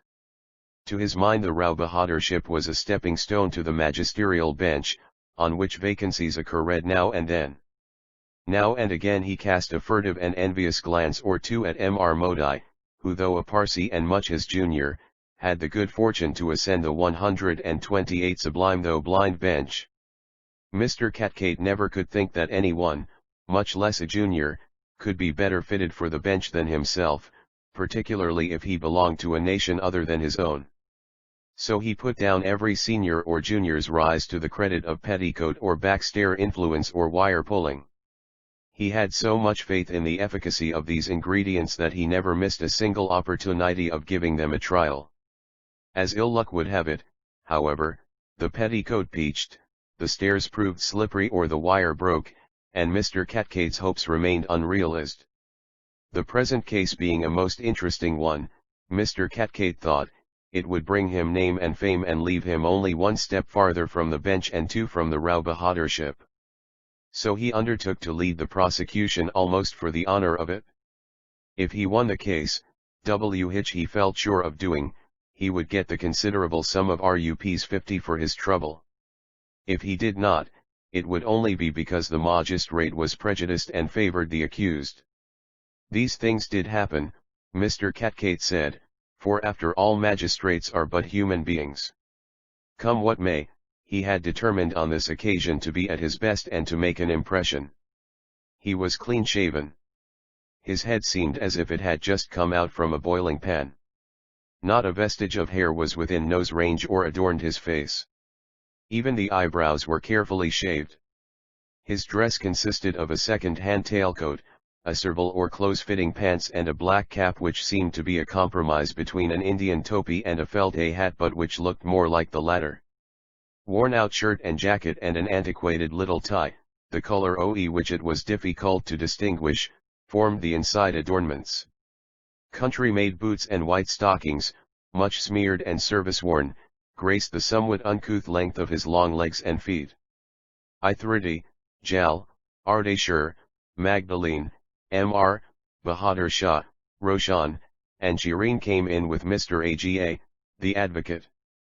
They looked resigned but resolute. Their appearance made a deep impression on the prosecution or persecution. 129 spectators and on the court, who could not remove their eyes from them. Something told them that the young brother and sister were about to be immolated at the altar of family feud and foibles. Eotian was a sight to see and admire. Slender, tall, and well-featured, she had a grace and dignity of her own. On this occasion she was dressed in a plain but elegant blue silken sari with a border to match, the sor or upper end of which set off the beauty of her head and face and gracefully relieved part of her jet black silken hair, which it would have been cruelty to cover up. There were traces of recent tears on her cheeks, which seemed to be well under her control now. Her gait was erect and her proud lips resolutely pursed. One could read in her face tender commiseration for injured innocence, mournful sorrow for the sins of the misguided and a strong determination to say the truth for the sake thereof. The female group on the side of the defense stood out in glaring contrast to the two women on the side of the prosecution. The contrast was so vivid that it reminded one of the variegated opinion expressed by poets of the character of this tender part of humanity. Some have called women faithful, some unfaithful, some loyal, some disloyal, some moral, some immoral, some selfish, some selfless, some harsh, some gentle, some devoted, some fickle, some grateful, some ungrateful. Some have said that woman is the prop and pride of life, others have pronounced that she is the bane of life. Luckily for humanity, there is the balance of power and equilibrium in the quality and character of women as in all things else in nature. Your worship, said Mr. McDermott, Mr. Catgate has been engaged by Mrs. Daly and her daughter on their behalf. The magistrate's attention was for the first time drawn to that learned limb of the law. 130 Sublime. Though blind, Mr. Catgate, he said, you have forgotten to remove your head-dress, though you are in English costume. That learned individual, who had a peculiar twang in his speech and spoke a little like a Spaniard and more like a German, and whose speech we do not wish to stultify, replied, I beg your worship's most object and apologetic pardon. I am in mourning, your worship. My Gleer Wally died a week ago. I have clean shaved in accordance with religion. Head is bailed, and it would not look nice to expose that to your Hanner's worshipful eyes. This is the first time I hear, Mr. Catgate, that you Hindus go into mourning for your landladies, said the jail-magistrate. Your worship, we call our wives Gleer Wallace. Happy face, loud and uncontrollable laughter. The court is sorry for your loss, Mr. Catgate, but it must ask you to remove that thing on your head. All it can do is to allow you, if you so desire, to fold your oa round your head. There were peals of laughter, which were controlled with difficulty. Taking advantage of this, Mr. Catgate removed his cap and tied up the oaperna over his pate. Your worship, he then proceeded to say, I have a request to make on behalf of these highly respectable, influential, and well-to-do ladies, before I proceed with the prosecution. Clients desire to have only 5 minutes take with the witness Roshan Bey, and your worship will kindly make an order to that effect. Miss Roshan, asked the magistrate, do you wish to see your mother in private? Without a moment's hesitation, the witness replied in English in fine clear accents and intonation, Sir, I do not. I think I had better not. You see, Mr. Catgate, Miss Roshan does not wish to talk. Ioa one long white cloth band usually thrown over the shoulders by Hindus, and flowing downwards to the knees. 2. Prosecution or persecution. 131 Liar mother, and as she is here for the accused, the court has no jurisdiction to force her to do so, said the magistrate. Your worship, urged the man of law, when you know your worship will change your mind. Serious effort has been acted against these honorable ladies. After the first hearing of the case was over, by Meher Bey's husband very daringly absconded the witness Roshan and concealed her and himself in some place unknown to these highly honorable ladies. Your worship, this is disgraceful and very unfair to my clients. I would warn you, Mr. Catgate, not to take up the time of the court in this way. You should also be very careful in the choice of your words. As the complainant's husband and her daughter Roshan wished to depose on the other side, I think they were quite right in not giving the complainants an opportunity of talking them over. Mr. Catgate thereupon opened the examination in chief. Bhai Meher Banu was the first to be examined. The Parsi prayer book of Osta was handed to her. She held it in her hand and swore to tell the truth, the whole truth and nothing but the truth, in the sight of God and man. She was not a bad-looking woman.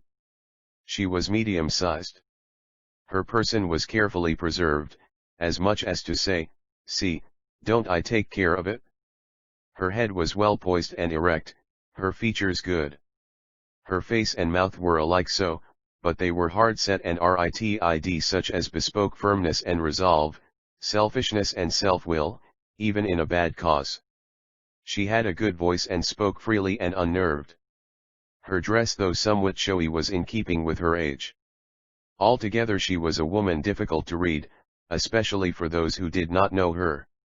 Those who knew her knew well that her life was and would be one long and wrong regret for her marriage with good Mr. Ardeshir. It was not infrequently that she cursed her parents for it. Ardeshir was not the sort of husband 132 Sublime though blind she would have picked out for herself. She could have, she thought, made a better match. Mr. Catgate asked the magistrate if he could give a chair to the complainant. In support of his request he said she was an elderly and a high-born lady, very influential and very rich, and the magistrate would kindly see his way to comply with his request. The magistrate replied that he was very sorry he could not do so. The lady looked pretty strong and quite able to go through her evidence in a standing pose. Besides, the court made no difference between silk and cotton. Q. Your name?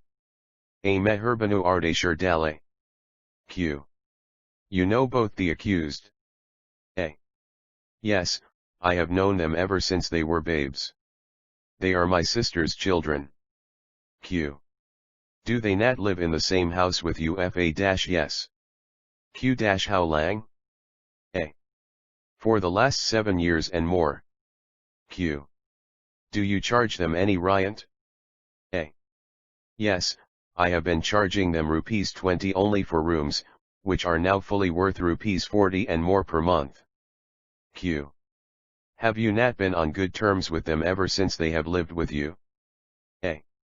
Yes, for a long time, but they have been trying to seek quarrel with me on one pretext or another ever since they have been asked to give up the rooms in my house. Q. So you have asked them to give up the rooms, why?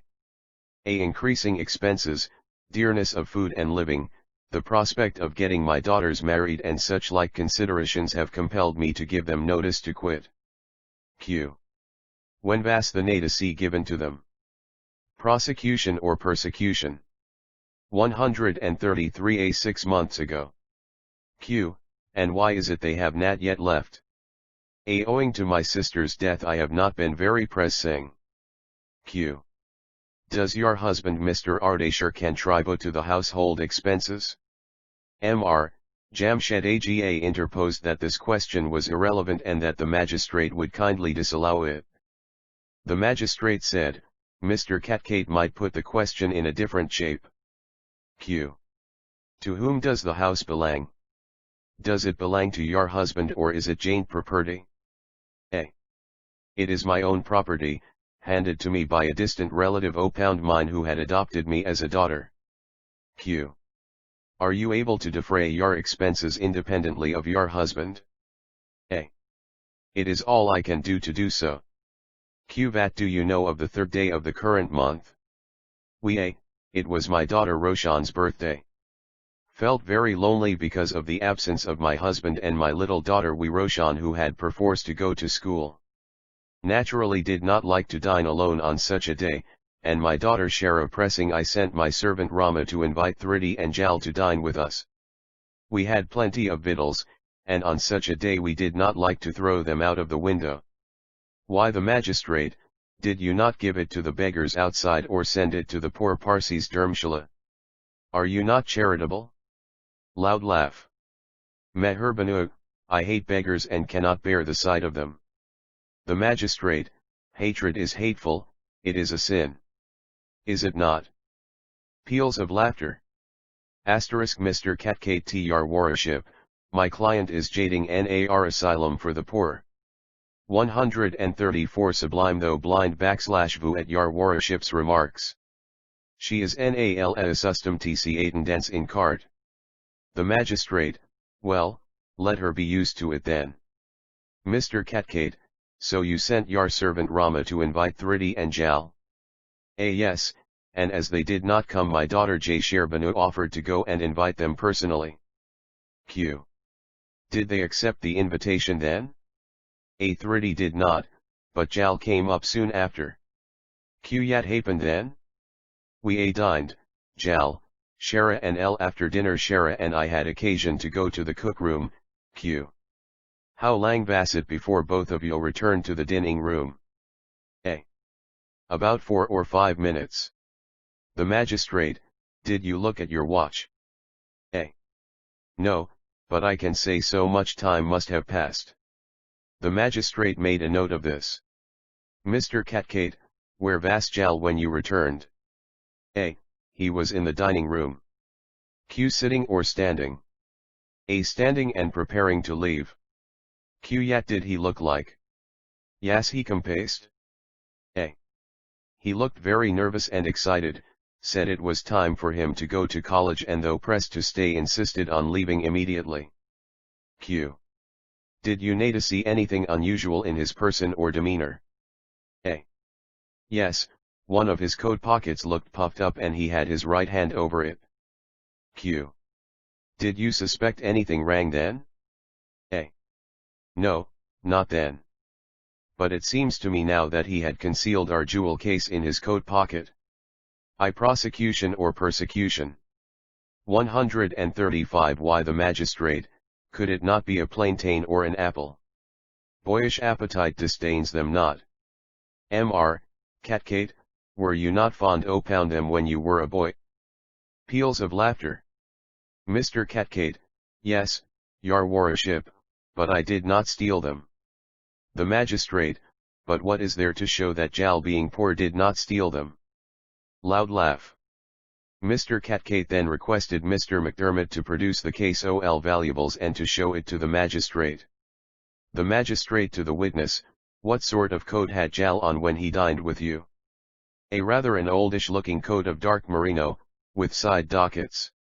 M. The magistrate here asked the chaprasi to ask Master Jal to step into the courtroom. Then addressing the witness he inquired if the coat which Jal then wore was the same that he had put on Keshan's birthday. The witness being confused looked at Mr. Catcade as if to read the reply in his face. At a warning look from the magistrate Mr. Catcade turned away from his client. The witness then replied that it looked much like the same coat but that she was not sure. Mr. Aga suggested that the magistrate would kindly allow the coat to be kept in the court, as he thought it would be of great use to him in the complainant's cross-examination. The magistrate agreeing, Mr. Aga dispatched his servant to run to Jal's house and get another coat for him. Mr. Catcade, what made you think the chis was stolen by Jal? Why could it not be one of your own men? The magistrate, Mr. Are they sure, for instance? Roars of laughter. Our servants are old and trustworthy and have orders to enter the private apartments at particular hours of the day only. The magistrate, servants are after all but servants. Don't they break orders oftener than they obey them? Laughter again. 136. Sublime though blind Q. When did you make up your mind that Jal was the culprit? Mr. Aga objected to this question. He urged that Mr. Catcade was practically putting the words in his client's mouth that Jal was the culprit. The magistrate stated that he could not allow the question to be put. Mr. Catcade here said that Meherbanu's examination was over. Shehrbanu was then called in.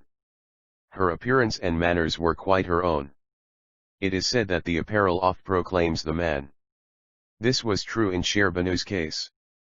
But we would go a step further and say that it proclaims a woman's mind, manners, and tastes, in a marked degree. Her dress was in anything but good taste. It showed as if she thought she was going to a wedding or to an at-home. She wore jewels to show that she was determined to empty not only her own jewel cases but those of her mother to boot.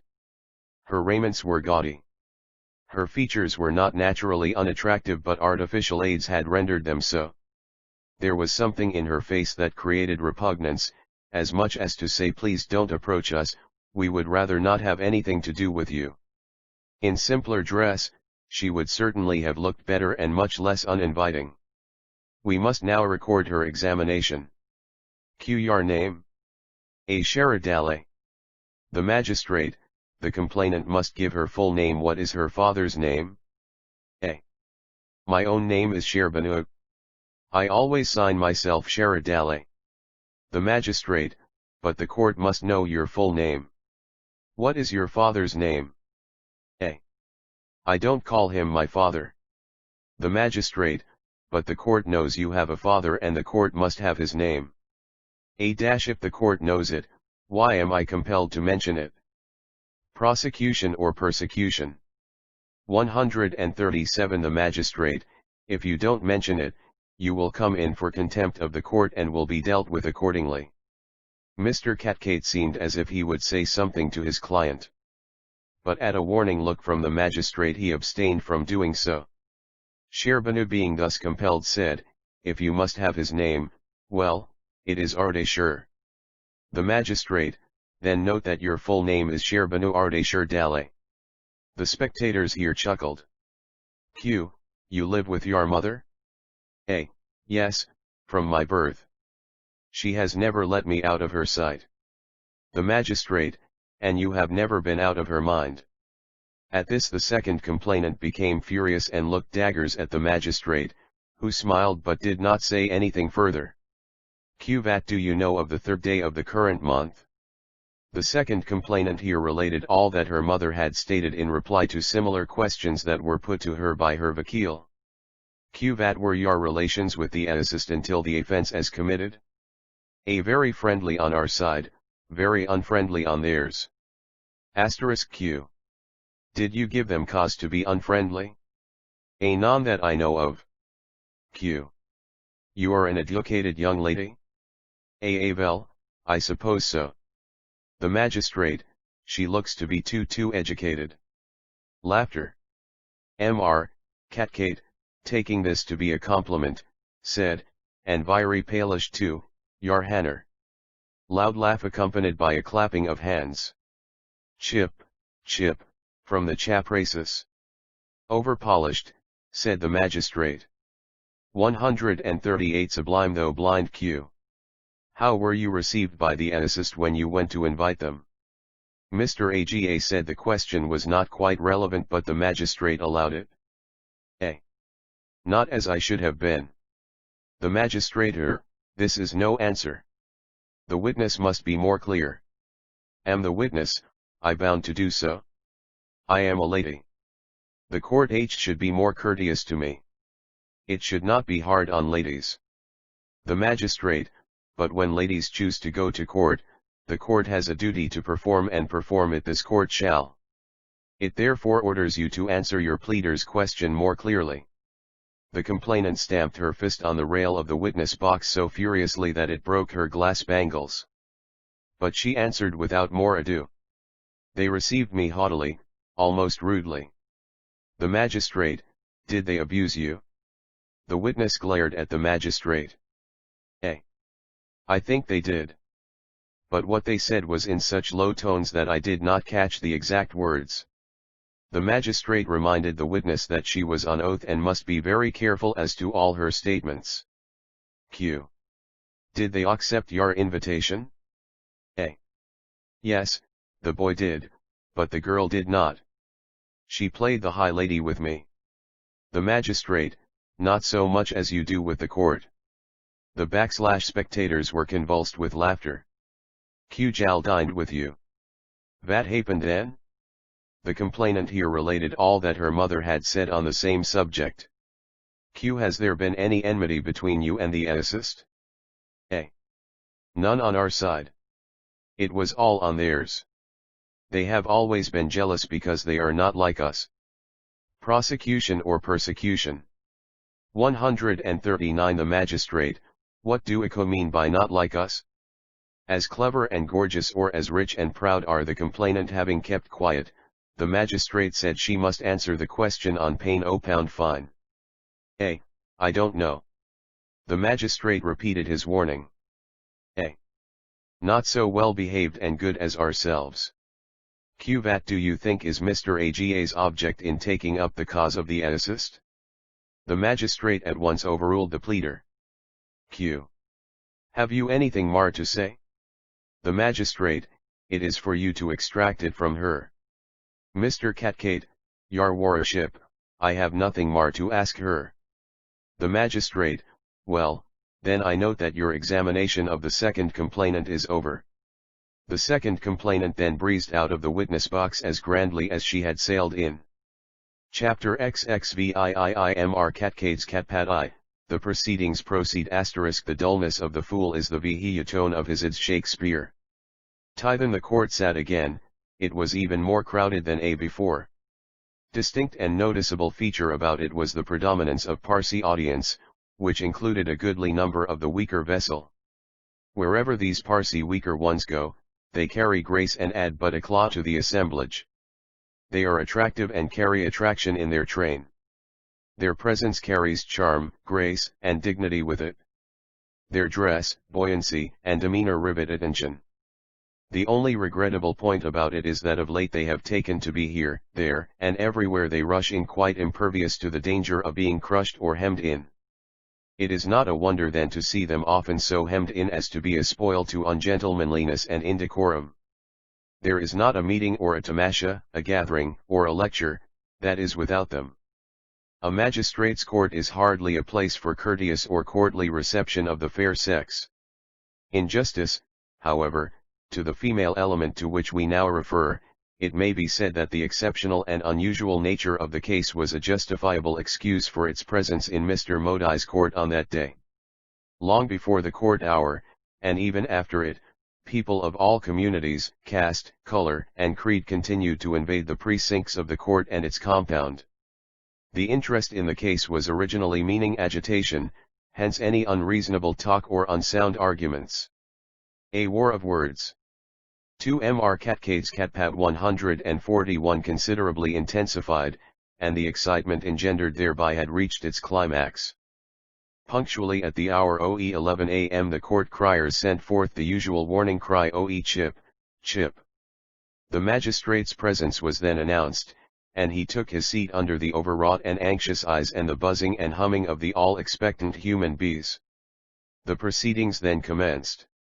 A crude and clumsy figure in front of the complainants and by the side of the legal members of the court, arose as clumsily and was about to say something when the magistrate looked wonderingly at Mr. McDermott and inquired where Mr. Catcade was and whether the complainants had put up another pleader in his stead.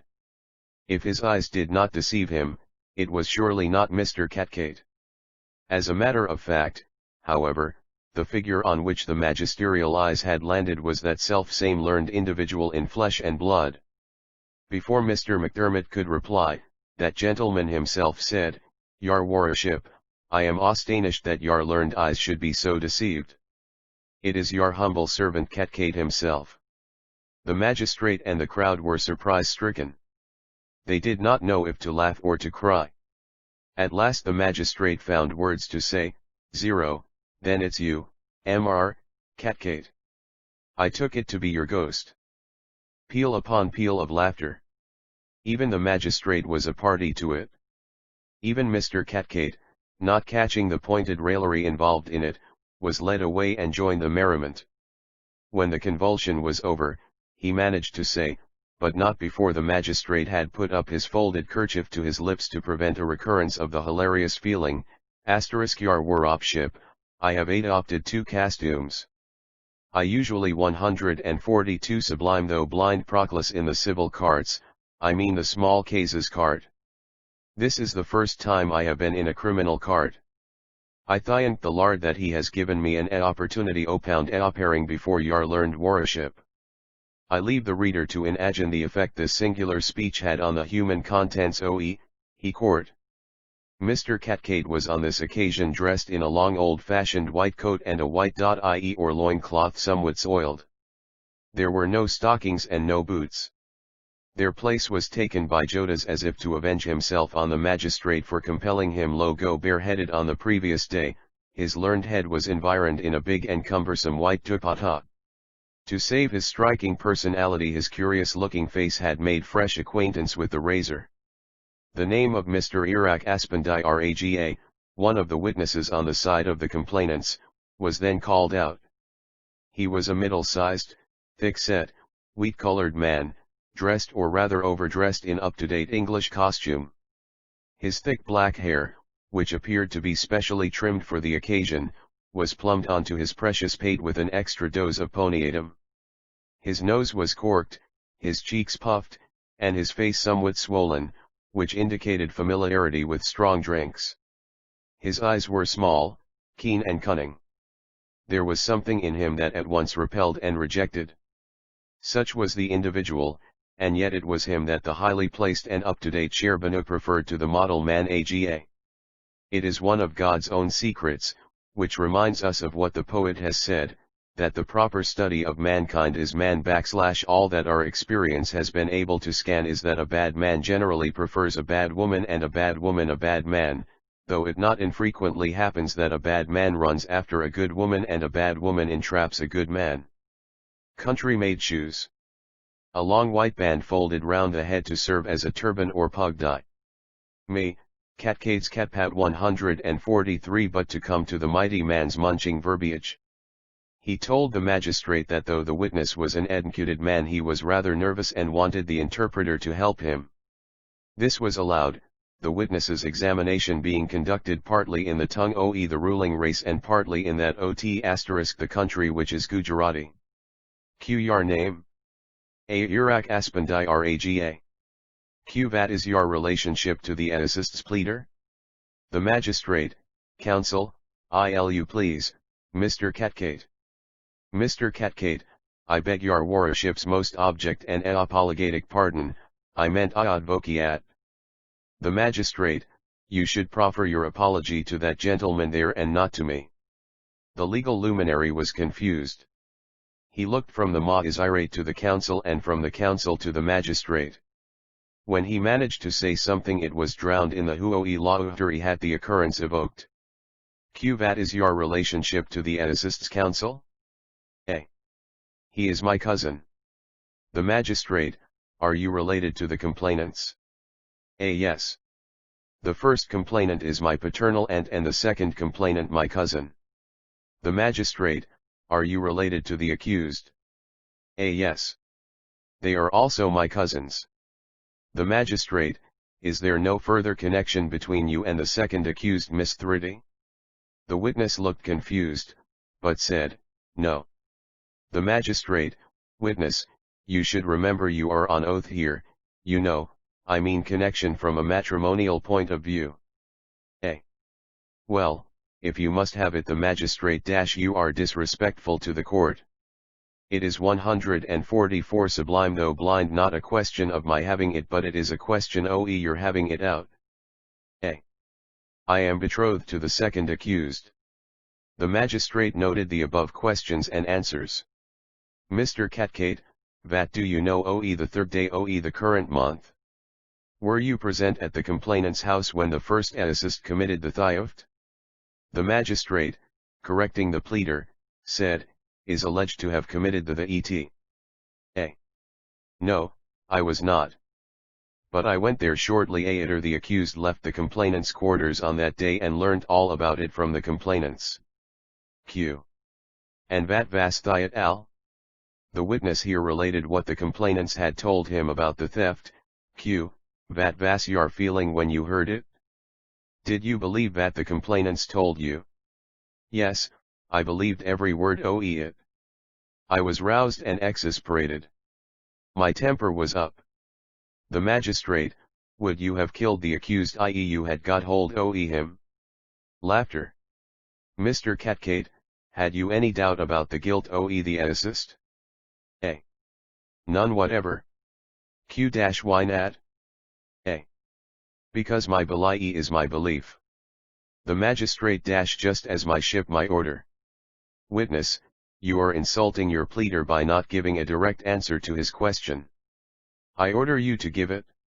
A. I believed it and do believe it, because they are ill-bred. And ill-brought up. The magistrate, why do you think them to be so? A. Because I know and feel it. The magistrate what is your standard pound education and Mr. Catcade's Catpat 145 bringing up? I don't ask about breeding, because the accused and you belong to the same family. A. The court is taxing my patience. The magistrate, you are taxing the patience of the court by evading its questions. The court wants to tax the truth of your statements. A. My ideas of education and bringing up are my own. How can I describe them? The magistrate, well, then, what is your own education? A. I have studied up to the English 7th standard. I failed in the matric. The magistrate, failure is no qualification. By whom were you brought up? A. I was brought up by my widowed mother. The magistrate, are not widowed mothers known for their over-partiality to their offsprings and for spoiling them? The witness stamped his foot furiously on the ground but said nothing. Mr. Catcade, your worship, the witness here is a very good gentleman but somewhat nervous and excitable. If the court keep questioning him it will spoil his case. The magistrate, that's the court's business, Mr. Catcade. You forget you are insulting the court.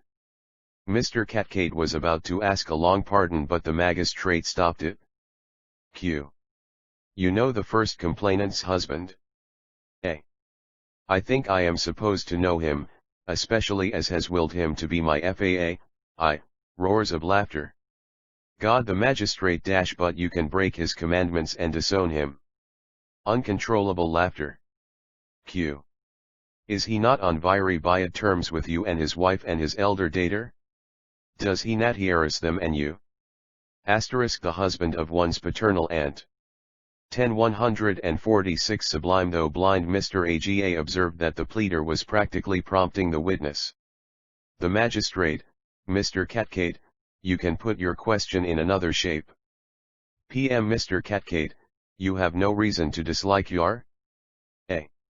I have every reason to do so. He behaves like a beast towards us. Why the magistrate, do you say us? A. I mean towards myself and to IRDs the complainants. The magistrate, are you not a match for him? Loud laugh. A dash but I have not the power and the means to oppress, which that individual holds. The magistrate dash perhaps you are undervaluing your resources. You may be oppressing someone less important. Roars OT laughter. Q. The learned counsel there, pointing to Mr. Aga, to be betrothed to the second complainant. Do you know is said this to be true? A dash I know that to be true. But one don't know that he is learned. That is still to be proved. The magistrate dash witness, you are insulting the advocate. Your pleader did not ask an imperfectly educated man to sit in judgment on his learned friend. Then without waiting for the witness's reply he asked Mr. Catcade what he was driving at by asking such questions to the witness. Mr. Catcade dash your Hanner, I want to prove bias and animus. The magistrate dash but you must cut it short. Q dash do you think Thiat little lady Roshan Bey has appeared as a witness on the other side of her own sword? A dash certainly not. She would never have done it, had she Mr. Catcade's Catpat 147 not been instigated and put up by her wily father. The magistrate, witness, you must desist from applying such wily adjectives to the witnesses on the other side or I shall be compelled to punish you. Q. That is your object in helping the complainants in this cause. Do you do it of your own free will or only because they have asked you to do it? A. I do it of my own free will, because they have all along been very kind to me, helped me in my difficulties and because the man who should have stood by their side has mercilessly deserted them. Mr. Catcade here declared that he wanted the witness no more, and the witness thereupon tramped out pompously with an air of doubtful triumph. The next to be called in was the complainant's servant Rama. This man belonged to a sect known as Lalias, who are a lower class of servants, mostly household drudges. They speak corrupt Gujarati and are thoroughly illiterate. His evidence had of course to be interpreted. Q. Your name? Arsab, 0, sir, what have you got to do with a poor man's name? Q. But you must give your name. A. My name is Rama, if you like, Chipha, if you like Bulia. Q. How do your Sahebs call you? A. Bisabs call me Rama. Q. That is your father's name? A. 0, sir, please don't do Zoalam on me. I will give his name but never my wife's. Loud laugh. My mother's husband's name was Rakama. Q. Your age? Oppression. 148 Sublime. Though blind age? How am I to know it? One was born 5 years after my eldest brother's death and 2 years before my sister's birth. Roars of laughter. The magistrate remarked that Rama's age was not of any consequence and that Mr. Catcade ought to know better at his age. Q. How long have you been in the service of the complainants? A. Maybe 3 years, maybe 2 years, maybe 10 months. Q. Do you remember the 3rd day of the current month, which was Roshan Bey's birthday? A. How should I not? Q. Do you remember what happened that day? A. Yes. I swept the floor, I cleaned the furniture, washed the utensils, ate, drank and slept. Loud laugh. Q. What else did you do? 1a. How could I tell? You ask me and I will answer. Q. Did your Bhai Saheb send you down to invite somebody to partake of the dinner? A. Yes, such a thing did occur. The Baisa sent me down to Thrutibai and Jal. Q. What far? A. To ask them to go up and dine with them. Q. Did they go? A. No. They said they could not do so. Q. Did anyone else go to invite them? A. How can I say? In our country such invitations are proffered only once. Roars of laughter. Q. Very well. Did you see Thrutibai and Jal dine with your mistresses? A. Don't you know Thrutibai is blind?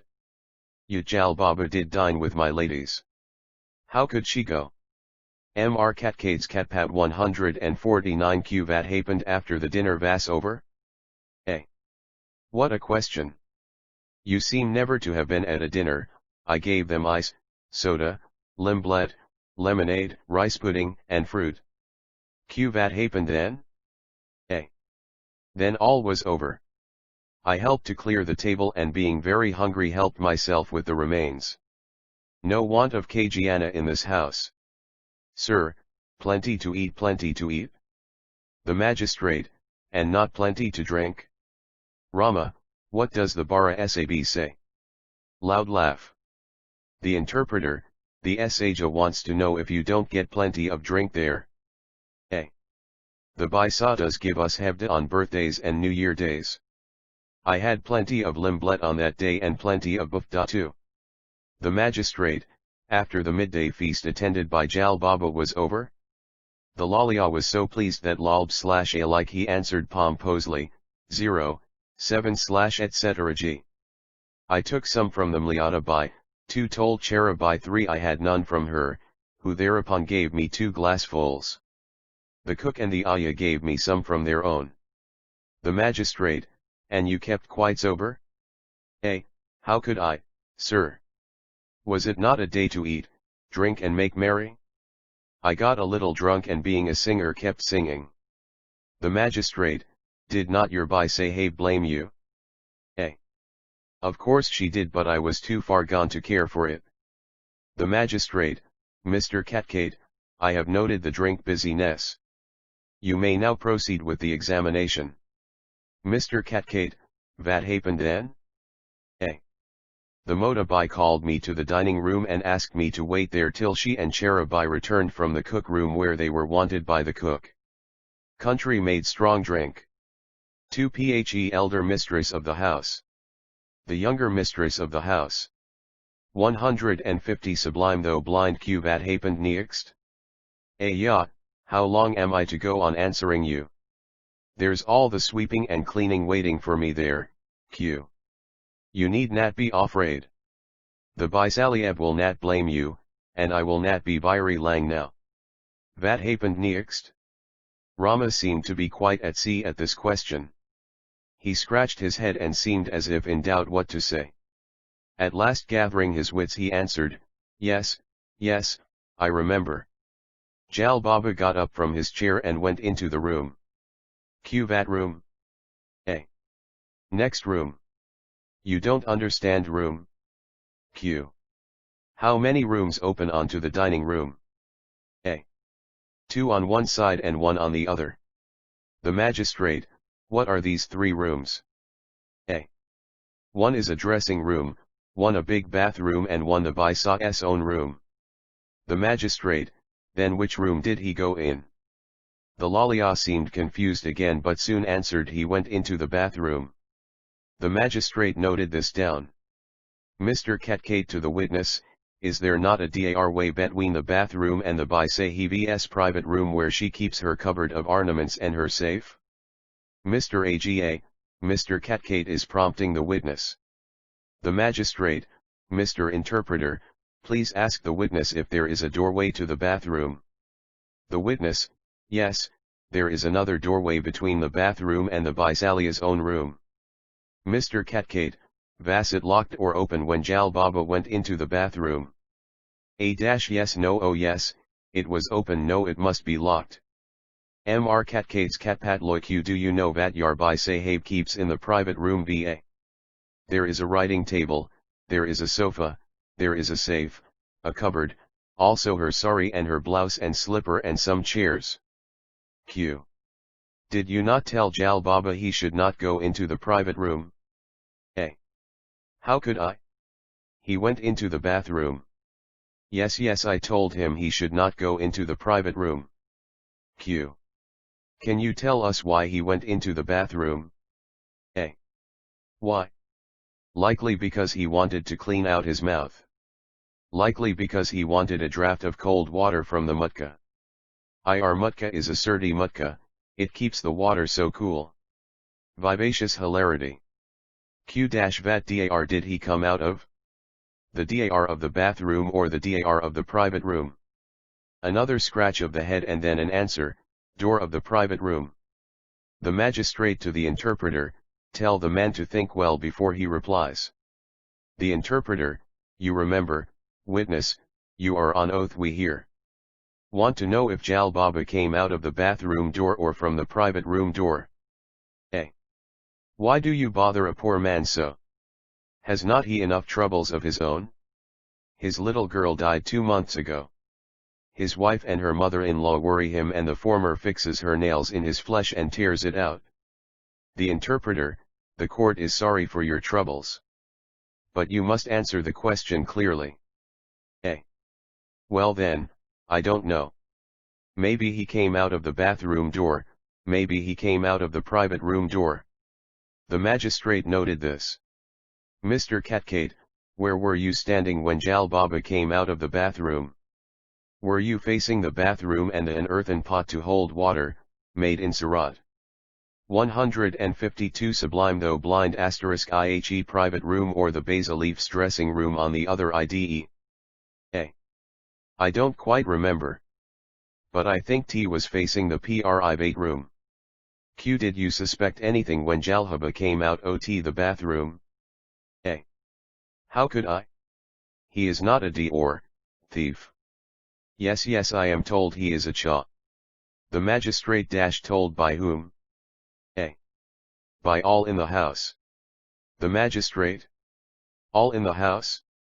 Did Arde Shursheth and Roshan Bey tell you so? A. How could they? They are all fighting daily. Arde Shursheth and Roshan Bey never speak to me except when they want me to do something for them. They don't like me. The magistrate, you say they are all fighting. What do you mean by all? The cook and the ayah and the boy. A0, you are so green. I mean the Kjajat Sa, the Bisa and Cherahai. The magistrate, did they fight on Koshan Bey's birthday also? A/ek, they fought and fought very loudly too. They never did like that before. The magistrate what did they fight about? A. The Bisabs wanted to send Roshan Bey to school, the Ssa would not have it. Then there was the Kleori. I the magistrate, what Cgori? A. The Kleori committed by Jal Baba.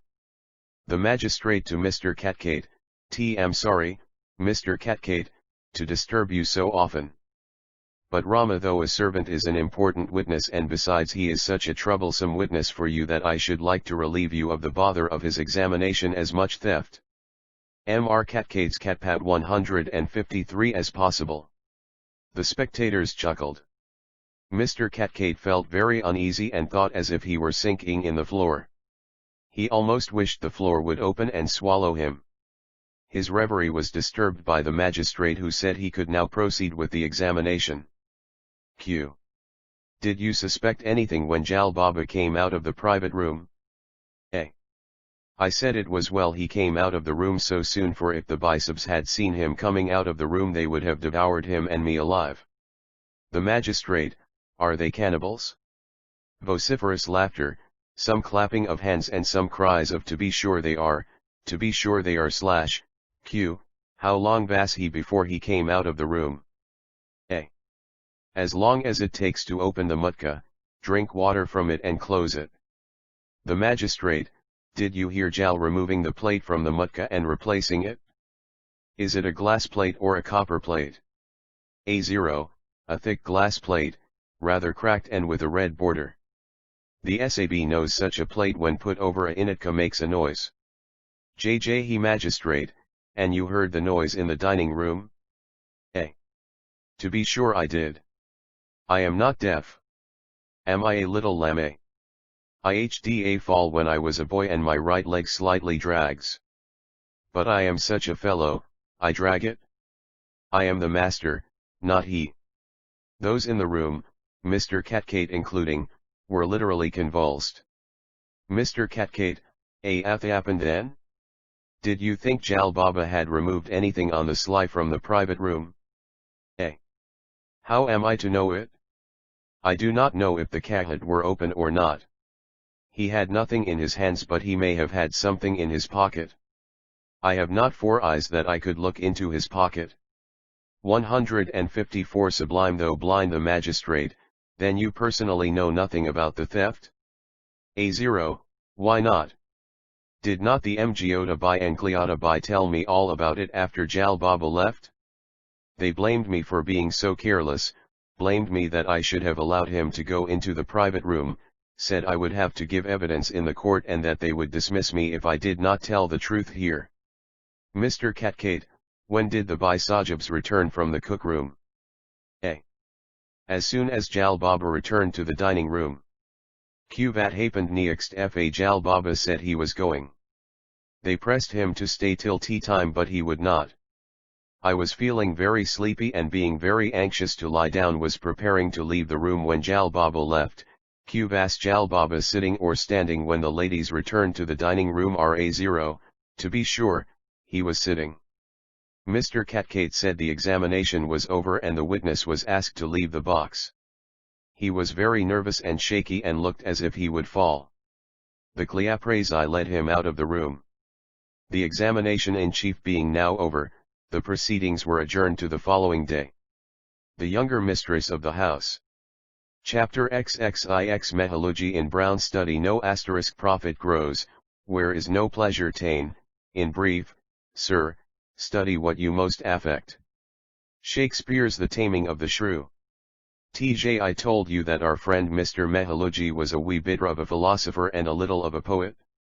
I don't think I have. Well then, take him to be so and you will understand him better. You see him seated in his fine little library today, lost in meditation. Glass of fine milk white toddy stood by him on a stand. It was so fresh that it was bubbling over. But he did not care for it. Today he was not his usual self, quiet, contented, and considerate. Today he was determined to look into the inmost recesses of his heart, determined to rummage his brains and to cudgel them for something he wanted to but could not solve, something which puzzled and annoyed him. Determined he was to turn his heart and head inside out. He was sitting today in judgment on himself. He was holding a mental court of inquiry of his own, wherein he himself was judge, jury, and accused. So far out with himself was he that he did not even notice the presence of his wife, who had walked in quietly to talk to him, but seeing him lost in reverie had quietly seated herself in a corner of the room. From there she looked at her maid with her beautiful, large, dark orbs intently fixed on him.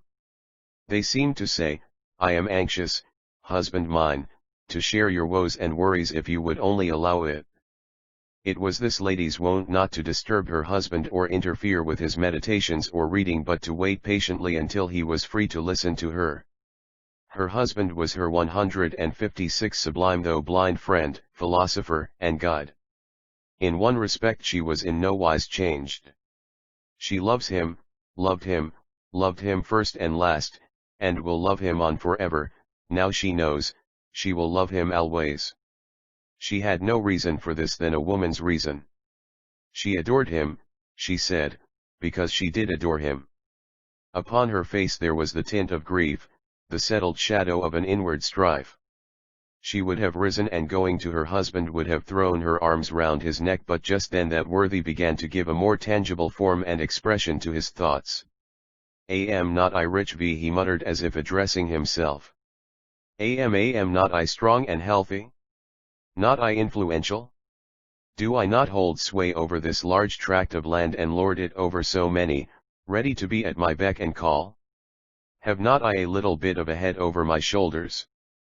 Have not I form and features and a cut and figure that so many envy and so many feel jealous am of?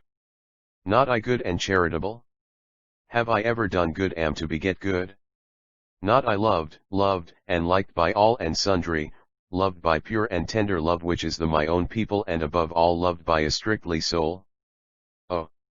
Love is too soft a word for that outcome of a holy Zoroastrian union, the love of a wife who has in me her all in all, who has never looked to anyone for love and loved no one but me. And yet what is the use of all this? Don't you see, he muttered a bit louder as if now addressing someone else, some invisible spirits in the air or in the skies, and 5 et I ask, what is the use and what the object of all this v is money the be all and end all of existence? Oh, childless I how a childless, sonless, daughterless, very relentless, father a without a son, millionaire without a successor, childless, I wonder, how I have not gone mad, not become heartless and indifferent, not become cruel and callous, not become godless. Is not a father without a son like a house without an exit, like a city without citizens, like a medicine without virtue? Mehaluji in Brown study 157 times were when a luckless man like me took to himself more than one wife. With the Parsi law coming in, polygamy has gone out for good and monogamy has come in to stay, perhaps to the happiness of wives, perhaps to the happiness of husbands, but surely not for the happiness of such miserables as me. Oh, am what am I saying? Not I blaspheming? Not I disloyal? Am not I inconsistent? Not I sinning without being sinned against? Does that angel of a Chandan deserve all this? Is she not an angel? Could I afford to lose her for a daughter or even for a son? No, something within me says, no. I remember someone saying, it's true, perfection none can hope to find in all this world, much less in womankind. Whoever said so, it is wrong, downright wrong, he should have said much less in humankind. The woman is no better than the man and the man is no better than the woman, some say. The man's experience is that woman is better than man. The woman's experience is that man is better than woman. Conclusion: there are women worse than the worst of men and there are men worse than the worst of women. They say you can improve a depraved man but never a depraved woman, and that woman once fallen in the path of vice is fallen forever. The woman in that corner there who erstwhile was for moving stuck more closely to her seat. She was speechless but eager to hear what came next. And she had not long to wait, for the speaker began anon, that angel Chandan has something on her mind. She knows she wants a child, and she knows I must be wanting one, more than she. Were we living in the olden times, which some call good and some call bad, she would have herself asked me to take unto me another wife. She would ask me now to take unto me a son. If it were left to me I would take him for a son whom she has in mind. Does she read my mind as I do hers? Perhaps 158 Sublime. Though blind she does, perhaps she does not. I am afraid to speak out my mind, and she is afraid to speak out hers, for her fear is the same as mine. That boy, that brother of hers, is going bad ways, they say. No, he is not, and yet we are so afraid. Rustam Rusi would be a jewel of a boy were he steady.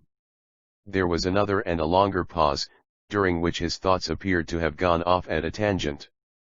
Is Rustam the only lad of his kind in the community? Are not there so many, oh, so very many, with the outward halo of religion and reform, who are yet worse than he? What dark soul and foul thoughts do they not hide beneath? But why about boys alone? What about the girls? What about the community itself? Are we progressing on the onward path of name and fame, of religion and reform, of demarcation and distinction, or are we going down the downward path of impotence and inability, demoralization and depravity, disunion and degradation, disintegration and extinction? There are some who, not knowing what religion is, call themselves religious. It is the so-called Orthodox sect. They try to do good but work evil. There are others who call themselves progressive. They know what religion is, they know what reform is, and though calling themselves reformers, they will not help to raise and reform those who depend on them for true religion and righteous reformation. What is true of the Orthodox and of the reformer is true of their organs. The soliloquizer here glanced meaningly at some of the Parsi dailies and weeklies which were strewn about him, looked at them with an air of pity and concern, an air of commiseration. He then broke out again. We Parsis were the pioneers of the press and the paper. What is the business of the press?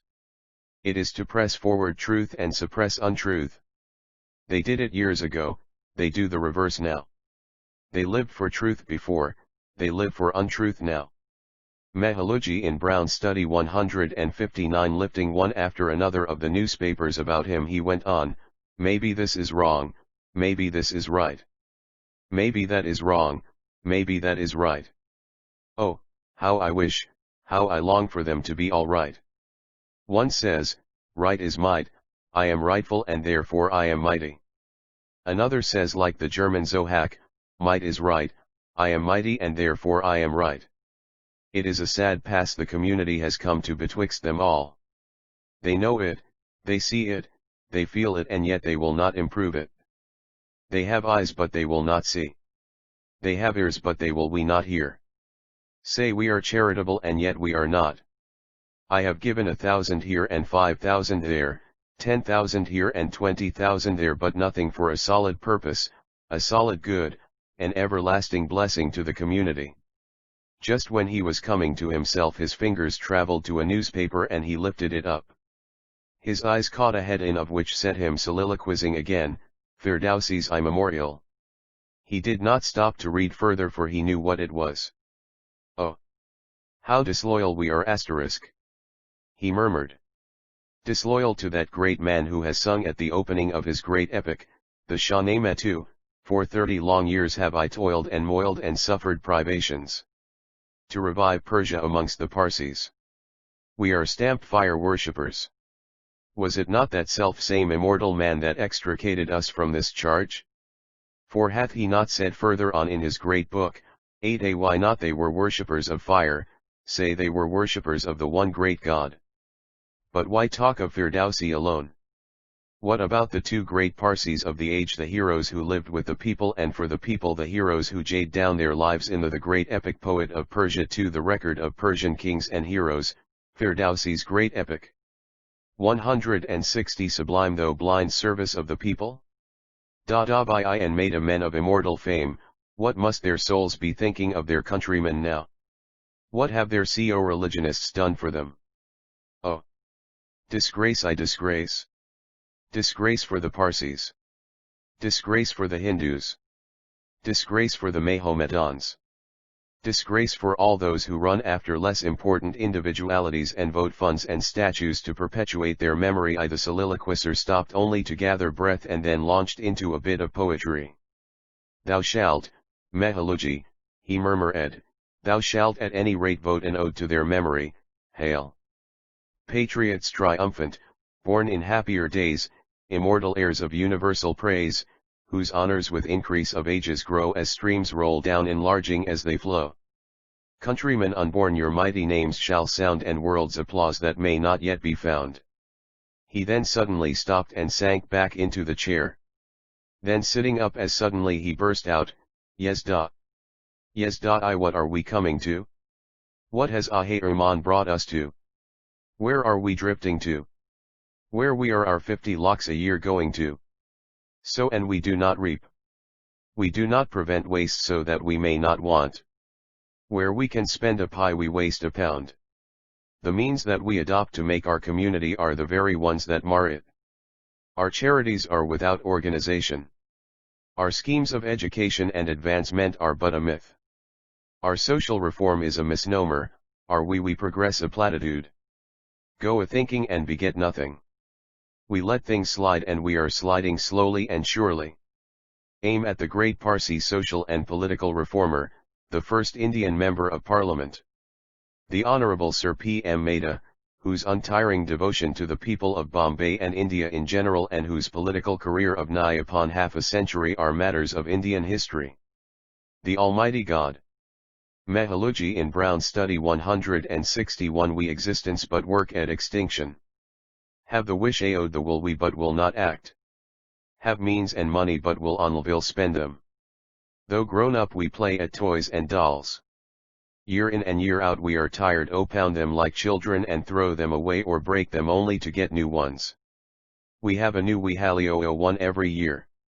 Are forced to obey not by fair words and good counsel but by fright and fabrications.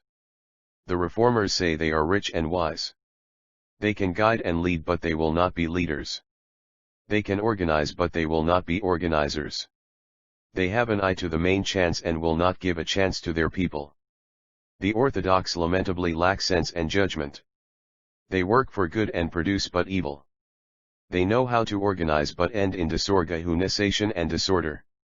Is then to blame the orthodox or the reformer or the medley of interlopers, the self-styled Sachians of the community who though outwardly Zoroastrians are still not so? They say they work for the spread of Zoroastrianism and peace but they confess to have worked only paganism and pauperism. For the spread and enlargement of a newfangled creed of their own, the Sachians and the interlopers do not allow the orthodox and the reformer to meet on a common platform and to unite and work for the common will of the community. They surely are at the bottom of the mischief. But I cannot exonerate the reformer. He is more to blame than the orthodox. For by the mere lifting of his last finger he could put his foot down on the mischief makers and crush them. Ami. Ami I for the frailty of human wishes. Oh that Zoroaster were alive to enliven us. Oh for a real out and out Sachian to be born amongst us and for him to outstrip and bury the false ones of the day. Let us hope the eyes of the hoodwinked *a phantom. According to the ancient Persian tradition, they are men destined to be born in after ages to reform and rejuvenate the world and its religion. 1162 Sublime though blind and fly hoodwinker, the fallen and the benighted will open, that the light of truth will drive away the gloom of untruth, that apathy will give way to energy and that a day will dawn when we will rise again and find ourselves really great and good, working for the good of the community and for the restoration of its time-honored purity and progress, working for the abolition of prejudices and superstitious practices and the removal of excrescences that have gathered round our great religion, which is at once religion, science, poetry, sanitation, hygiene, philosophy, and above all sound common sense, purity and virtue. We have associations and clubdoms in shoals. They abound like mushrooms. Goodness knows where they come from, whither they are bound and how and for what they manage to exist. Lucky it is that the majority of them are harmless, though they are no use to themselves or to those they pretend to benefit. The few, however, that pose as pioneers of social, moral, and religious reforms are the most mischievous. The speaker tarried here a minute, slightly bent his head, dropped his eyelids, pressed his fingers against them and gave them a goodly rub as if to shake off his lethargy. He then exclaimed as suddenly, "Avaunt on them, I know, body cares to inquire into their fitness and qualifications. They are a mixture of Zoroastrianism, Hinduism, Buddhism, Theosophism, and what not. They poke their noses and are in eternal evidence here, there, and everywhere, Atishbirodms and Ajidris not accepted, and put in the thin end of their theosophical wedge under the name of religious, moral and social reform. They take good care to see that nobody inquires into their uprise, origin, number, resources, rules, and regulations and their principles and organization, if any. Occasionally a misguided dastur presides at their tamashas and makes a show of Sidenor with them, but he sows into sulk soon enough and slides away. It is not an unusual sight to see these self-constituted SOS giants, these cheap popularity mehaluji in brown study 163 seekers, these players to the gallery, get in at the front door of an Adishbirod more agidry for preaching and homily to their victims in embryo and getting out at the back door only to mount the steps of the fire horse and swiftly slide over the iron path in company with a number of half-witted crazy Parsi women to visit the Hindu mandirs and prostrate themselves at the feet of Gosais and Babas, to squat on patlas, go into Samathi in Longits and leave on Dal and Haji at Kashi, Banaras, and at Adyar, which is the principal seat of their patron saint and Besant, the famous successor-in-chief and the only accredited agent on this earth of Colonel Olcott and Madame Blavatsky of theosophical fame. The speaker here rose and roared, "Beware! Parsis beware!" He thundered, "Ye fathers and mothers, ye guardians and wards, ye aunts and uncles, beware! Under the name of Jainam Banaji, Bhakti, and Kirtan your children are being slyly but surely broken into the harness of Theosophism, Buddhism, Hinduism and what is more, rank superstition and superstitious practices. Under the guise of Ajakagra Bundihai, which means concentration of mind whilst praying, they point to and preach but idol worship. They take care to instill and impress on the juvenile mind words drawn from Hindu religious books as if their synonyms did not exist in our books of religion. They use the word Farmatma for Hormuzd Bliakti and Kirtan for Bunjas and Shanbhavan for Adisliha RDMS and Ajidris, God. God. Bless us and save us from these so-called friends of ours. It is these men that hold Jayantis or anniversary days of great Parsis and exhort young Parsis to walk in their footsteps, but they vote not a pi to commemorate their memory or to help their memorial buildings or institutions. They have erected a memorial column at Sanjan to mark the defeat and flight and not the victory of Parsi emigrants from the land of Iran to the land of idol worshippers. Likely enough they will put up a similar column at the same place or at Div Bundar 2, 164 Sublime though blind mark the blessed day on which the Parsis to a man will live the pure and simple creed of Zoroaster and embrace idol worship. The speaker drooped and went off into a doze. His foot came into contact with something lying on the ground and he started. "Hello. What's this?" he cried. "Oh, it's the Milk and Water Daily, the Hot and Cold Blow Weekly and the Mumhai Noo Malo Bi-Weekly. They pretend to be Parsi Zoroastrians are in the and yet their mouths are gagged. Confidence of the idol worshippers, and they know fully what they are up to, but they dare not quarrel or pick bowls in them, for they are so full of holes themselves.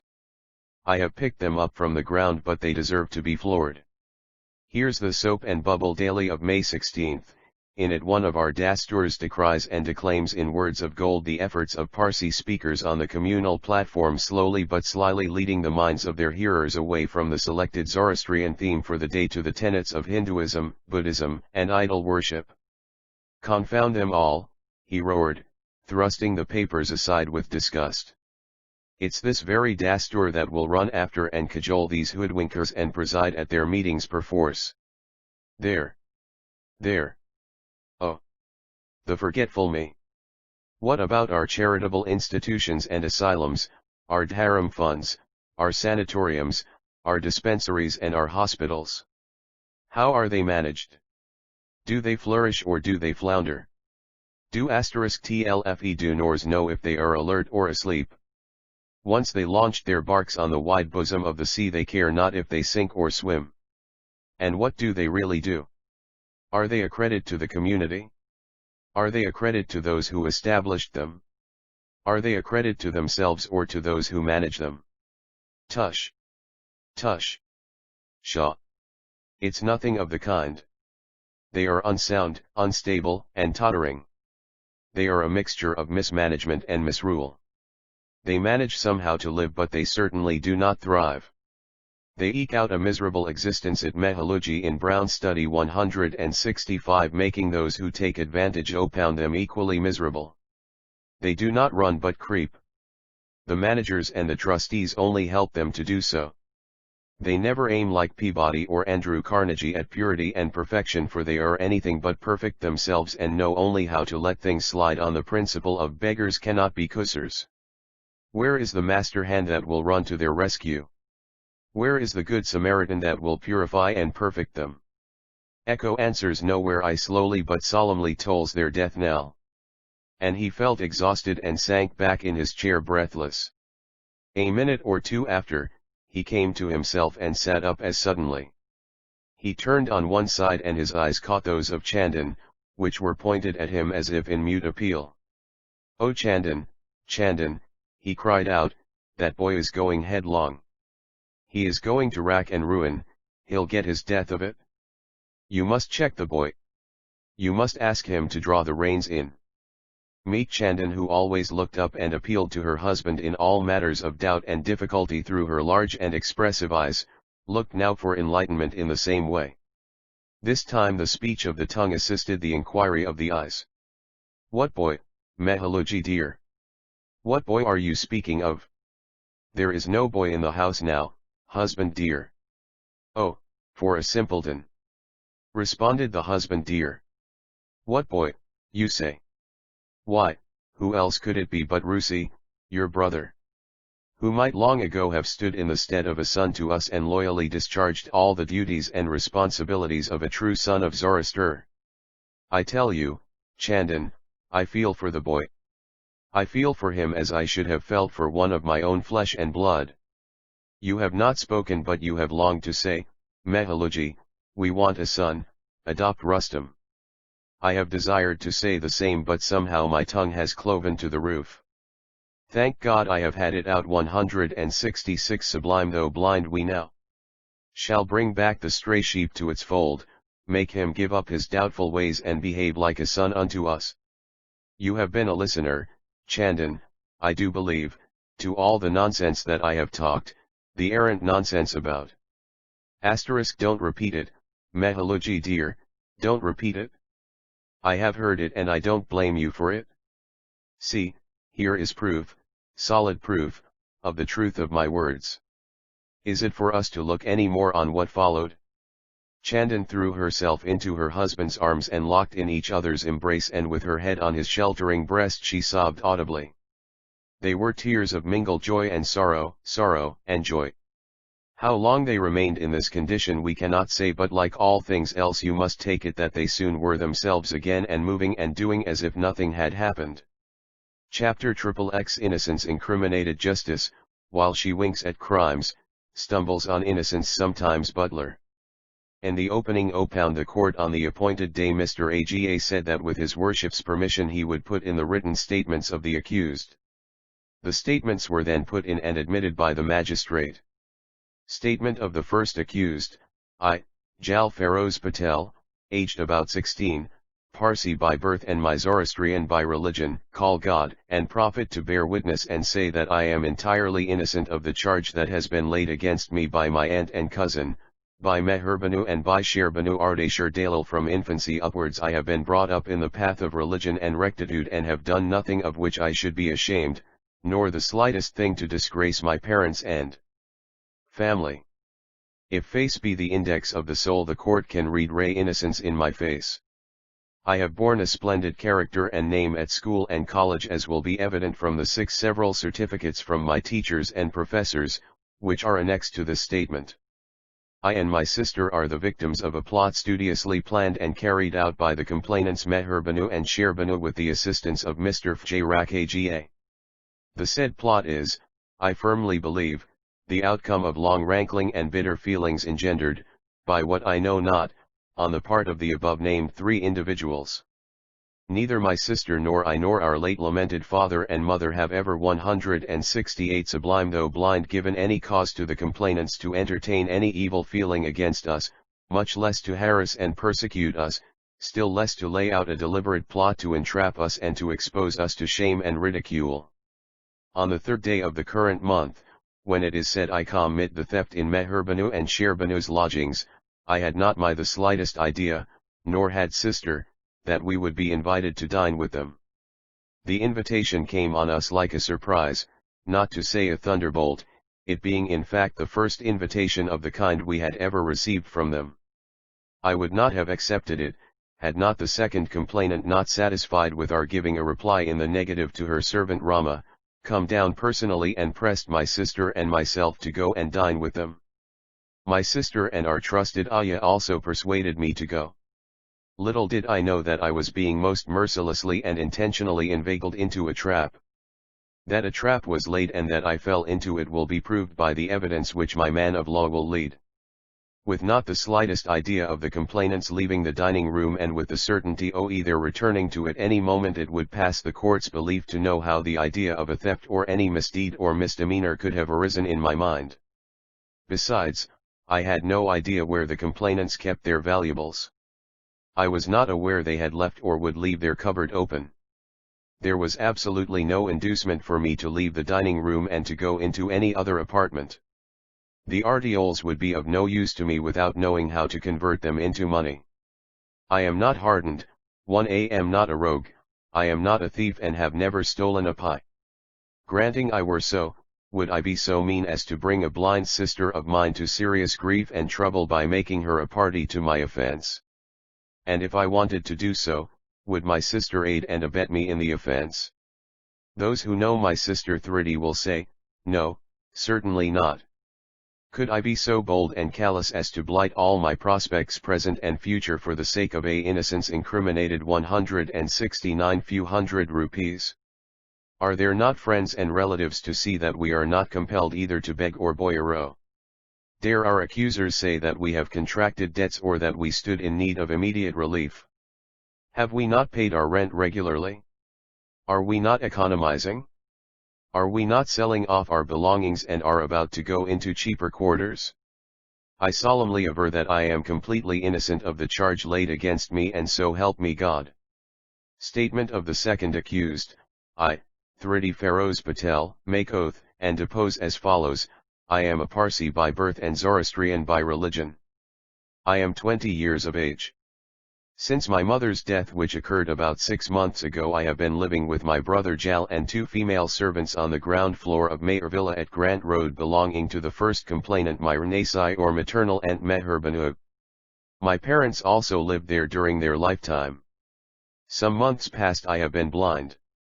I make my living with the help of some dear friends and relatives, by jiving tuitions in music and English.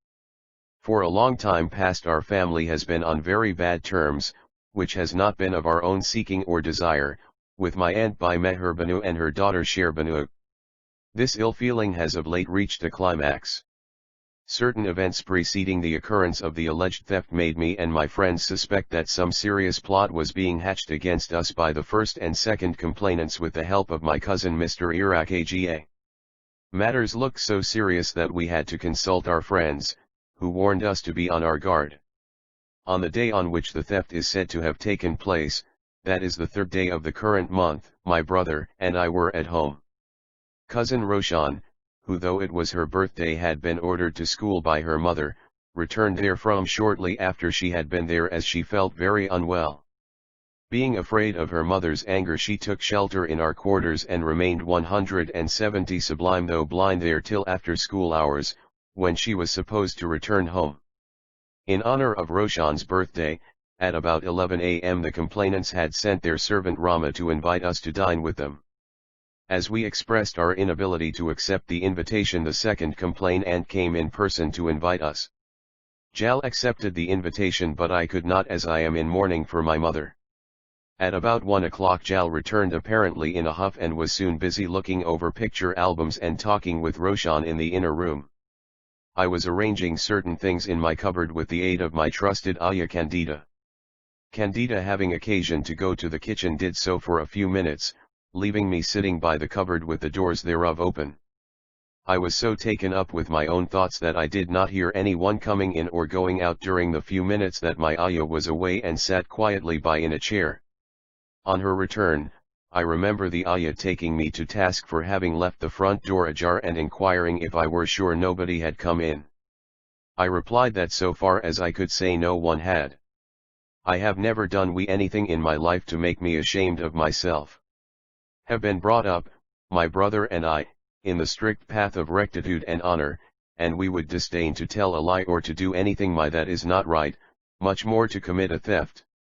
Consternation at knowing that a jewel case was actually found in my cupboard can be easily imagined. Case, however, was actually found in the cli or hajia of my cupboard. I solemnly aver that it was not put in there by my brother Jal, and certainly not with my knowledge or consent. I firmly believe that it was put in there by an agent of Meher Banu during the time that my ayah was away. My advocate will prove that such was the case. In the meanwhile, I say on oath that I have not been a party to the alleged theft, nor aided and abetted in the alleged offense, and so help me God. The effect produced on the listeners when the reading of the statements was in progress is worthy of note. At every sentence their countenances were transformed. They denoted excitement, innocence incriminated 171, anger, wholehearted sympathy, and righteous indignation, and not the least tender commiseration. The changes in their countenances synchronized with their postures. They were restless. Some upon them lifted themselves from their seats and seemed as if they would rush at the complainants and tear them to pieces. The complainants were not unaware of this. But the climax was yet to come. When the reading of the statements was over, the magistrate said that he was sorry to say that so far as the case had proceeded, a prima facie case had been made out by the complainants, and that he had no alternative but to draw up charges against the accused. He would, said the magistrate, go a little out of his way and say that in one respect it was better than discharging the case, for it would give the accused an opportunity of completely proving their innocence if they were really innocent, and of leaving the court spotless and honorably. The charges were then read out. I, Minukher Khurshid Modi, Second Presidency Magistrate of Bombay, hereby charge you Jal Feroz Patel and Thridi Feroz Patel as follows, that you, Jal, on the third day of the current month at about 11 of the clock in the morning went into the lodgings of Bhai Meher Banu Ardeshir Dale and committed the theft of a small case containing various ornaments of the aggregate value of Rs 1,500 by taking it out of the possession of the complainants. Meher Banu and Sher Banu, an offence punishable under section 379 of the Indian Penal Code and within my cognizance. That you, Thridi, aided and abetted your brother in the offence by receiving and retaining the said stolen property in your possession. I, therefore, commit you both, and order that you be tried on the said charges. After the charges were read out, the magistrate asked the 172 Sublime though blind accused if they pleaded guilty or not guilty. The accused, who had maintained their composure so far, were thoroughly disconcerted at that direct question and broke down. Jal sobbed out that he was innocent. Thridi gave vent to an outburst upon tears. With hands uplifted to heaven she told the magistrate that as she had a soul to save, she and her brother were innocent. This was said so pathetically that all present and even the magistrate were deeply moved. His worship very kindly assured the brother and sister that he was there to award justice in the sight of him who always saw that the innocent did not suffer. When this climax was reached, the excitement of the spectators knew no bounds. They hissed the complainants and would have rushed at them had not the police, seeing the danger, led them out of the room and saw them safe to their carriage. The court then dispersed. Chapter XXXI Some stern realities of the law courts. He that goes to law, as the proverb is, holds a Ivolf by the ears. Burton's Anatomy of Melancholy, Democritus to the reader. Within the court sat again the magistrate asked Mr. Catcate I he had any more witnesses to examine. Mr. Catcate said he bad none. Just at this minute a man opound Mr. Catcate's cast who looked like his clerk came in and whispered something to him. Mr. Catcate then asked the magistrate's permission to leave the court for about 10 minutes. The magistrate, I object very much, Mr. Catcate, to your request. It is not the first time you have made it, and, besides, you are not an exception, Mr. Catcate, but your worship the magistrate, pray do not worship me so often and so much, Mr. Catcate. Your gods and deities will not like it. You should worship them. The practice of pleaders leaving the courtroom in this way is becoming a scandal. You have perhaps a case coming on or being heard in another court and wish to tend to it. Whilst you do that, this court and those busy with it will have to wait and waste their time. Complaints have reached me of pleaders detaining cases of certain clients in one court on various pretexts to attend to those in another court. Only a few days ago a plaintiff complained to me that a pleader in lucrative practice had left him in this way just when his case was coming on, though he had paid him a handsome fee. Luckily the plaintiff, who is an educated man, offered to conduct the case 174 Sublime though blind himself. More luckily for him, he won it. If he had applied to me to proceed against the pleader for refund of fees, I should certainly have granted the application. Mr. Catcate, Your Honor, I have no case before another magistrate now. But I want to obey the call of nature.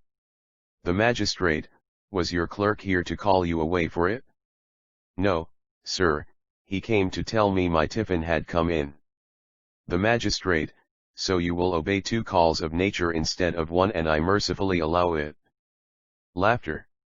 Mr. Catcate was about to leave the court when his worship detained him, saying, Mr. Catcate, please tarry a few minutes, for I should like you and the other pleaders who have gathered here, to hear what I have to say. Speaking of complaints of clients against pleaders, I was told only a few days ago that a pleader who glories in calling himself the lion of the police courts had undertaken to conduct a case of assault on behalf of the complainant. The said complainant happened to be his friend and naturally relied on him to do his best. What did the gentleman pleader do? He very ungentlemanly combined with the pleader on the opposite side, who happened to be a relative of the complainant, and they both got the hearing of the case postponed thrice without the consent of the complainant, and letting the presiding magistrate to understand that the complainant and the accused wanted to come to an understanding. Between the two they persuaded the complainant to accept a very tame apology from the accused, and so tired him that the poor complainant, who was a busy man, consented to accept it. Both the complainant and the accused pleaders knew that the accused was an old offender and that the complainant had a very strong case. The pleader's behavior was, to say the least, most unbecoming. I have heard of another case in which the pleader on behalf of a complainant very coolly informed his client on the day of some stern realities of the law court's 175 hearing opound the case that he had lost all the papers that the complainant had entrusted to him. On the complainant express signo his strong displeasure, that respectable dignitary had the hardihood to say that the papers were never given to him. In both the above cases my informants have long been known to me as HLY respectable and truthful men. I can only hope that lawgivers will cease to be lawbreakers and thus give the direct lie to the nickname licentiates opound legalized blunders which they have got from some quarters. The countenances of all the men of law then present fell seriously at these words. The magistrate, as if he had not noticed it, told Mr. Catcate that he could now leave for 10 minutes only, as he desired to do. Mr. Catcate thereupon withdrew. On his return Mr. Aga said that with his worship's permission he would go on with the cross-examination of the prosecution witnesses. The magistrate having accorded the permission, Bhai Meherbanu was called in and cross-examined by Mr. Aga. Q. You Meherbanu are the lawfully wedded wife of Mr. Ardeshir Adulji Dale, whom you are bound to serve, love, honor and obey. Is it not? I am his wife, but Q. There can be no buts here. Say yes or no. But Q, say yes or no. A. I will not unless I am compelled to. You cannot put me down in this way. The witness here looked as if appealing to the magistrate. The magistrate, witness, you must obey the advocate. The law compels you to do so. The witness, well then yes, I am his lawfully wedded wife. Q. And as such are you not bound to serve, love, honor and obey him? A. No. Not unless I am justified to or choose to do it. 176 Sublime though blind the magistrate I have taken a note, witness, that your answer to the last question of the advocate is no. Q. You have never been on peaceful terms with your husband, never served him, loved him, honored him, or obeyed him. Mr. Catcate, your worship, I very strongly object to the last question. It is simply taking up the time of the court. The magistrate, I cannot allow your objection, Mr. Catcate. The witness must answer the question. The witness, no, I have never had justification to do anything of the kind. Q. Have you loved your younger daughter and treated her as well and as nicely as you have loved and treated your elder daughter? A. I cannot say. That depends on circumstances. Q. You must say yes or no. The witness, yes. Q. Witness, remember your oath. Your answers to your pleader go to show that you have never liked or loved Roshan and have not treated her the same as you have treated your elder daughter. A. Well then, it's her own fault if I have not either liked or loved her or treated her well. Q. What was your object in requesting in the course of your examination in chief to have a conversation in private with Miss Koshin? A. I don't remember it now. Q. Was it not that you wanted to frighten her and to get her on your side? A. I cannot say. Q. But you must say yes or no. A. No. Q. Is not Mr. Iraq Aga betrothed to the second accused Miss Thridi? Some Stegn Realities of the Law Courts 177a. Yes, what have you got to do with it? Q. I cannot tell you that. You may ask your pleader about it when you are out of court if you like. He is far too wise and clever to conceal it from you. Loud laugh. Mr. Catcade, your worship, the advocate is insulting me. He must apologize. The court's prestige cannot otherwise be maintained. The magistrate, Mr. Catcade, I am surprised you should say so. You are taking as a slight what was meant to be a compliment. Was it not so, Mr. Aga? Mr. Aga, certainly it was so. Your worship. I am sorry if Mr. Catcade has misunderstood it. Q. You have said in your written statement, witness, that you took it that if the search were successful and you got back your valuables the matter would end there. What made you think that? Did you not consult anyone, for instance, your own husband, about it? A. No, I never consult him. Q. Why not? A. Because I don't like to. Q. Did you not consult Mr. Iraq Aga? A. I don't remember. Q. Is he not a constant visitor at your house and always at your beck and call? A. No. Q. Then, how was it that he accompanied you to the police station to lodge the information against the accused? A. Because he knew all about it and happened to be at our house at the time. Q. Then he must have been quite willing and ready to be dragged into the matter? A. There was no dragging. Q. Then he must have some other object in doing it? 12178 Sublime though blind we A. He simply wanted to oblige us. Wanted a gentleman to go with us and we took him. Q. Then you think Mr. Iraq is a gentleman? Laughter. The magistrate, Mr. Aga, I cannot allow this question, Mr. Aga, your worship, I will then put it in another shape. Q. Do you think the evidence that Mr. Iraq has given in this court to be quite true? A. Yes. Q. Could you not have taken someone else to the police station instead Mr. Iraq? Say, your trustworthy servant Mr. Ramarakama, who has so many aliases to serve in place title. Outbursts of laughter. Mr. Catcade, your worship, the advocate is ridiculing this honorable lady. Loud laugh again. Q. Was Mr. Iraq invited to dine with you on Roshan's birthday? A. Yes. Q. And did he come? A. No. Q. Why not? I do not know. Q. Did you not ask him the reason? Is it not usual to do so when one accepts our invitation and fails to come? A. I do not know that. Q. How long did you wait for him? A. About half an hour. Q. He came in after Jal left? A. Yes, soon after. Q. And did he not himself explain why he was delayed? A. No. The turmoil was too great for that. Q. Poor man. Then, for aught we know he may have come to Ungary and been kept out of his just reward? Loud laugh. A. No. We made him dine. Some stern realities of the law courts 179 Q. What?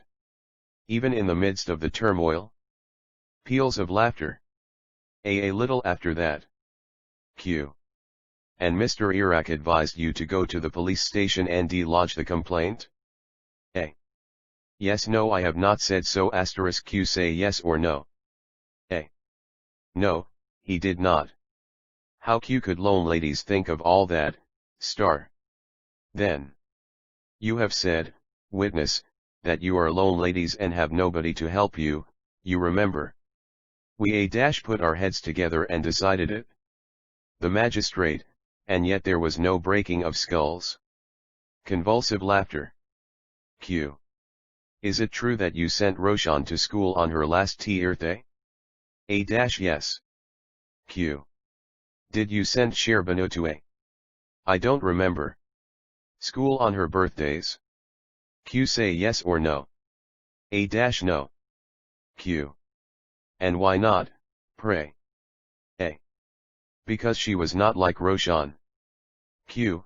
What do you mean by not like Roshan? Not so handsome or not so good as Roshan? A. Not so naughty or troublesome. Q. Then it was a punishment for being naughty and troublesome? Was it? A. Not quite that. She was particularly provoking that morning, and so also was Q. Finish your sentence, witness. As who was that other party? You have said, so also A. Her father. Q. The same person who is your husband and the father. I-80 Sublime though blind of your elder daughter? Loud laugh. A. You know it is so, Q, and what was the provocation that they both gave you? A. I wanted her to say the paytet, and when I blamed her for not doing it, her father sided with her. The magistrate, and so you ordered the father to school also. Likely enough to a boys' school. Is it a high school or an Anglo-vernacular one? The laughter was so great that it had to be suppressed. The witness's temper was up. She growled and glared from the advocate to his worship and from his worship to the advocate. Q.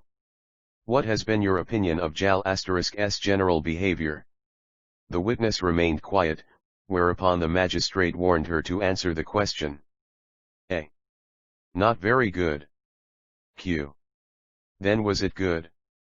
A. It may have been so or may not.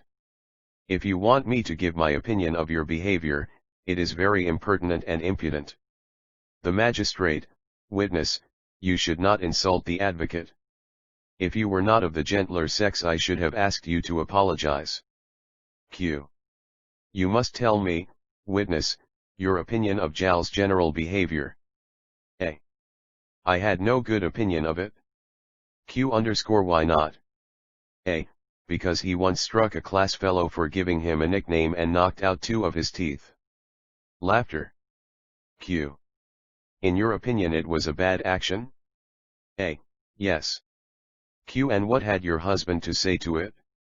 A. Like himself he said it was very brave of him to do so. The magistrate, and you were kind enough not to give him a slap for it. Prolonged chuckling. Some stern realities of the law courts. 181 Q.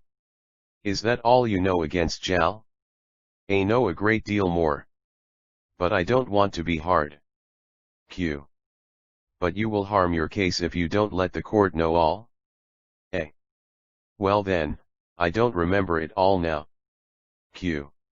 Will you remember it tomorrow and bring a list of all that you know against him with the help of your elder daughter and Mr. Iraq? A. No, I don't want to do it.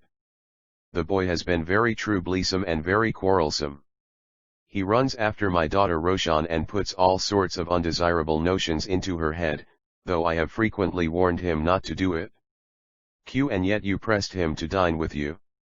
A. Yes. Only once in a way when Roshan was away.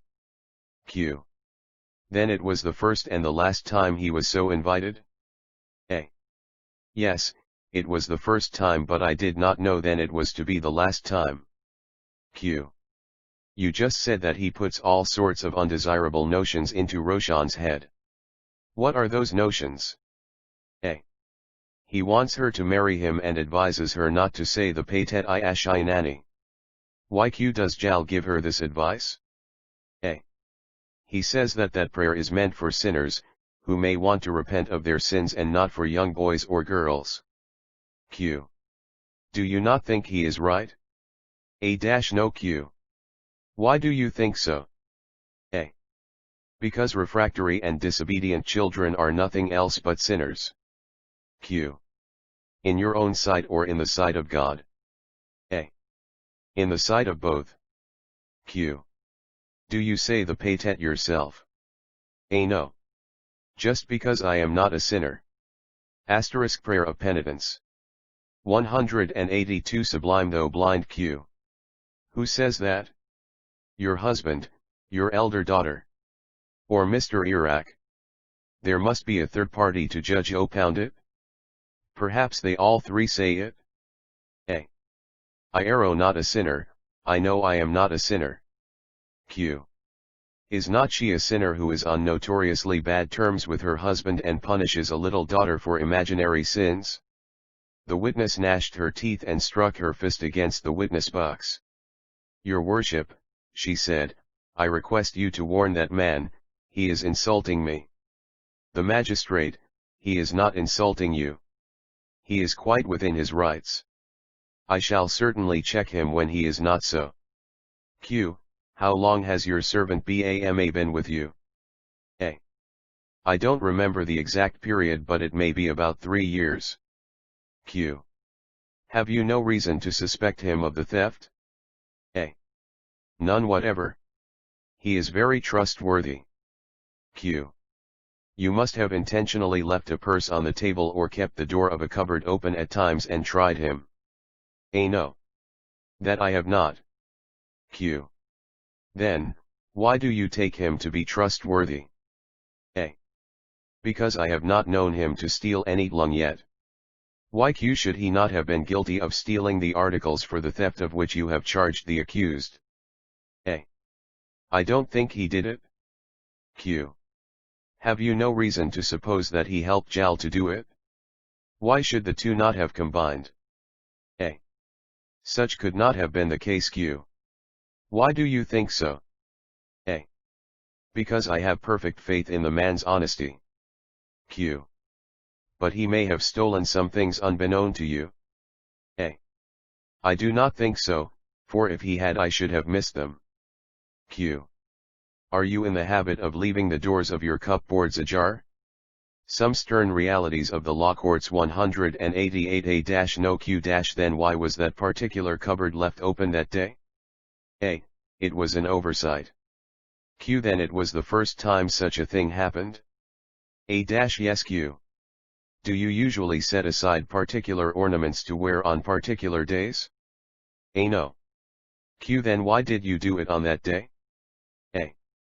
I did it to suit my own convenience. Q. What convenience? Charging Jal with the theft?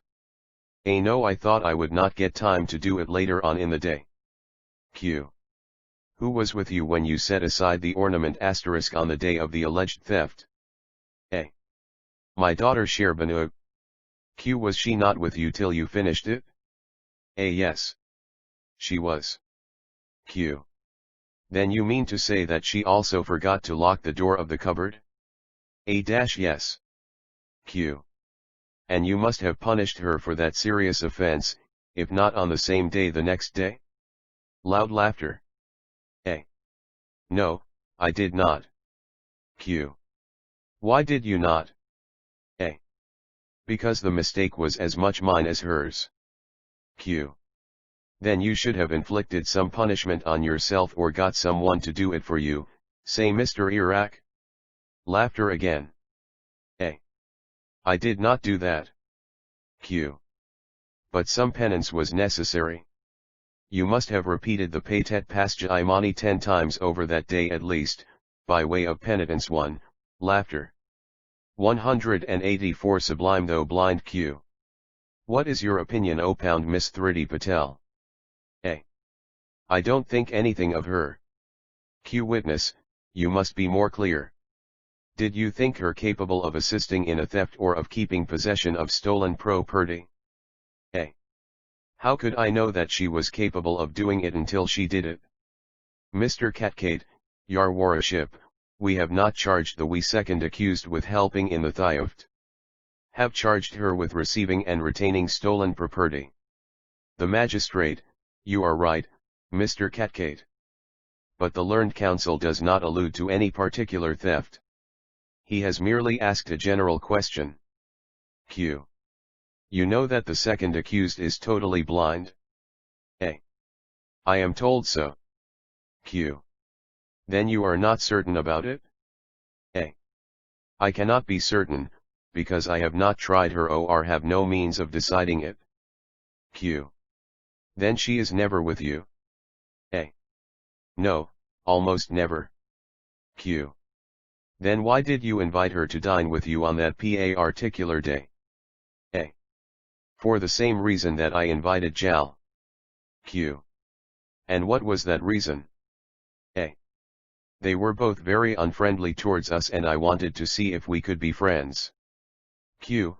Was that the only way to make friends with them? Would it not have been better to have let them remain in the same house with you and for the same rent? A. Perhaps it would have been, but I could not afford to do it. Q.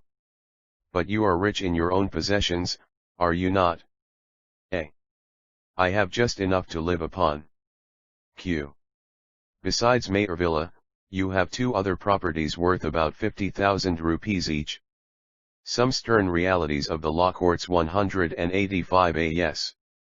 Q. Would you accept it that Thridi is entirely blind on the certificate of eminent physicians? A. What have I got to do with that? Q. £1 she be entirely blind, then would it not be possible that someone may have put those jewels in her cupboard without her knowing anything about it? A. I cannot give an opinion in that matter. It is a question for doctors and detectives. Q. Have you ever felt inclined to withdraw the charge you have brought against the accused after the proceedings were instituted? A. I have never thought over the matter. Q.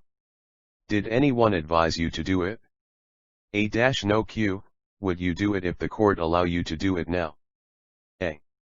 I must have time to think over it. Q. But you have said you did not want to be hard against the accused. Would you not do it now that the jewels are recovered? A. Yes, if the court allow me to do it. Q.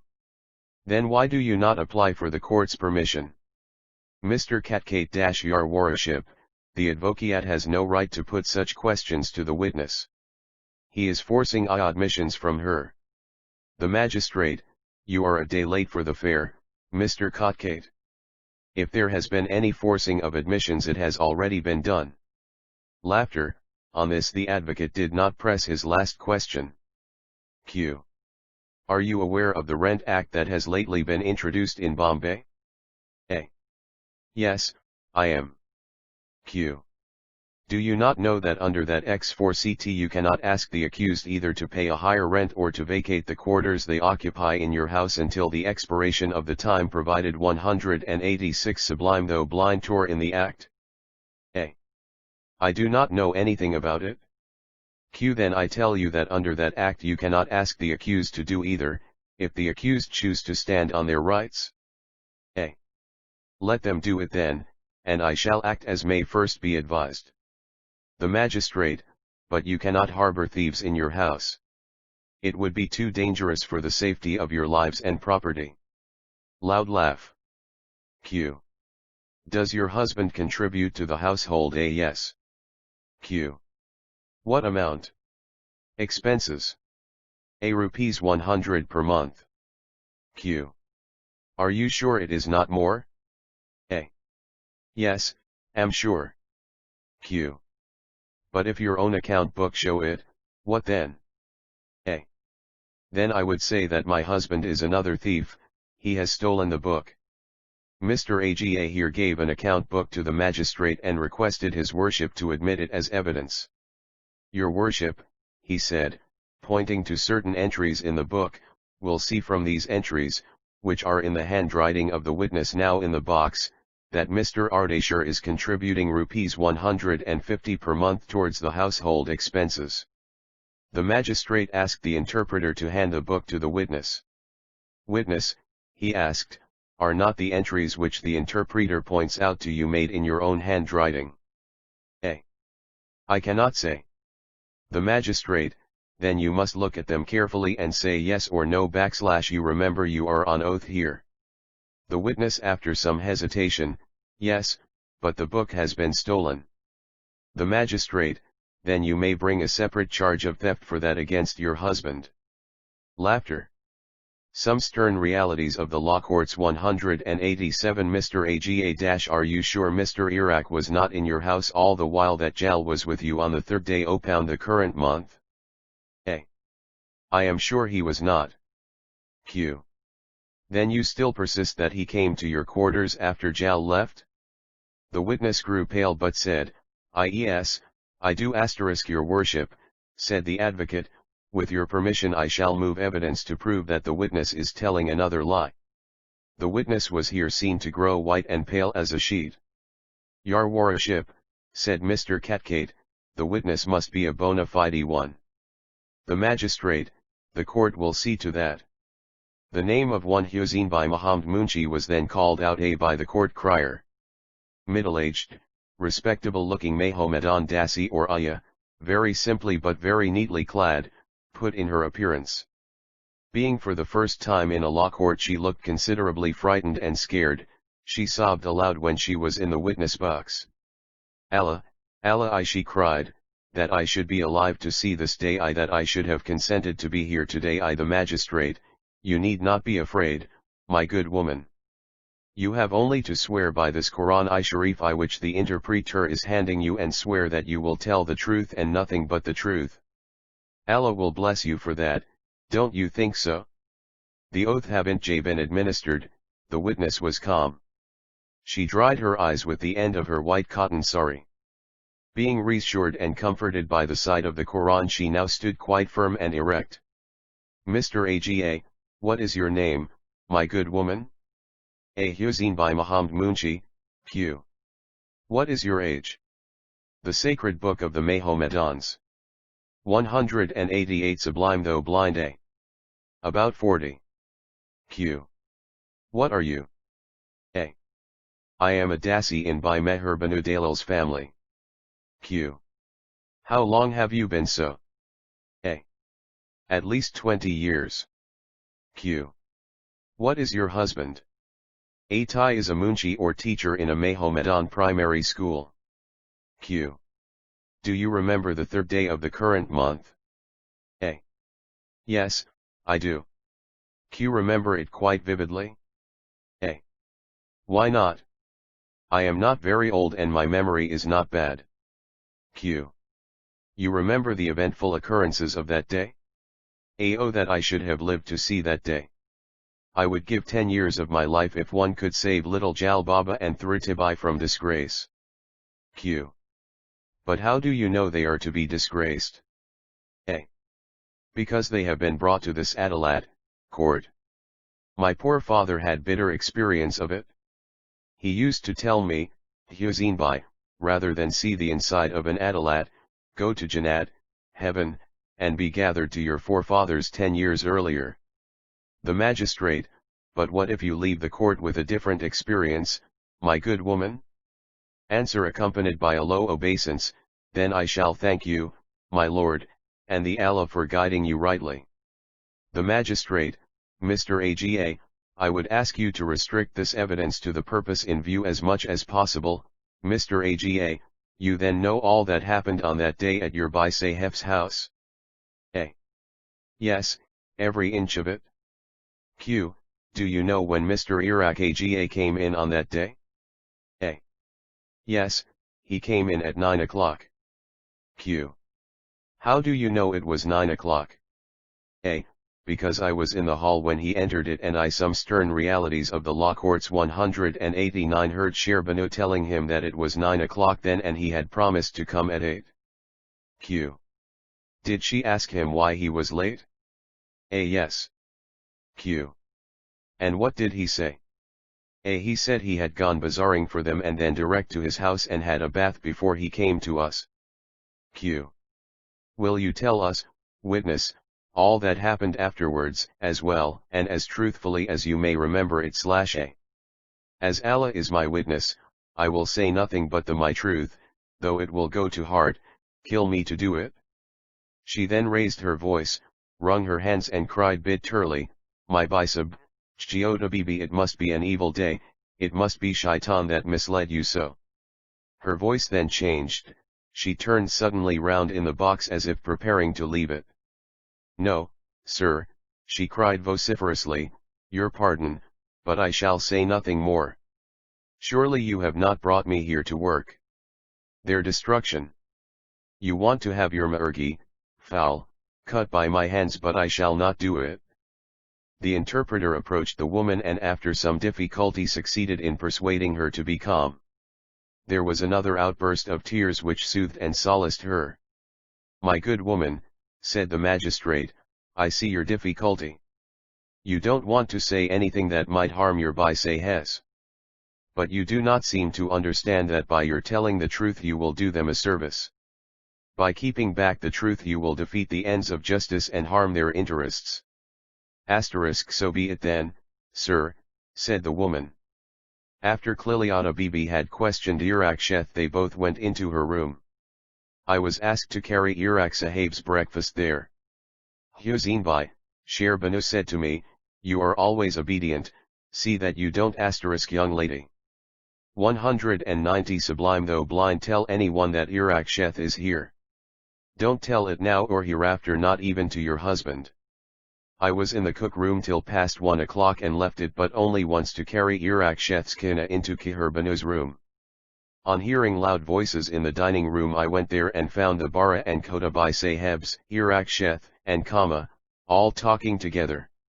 I was then told that a box of valuables was stolen from the cupboard and that Jal Baba had stolen it. I told them I could not believe it. They replied that I was mad and that I would be convinced when they saw Jal to his fate. Q. Do you know anything more? A. No, sir. For Allah's sake let me go now. You have made me my lose service. I shall now be a burden on my poor husband. Q. Will your husband blame you for telling the truth? A. No, he would have blamed me, turned me out if he had told an untruth or remained silent. It is for his sake and for the sake of that book there, pointing to the Quran, that I have done it. There were fresh tears and a chorus of murmur and whisper went round in the court. Mr. Catkate, said the magistrate, do you want to cross-examine the witness? The learned individual so addressed scratched his forehead, took a big pinch of soothing snuff from his time-honored heirloom of a tiny little box and said rather ruefully. Your worship, I don't think one will do it. Husainbai was then allowed to go. The magistrate here said he would postpone further hearing if Mr. Aga had done with Meher Banu. Mr. Aga having replied that he wanted her no more, the proceedings were adjourned. Chapter XXXII. The betrothed and their booms. Heaven has no rage like love to hatred turned, no are hell of fury like a woman scorned. Kong Revi. He day ot. The next hearing of the case against Jal and Thridi was a red-letter day in the history of law courts. It was known far and near that a scene of a most exciting and interesting nature would be enacted in Mr. Modi's court on that day. The event would be an unprecedented one in living memory. Fair fiancée was to be cross-examined by her fiancé. It would be like a century scene, a scene which might take a century to occur again, a scene to form the soul of a cinema or of a tragedy. The newspapers of the previous week were thrilled and thrilling on the subject. Long before the court hour the courtroom was seized with large concourse of people. There was unbounded excitement and expectation, so much so that even the magistrate was astounded. Briefless barristers and even briefful came condescendingly to witness the affray. Their curiosity was on a par with that of other small fries of the profession, of which there were not a few. Mr. Catkate felt particularly elated, for was he not the fair fiancé's own man of law? Was he not there to extend his strong arm of the law and to spread out his legal wings over the fair fighter? There was only one regret, and that was not exchange places with Mr. Modi. Oh! How see that day? He would appease his gods, and that he longed to goddesses, his Dianas, and his deities as he had never done before. And did not Mr. Modi the magistrate feel flattered? He 192 Sublime though blind would not be a man if he did not.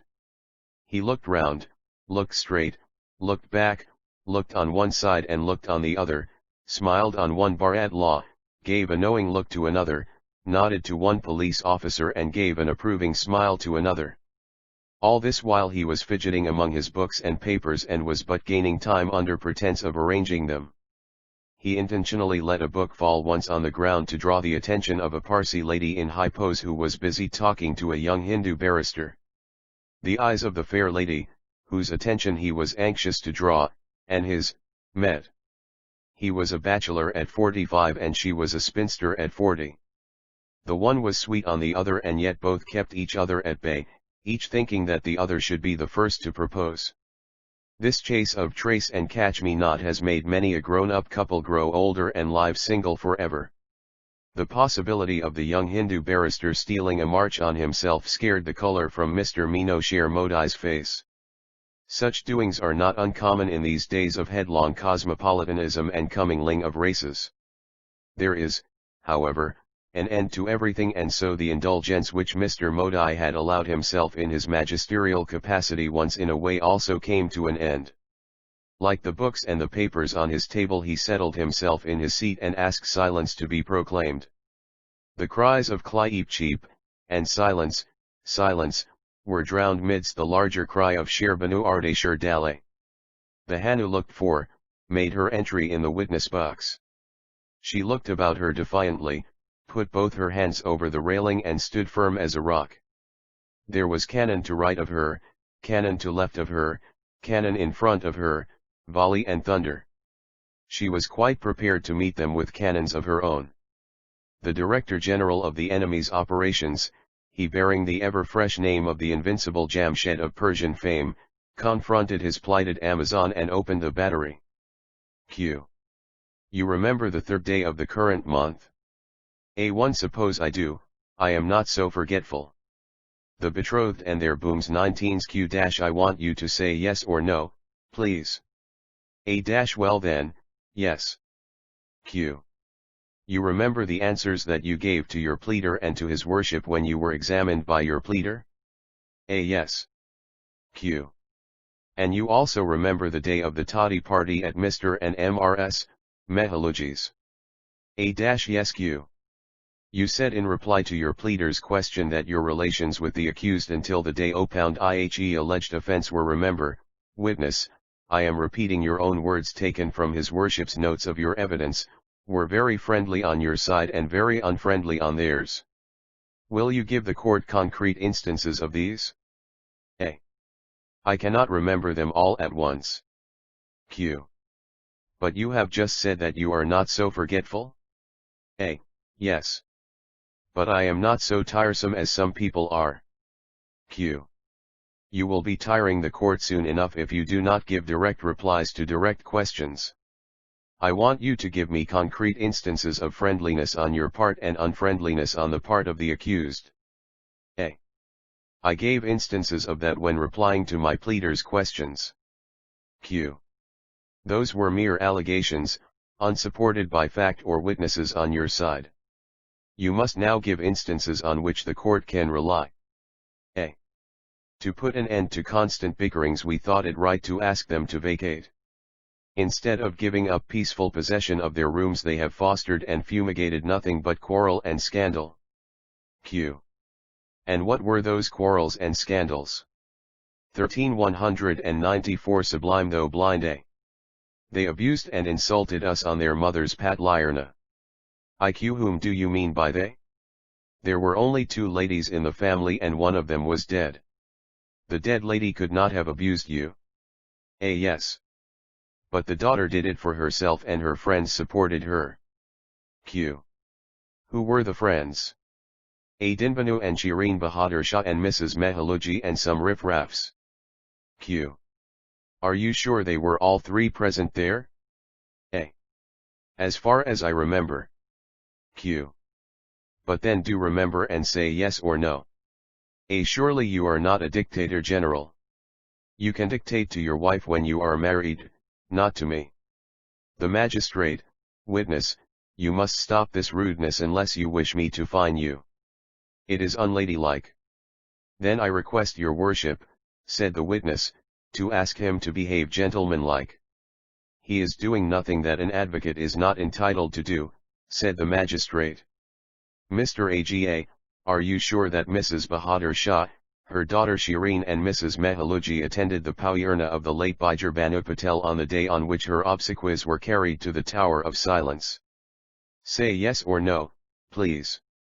Oh, you are pleasing me now. Then I will please you and say yes. Laughter. Mr. Aga, your worship will kindly take a note of this. I will prove Alides to show that the three ladies alluded to were not present on the first day's Pathima ceremony of Bijur Banu. I will prove that the Bahadur Shahs were not in Bombay on that day. I will also prove that they were not then acquainted with Bijur Banu and her family. The acquaintance commenced after ladies gathering at funeral ceremonies. The betrothed and their booms 195 her decease. As to Mrs. Mehaluji, she was too ill to attend on the first day and could do so with great difficulty on the third. The magistrate, Mr. Katkate, what means this constant rising and sitting? It distracts my attention. What makes you so fidgety today? I hope you have not come here with an empty stomach. Your worship, replied the learned limb of the law, there are macdas, bugs, in this chair. They have sipped half a seer of my blood. Loud laugh. But you can surely kill them with your legal ammunitions, said the magistrate. Loud laugh. Your worship, with your permission I shall ask the Sijiaj, Razai to give me another chair.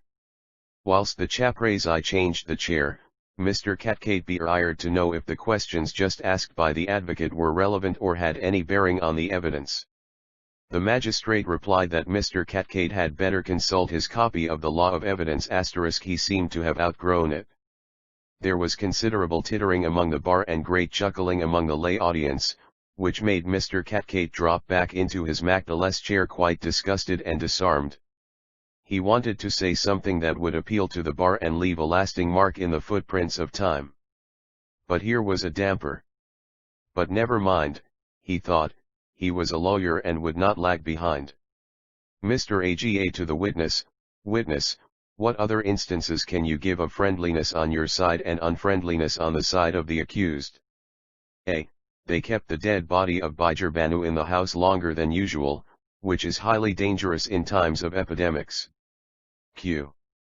Will you please say at what hour Bijur Banu died and when her body was removed? A. She died at 12 noon on a Wednesday, but her body was 196 Sublime though blind, not removed until 8 of the morning on the next day. Q. What did the poor lady die of? A. I do not know. Q. But as a very friendly and close relative living under the same roof, should you not have known it or inquired about it? Mr. Katkate, seeing the danger, at once rose and objected to the question. On the magistrate overruling him, he bumped back into the chair. That was my own business. Q. But I want you to prove your friendliness. A. I did inquire and was told that it was influenza or something like it. Mr. Aga to the magistrate, Your worship, here is a certificate from a qualified medical practitioner to show that Bijur Banu died of mental trouble and general debility unattended by fever of any kind. The magistrate noted it. Q. How long was Banu ill? At don't know. Q. Did you ever go to see her? A. I was not well and I could not do it. Q. What were you suffering from? Was it influenza? Roars of laughter Durano, which the witness's face contorted, and as before she stamped her foot on the ground. Q. Is it not usual amongst our community to keep a dead body in the house sometimes for 24 hours? A. It may be so. But in this case it was not necessary. Uchides, it is opposed to the tenets of our religion. Q. How do you know it was not necessary? A. Because they gave us no good reason for it, except that they had no one to manage things for them with dispatch. Q. Could you not help them? We. A. How could we? Are not used to it. The betrothed and their booms 197 Q. You just said that the keeping of dead bodies in the house for nearly 24 hours is opposed to the tenets of your religion. Have you made a study of your religion? A. You are trying my patience too far. What have you got to do with what I have studied and what not? Q. But you must say yes or no. A. Yes, I have read a little of it. Q. And it is that reading that has taught you to be so religiously over-friendly. Is it not? Laughter. Have you any more instances to give? A. Yes. On the day of the toddy party they would not go with us to M R Mehalujis but went with someone else. Q. Did you invite them to go with you? A. Yes. Q. With whom was the invitation sent? A. I do not remember. Q. So that is the only thing you forget? Laughter. Then you will tell me who escorted you to the party? A. I don't remember. Q. But I will prove that it was Mr. Iraq Aga. A. It may be so. What if he did? Q. Nothing more or less than that you are more friendly to him than to the accused. Have you any more instances? A. Yes. They are setting Mr. Ardashir and us at cross purposes. He is all on their side and not on ours. He is constantly annoying us for their sake. Q. So it is an old feud and perhaps you have given cause to Mr. Ardashir to side with them. But who is this Mr.? We must make sure of his identity. Loud laugh. A.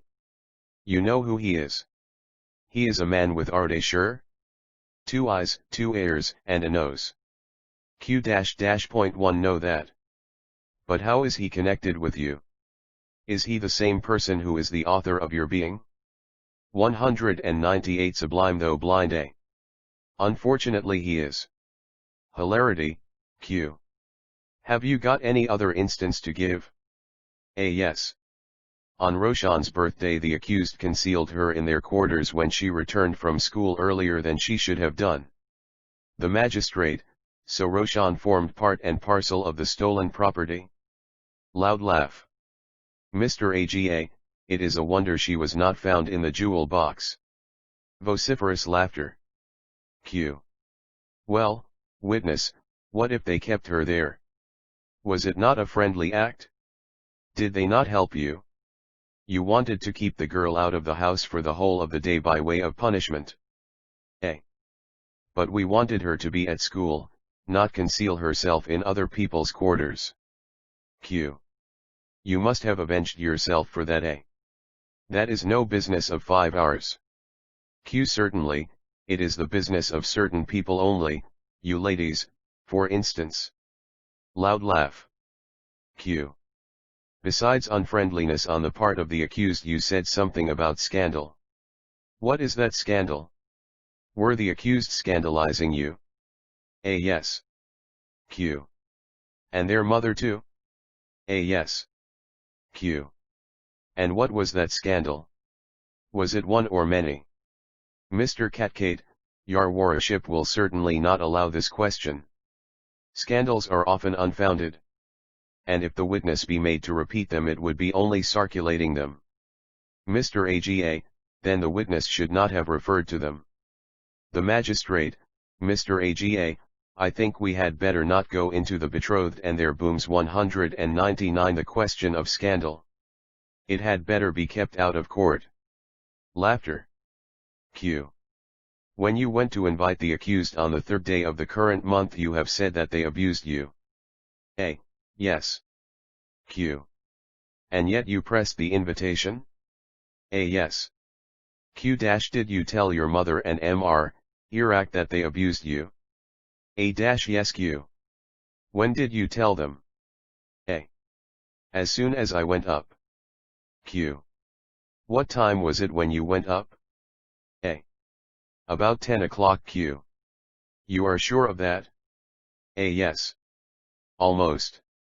It may be a few minutes more or less. Q. But you have said before, and so has your mother, that Mr. Iraq did not come to your house on that day until Jal had dined and left yours? The witness looked confused. Your worship, one hope you will take a note of this, it is very important, said Mr. Aga. Q. Did not your mother and Mr. Iraq then object to the second accused going up to your quarters at all? Mr. Catcade was here heard to cough audibly, so much so that it made the witness to veer round and face him. The magistrate, Mr. Catcade, take care of yourself, you seem to have a bad cough. The witness, I made a mistake. I did not tell it to them as soon as I went up. I informed them of it after the theft was discovered. Mr. Catcade, Yar Hanner, I mean your worship, will kindly modify the note. It is clear that the witness was con 200 Sublime though blind fused and made a mistake. The magistrate, 1 am sorry I cannot do it, Mr. Catcade.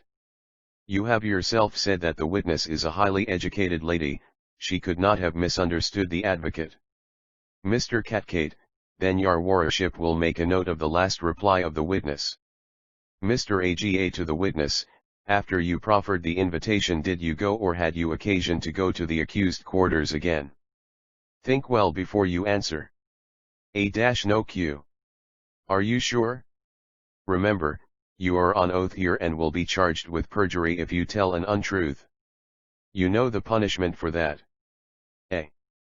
I have said that I did not go again to the accused quarters on that day and I hold to it. Q. And it was not you that carried that case of missing valuables to Miss Thritty's quarters? A. Why should I do it? Q. It is for you to say that. Perhaps you wanted to present them to your cousin to seal your friendship. Loud laugh. A. No, I did nothing of the kind. Q. You remember the day of the toddy party? A. Yes Q.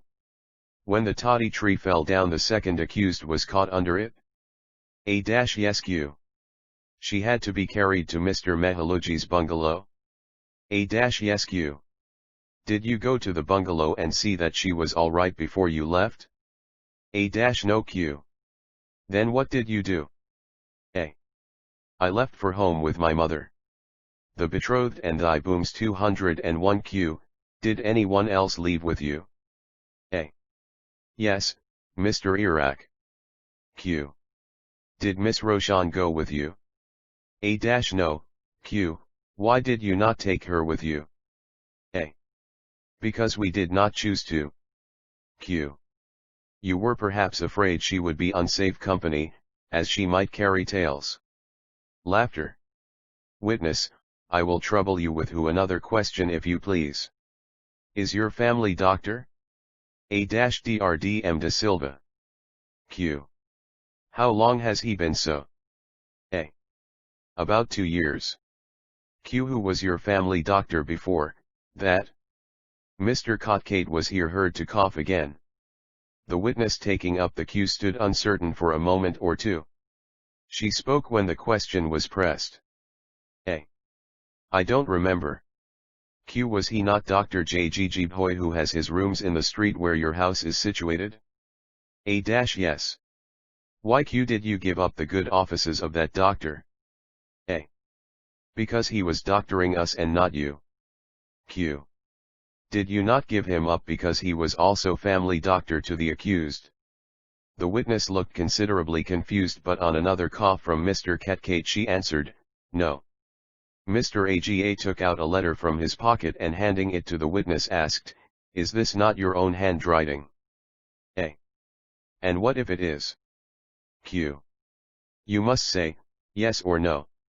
If you say no, we can get very respectable people to swear that it is yours. A. Yes. The handwriting is mine. 202 Sublime though blind Mr. Aga then read out the letter to the court. Dear Dr. J. Boy, Mother bids me to say that we shall not require your services as a family doctor after 3 December 1st next, and you will kindly consider our yearly arrangement as terminated from that day. I entirely agree with Mother in the step that she has taken. It will not do for you to attend at the Patels and to be at ours also. It is true we are so closely connected, but you know we do not like we them. Are very sorry to dispense with your good offices, but it is of your own seeking, as you would not give them up. I enclose a check for your dues. Yours sincerely, Shi Banu Dalal.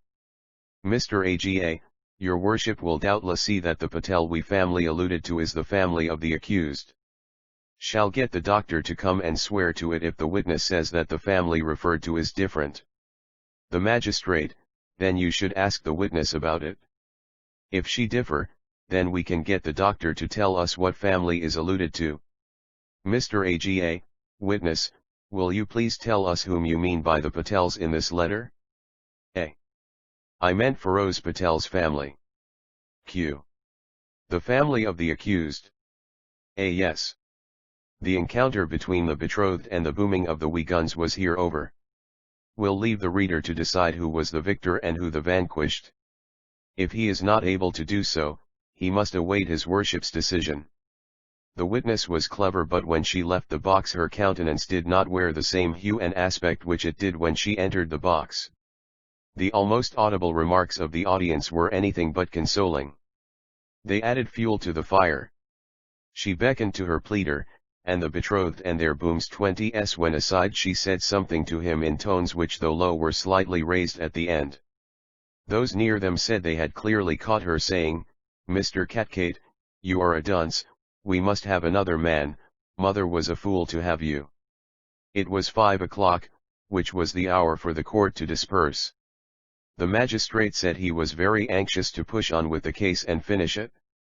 If Messrs. Aga and Catgate had no objection, he would finish up Mr. Iraq's cross-examination. Speaking for himself, he did not mind sitting up somewhat late. The learned individuals having agreed, the name of Iraq Aspandiyar Aga was called out. Did the spectators leave? If they had, it would have been a mercy, for the crowding and stuffing was indeed very great. But they stuck to their seats like leeches. The excitement was in no way underwrought. Mr. Aga to the witness, "Witness, I am sorry you are not looking so well as you did when you were examined by your pleader. I hope you are not ill." The witness remained contemptuously silent. The audience understood what the advocate meant, for the witness was looking very crestfallen and confused. The arrogance and insolence which had so distinguished him on his first appearance in the court were entirely absent now. "Witness," proceeded the advocate, without waiting for a reply, "you remember all that you stated when your lawyer examined you." The witness's condition had not improved, and he murmured, "Yeah, and, sir," which caused a smile all round. The next moment he seemed to rally. Q. You remember the 3rd day of the current month? A. Yes, EQ. You remember all that occurred on the day of the toddy party at Mr. Mehaluji's? A/ES. Everything up to the time that we left. Q. W. Whom do you mean by we? -204 Sublime. Though blind A myself, Meherbanu, Shara and Roshan. Q. Who is Shara? A. Did I say Shara? I am sure I said Sherbanu. 0 Quetzales, it does not matter. Only we wanted you to be respectful to a highly respectable lady. Deafening laugh. You have said before that all the while Jal was present at the complainant's quarters on the 3rd day of the current month. You were not there. Was it not so? A. What is the use of tormenting me in this way? I have said so, and it must remain. Q. But why not withdraw the statement if it was incorrect? XL, it was not incorrect. Q. But you must have read in the papers that Huzinbai, the witness, contradicted you. A. I have read nothing of the kind. I don't read the news papers regularly. 0 Quetzales, then you ought to. It would improve you vastly. But what if we tell you, witness, that Huzinbai said that you were at Meherbanu's and concealed in Sherbanu's room all the time that Jal was there? What if we tell you that we accept Huzinbai's statement as correct? A. Then you would be believing the word of a menial against the word of a gentleman. Q. Are you sure Jalis Roshan was with you when you left Mehaluji's party? A. Did I say she was? If I did so it was a mistake. She did not go with us. The magistrate, witness, you are answering through the medium of the interpreter, who is a very clever official and not likely to misinterpret you. Interpreting means time, and you are adding to the trouble of the court by your prevarications. One would advise you to keep your head straight, for your own sake and for the sake of those whose cause you have espoused. The betrothed and their booms 20. The witness seemed to wake up as if from a dream. Q. Do you remember your intentionally overturning a glassful of toddy on the day of the toddy party on the person of the second, accused and spoiling her dress to spite her? A. It was only an accident. Q. Did not some of the party tell you that you did it intentionally? A. Yes, but they were not right. Q.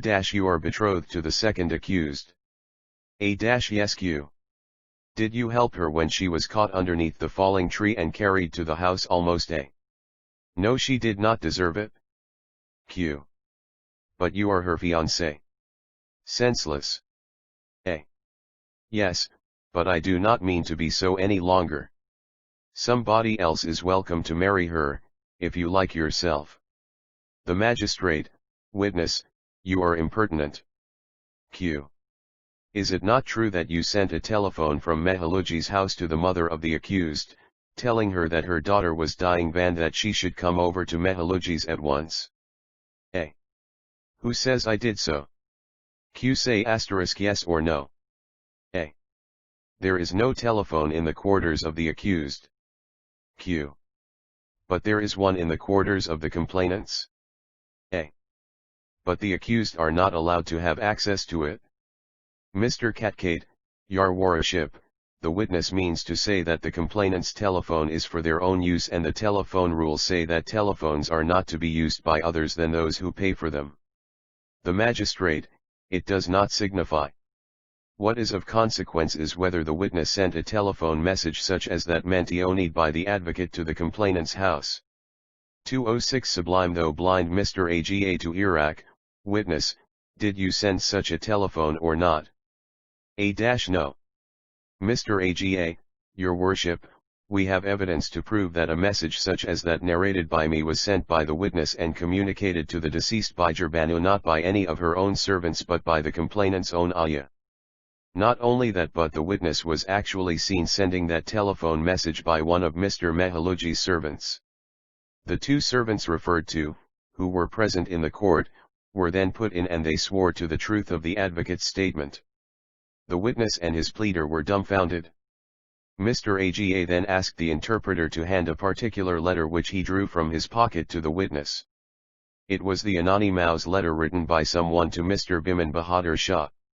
Mr. Aga, witness, you have read that letter? A. Yes. Q. Did you ever see it before?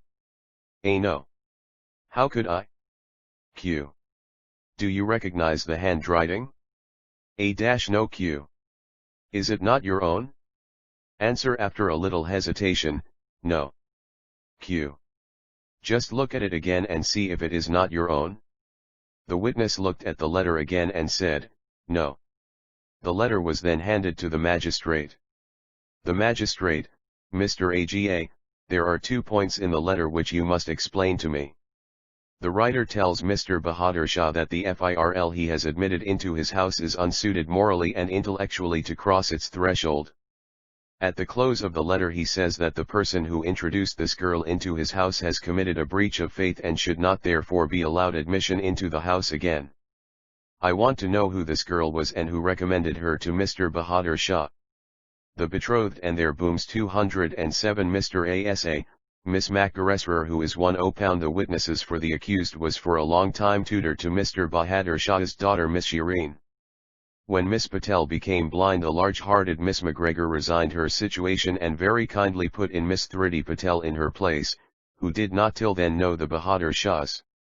This did not suit the writer of the letter, who must be very anxious for reasons of his own, to see Miss Thridi wanting her bread. The magistrate, but what is there to show that this letter was written by the witness now in the box? He says that the handwriting is not his. How are you going to prove that it is his? Besides, why should the writer have attacked Miss McGregor too? If he were anxious that Miss Patel should not get the place, he would have praised Miss McGregor and recommended Mr. Bahadur Shah to continue her services. Exactly, your worship, said Mr. Aga, but the writer, or rather the persons who made him write the letter, were themselves anxious to secure Miss McGregor's services. Enigmas apart, I mean to tell your worship that the witness wrote the letter at the instigation of the complainants. It was part and parcel of a plot to gradually win over Miss McGregor on their side. The magistrate, what is there to show it? Mr. Aga, this other letter here was written by the second complainant to Miss McGregor. Your worship will see that it bears the same date as the anonymous letter. The letter handed to the magistrate was the same that the reader has read in chapter XX. Your worship, said Mr. Catgate, the second complainant's letter cannot even by the widest stretch of imagination be linked with or be said to have any connection with the anonymous letter. It cannot be admitted as evidence. It is a letter written in the best interests of a child and for Miss McGregor's own good. 208 Sublime. Though blind the magistrate, just as quinine is best administered under sugarcoat. Laughter. I pound you can bring forward evidence, Mr. Catgate, to show that the complainants were most favorably inclined and were always friendly to Miss McGregor. I should be prepared to consider your argument. Can you do it? Mr. Catgate, I have no instructions on that head, your worship. The magistrate doubtless not. For if the complainants had been friendly to Miss McGregor she would have accepted the post. As matters stand, however, she is a witness for the accused. Mr. Catgate resumed his seat much disconcerted. Mentally he gave it up as a bad job. The second complainant's words, Mr. Catgate you are a dunce, etc. rang and resounded in his ears. His pride was wounded and he felt very dejected. His reputation was, however, at stake and he thought the only way to save it was to make a speech at the end of the case which should in no wise fall in comparison with that of a Cicero or a Demosthenes. The magistrate, Mr. Aga, will you now prove the identity of the handwriting? Mr. Aga thereupon asked the magistrate's permission to read another letter in the court. The magistrate observed that Mr. Aga seemed to have a volley of them and was much relieved when told that there would be no more. The letter so read out ran as follows: My dear Sheth Mehaluji, I pen these lines to you in great hurry. I am in a serious scrape and want a couple £100 rupees at least to get out of it. I must have it immediately it is to be of any use to me. You will add one more to many obligations if you will kindly send 2 banknotes of 100 rupees each to me, properly sealed under a cover, with the bearer. This is the betrothed and their booms 209. The third time I am applying to you for this kind of help and thinking you might decline to accede to my request. This time you enclose an I of even date. Yours ever obliged, E.A. Aga. I would exhort your worship, said Mr. Aga, to compare the handwriting in this letter with the handwriting in the anonymous letter and see if it is not the same. The magistrate, I will do it if the witness says that the letter to Mr. Mehaluji which you have just read out is his own. Mr. Aga, the witness will very gladly do it. Sir, otherwise Mr. Mehaluji will press for an immediate return of all the 3 loans, the sum total of which comes to no less than 1,000 rupees. The magistrate, Mr. Mehaluji seems to be a little too free with his loans. Will ruin himself if he is not discreet. On the letter being handed to the witness he admitted he was the writer thereof. The magistrate compared the handwriting of the 2 letters and handed them to the interpreter of the court. This official was an old hand and had a reputation in the matter. He said he had no doubt whatever that the anonymous letter was written by the same person who wrote the letter to Mr. Mehaluji. Mr. Catgate then told the magistrate that he objected very strongly to the 2 letters being admitted as evidence against Mr. Iraq without expert opinion being taken. The magistrate, then we will have the High Court expert to give his opinion at the next hearing. Mr. Aga here observed that the cross-examination of the witness was completed. There was only one more witness for the prosecution, the servant Rama. This man, Mr. Aga said, was practically turned inside out, and so many admissions were drawn from him by his worship in the course of his examination in chief that it was unnecessary to cross-examine him. It was past 7 of the evening when the court broke up. 14. Chapter XXXIII. The light at last breaks. Blush, folly, blush, here's none that fears the wagging of an ass's ears, although a wolfish case he wears. Detraction is but baseness. Varlet and apes are apes though clothed in scarlet. B.F.N. Johnson's The Poet Astor. You'll oft we see cold wisdom waiting on superfluous folly, has been well said by the great English poet. In the case of the mother and the daughter, Meherbanu and Sherbanu, whom the reader surely has not forgotten, it is difficult to decide whose was the cold wisdom and whose the superfluous folly. They were both so foolish and both so heartlessly cold. The question to decide then is, who was the greater fool of the two? Sure enough the mother, for it was she that made the daughter. She proved that a fool at 40 is a fool indeed. Look here, Meherbanu, observed Sherbanu, I will have none of your nonsense, now. I will stand it no longer. There has already been enough mischief. Between you two, you and that fellow Iraq there, you have made a complete mess of it. You put up that ass of a catcate to make confusion worse confounded. It is a pretty kettle of fish now. You preached to me more than once against Iraq, and it's you that are now practically dancing the hornpipe with him. You ought to be ashamed at your age for doing it. Why, at times I think if I should not give him up to you. At times I think he would be a fitting husband for you, were you a widow. But, dear, the light at last breaks. 211. Don't my dear me, Meherbanu, I am no more dear to you than you are to me. Both have tried to sail together and have sailed adrift. I told you that the case was a ticklish one and that we should employ a better man. But you have always been for money. That man Iraq should have known better. 1 against 2, I could do nothing. But, my dear, I offered to withdraw after the prosecution was over, but you would not hear of it. Yes, because you two, fools that you were, would not understand that it was too late to withdraw. The law does not allow it, or it is a police prosecution. Now don't be so wise, Shara. You think you know everything, said the male fool Iraq, who was standing within earshot and had heard all that had passed. He thought he had only to speak and to vanquish his sweetheart. But he was mistaken. He had already lost considerable ground and was falling fast low in her estimation. The more Shara saw of him and Jamshed, the more the latter rose in it. You think you know all, Shara, continued Iraq. But we are wiser. It is not too late yet, Maji, I mean your mother, and I, have decided to hang yourselves on that roadside tree yonder. Better you do that. Best you had done it before, roared the daughter. Shara, Shara, pleaded the mother. You don't know what you are saying. You are mad. Not more than you two. I know you want to employ a barrister to cross-examine the accused witnesses. It is a sham, a hoax. I tell you it will all fall flat. AGA is not less clever, and besides it is all too far spoiled now to be improved. There is nothing for us but defeat, shame and degradation.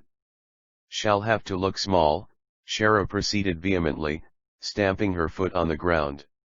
We shall have to run away from Bombay. They will all carry the day, and all through Jamshed, all through your not employ 212 Sublime though blinding his equal I pound not a superior man. Oh. So that's the game, retorted Iraq. You are lost, I of you are taken with Jamshed. The glory old Iran is to H and Y revived. Not say so plainly. Not tell that man that you repent of your ways and are sorry for your sins. Why not? But he could not proceed.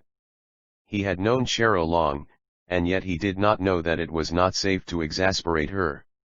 She flew at him and gave him a box on his right ear, which would have done credit to an Amazon or a Joan of Arc. She was too much for her opponent. He had found in her a Tartar. He felt that to oppose her any further would be only to lose her favor altogether and to put it beyond pale of redemption. The mother stood petrified. The girl panted with rage and withdrew to a window to cool herself with the westerly breeze that was blowing in. She had never liked the breeze so much. It cooled her irate brows and her temples. Sigh upon sigh escaped her. It seemed as if her whole soul was crumbling and all the accumulated sin on it was about to wither and fall off. New light seemed to be bursting in upon her. God had saved her before it was too late. He had not done it with her ABC. Mother, because man is man's, there is none that can read God aright, unless he first spell man. Once more she sighed. She remembered something that she had read only a few days ago, something that she did not care for then but to which her mind eagerly reverted now, speed the soft intercourse from soul to soul, and waft a sigh from Indus to the pole. Did the girl know of the revolution which was being wrought within her? Did she recognize the great hand that had commenced to work it? No, she did not. Would the revolution be complete? Would it end in a reformation? And what did the mother and her visitor do in the meantime? The former took the latter by the hand and literally dragged the light at last breaks to one beget him to the opposite window. His looks were abject but appalling. He was meditating upon revenge. He was in doubt how to wreak it. He scowled and growled and not infrequently groaned. He would not hear his coadjutor or answer her questions. He was for skulking quietly away and for thinking it all out alone by himself, but on second thought decided to remain. It would be folly to forego Shara or to let her slip out of his hands, for was not his betrothal with Thridi practically broken off? Iraq, for heaven's sake, do not take it on so, said the elder woman. She put her hand on his head and stroked it gently. You know Shara but too well. We should have known where to stop, but we overdid it. However, it does not matter. I know how to manage her. Time will teach you also how to do it. You are too wise to spoil the job just for that little box on the ear, she was going to say, but she wisely stopped. You have seen Barrister Bergor, have you? He has agreed to appear, hasn't he? No, growled Iraq. He says, it's a dirty case, a nasty concoction, a gross lie, and he will not sully his hands with it. You are not exaggerating, Iraq. To be sure, not. Those were his very words. At that moment the mother looked towards the other window and saw her daughter quietly approaching them. Shara, she said, Bergor says he has other engagements. His time is fully taken up and he is sorry he cannot spare any for us. What do you think of Nagarwala? He has just come out a full-fledged barrister. Look here, Meherbanu, I have nothing to do with your Nagarwalas or your Urlavalas. I have washed my hands of the whole affair. I am so thoroughly sick of it.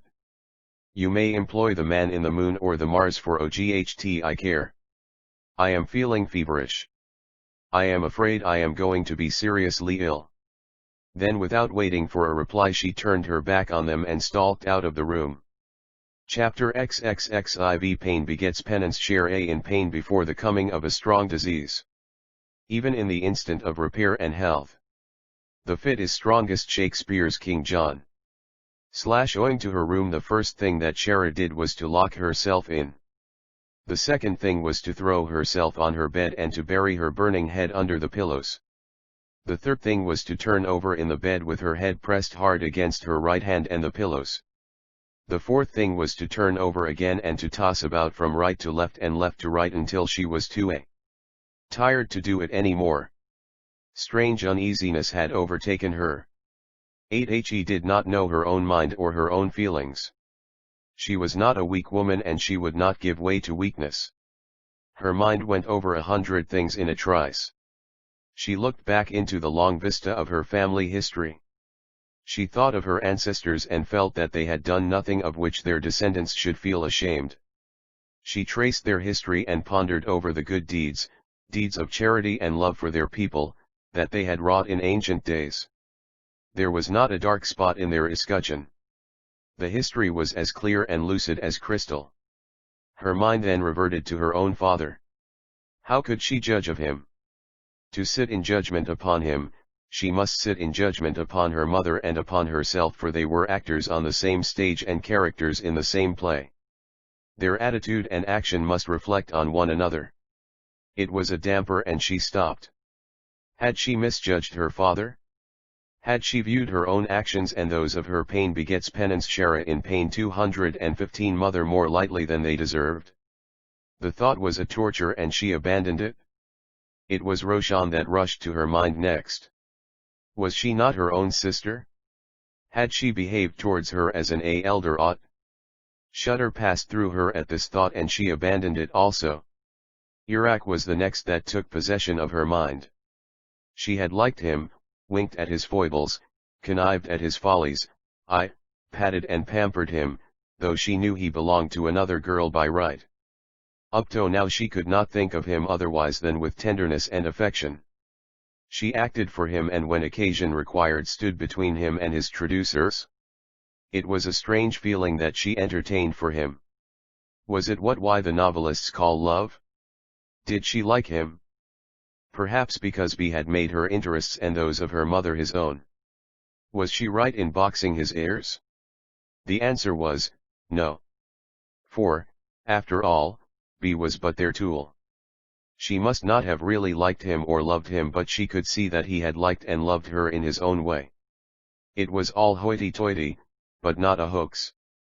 When remembrance racks the mind, pleasures but unveil despair. Remembrance also oft starts the tear. Tears did rise to Shara's eyes. They were big, burning, and biting. Woman-like there was a revulsion of feeling within her in favor of Iraq. She was sorry for her unwomanly behavior. She lay musing and quiet. Cannot say how long she might have been thus preoccupied. There was a knock at the door but she would not rise and open it. The handle was turned and the knocker entered. It was Meher Banu. At sight of her the girl's anger rose again. What is it now? She asked. Is there to be no peace for me? Will you ever haunt me? Are you bent upon hunting me down? Had it not been for you, Meher Banu, I would not have shown myself as I did today. These 2 months and more, you have forgotten yourself completely. You have forgotten your duty towards me, and I will not say, your duty towards your husband, but your duty towards yourself, to say nothing of the duty you owe to society. You have tied a young man to your apron strings. 216 Sublime, though blind you have made him dance at your finger's end. You have driven with him to open places and to close ones, to airing resorts and to theaters, cleared your pockets for him and for you at clearance sales. In the name of God, in the name of justice, I ask, Meher Banu, if what you have done and are doing still is right and fair. Are you not disgracing yourself? Do they not talk of you as a married woman with a hanger-on? This was too much even for Meher Banu. Her cheeks burned, her forehead furrowed, and she burst forth unboundedly. Oh! Is it you, Sher Banuji, that are speaking so? Or is it the penitent ghost of your pernicious self? I did not know you could play the high lady so well when you chose. I should have known it. For, are not you Sher Banu? Lady Opound the land? Who hopes to be the landlady after me? Hope on, my dear. It does not cost you anything and does not kill me. You are a paragon of virtue and all that is virtuous today. But you are not a paragon of beauty, to boot. Your sister tops you in that, and right too. For, God does not give horns to camels. You are an Amazon without horns. You have set Iraq's back up. He will doubtless carry the tale to your virtuous society. I wonder what they will think of it. But to me, by Sahib, it's all a monstrous metamorphosis. Isn't it too much like the thief turning the accuser and trying to hang his associates? Is it not like the prelate preaching to the Pope? Whence trickles all that tirade? Sher Banu, I have borne your whims and vagaries long enough and have treated them lehtly. I have been a bore to the others so that I may bear with you, and it is thus that you are repaying Ray. Shame, shame to you, Sher Banu. You are trying to crush me, but you forget I can crush you down like this. She took up an empty matchbox that lay by her on the table, put it under her foot and crushed it. You know, Shehrbanu, that it is not I that is dependent on you but it is you that owe everything to me. If I like I can pain begets penance Shera in pain 217 cut you off with a penny. You romped and roved with Iraq and drew everybody's eye on you. You wanted to snatch Iraq from Thridi. You said you cared not for the world or for what it said. You were singing to your own tune then you are now playing on, your neighbor's harp. You have told me that you will stand by my no nonsense no longer. It is now my turn. And I tell you I will tolerate none of yours. You may make yourself scarce from this house as soon as you like or can. Go to your father, go to your fiancé, or if you like it better go to Jericho or Jehannami. Shehrbanu, who had raised herself and sat in the bed during this virulent vituperation, was staggered. She was at a loss what to say. Mehrbanu would not have been Mehrbanu if she were slow to notice it. She saw the strides she had made and the ground that she had covered. She quickly followed up her advantage. I came to your room to inquire how you were. You remember your saying to us that you were not feeling well. I came to see if you wanted anything and if I can be of help to you. I wonder if you would be as kind to your daughter, especially if she has your virtues. Come, come, Shera, I see you are not well, you are excited, there is something that weighs heavily on your mind, will you not tell it me? She drew closer and hugged her. Shehrbanu did not oppose. She was too ill to do it. But the elder woman did not fail to notice the shudder that crept over the younger woman's whole frame on her embrace. There is nothing on my mind, nothing the matter with me. That wretched case has upset me. I wish we had not launched into it. But wishes are not horses. If you want me to leave your house, Mehrbanu, I shall do it, said the girl, who was irate again. It would perhaps have been well for you, well for me, well for both of us, well for the others, if I had done it earlier. Rest assured, I will do it as soon as I am well. If I leave this house you will not see me in it again. The keen-witted mother saw that it was for her to cool down. 218 Sublime, though blind now. Perhaps she had gone further than she wished or expected to do. She must now change her tactics. She had not let Shera out of her sight even for a day, and she could not bear the idea of her going out of it forever. Excuse me, Shera, she said, I have been hasty, perhaps unreasonable. But consider how you tried me. You are feverish, shall I send for the doctor? Go, let me apply cologne and cold water to your head. No, no, mother, if you have any pity for me leave me now, at least for a little while. If it be not too much trouble for you send my ayah here. Is Iraq gone? Tell him when he returns that I am sorry. Sorry I struck him. If he wants revenge tell him to come here and box my ear in return. I want that correction very badly. I should has he had it long ago. Now that I bethink me Iraq is a coward. He should not have borne it, so instead of growling and gazing at me like a cat or a cat he should have paid me out for it. I don't think so, said the senior woman. Gentlemen never do that. Tush, tush, mother, there are no gentlemen, or for the matter of that gentlewomen in this house. It's a jangle, and right enough there are young lies in it. It is a den o' wild beasts. You rave, Shera. I must have the doctor in. They shall not say I killed you. Then without waiting for a reply Mehrbanu hurried out.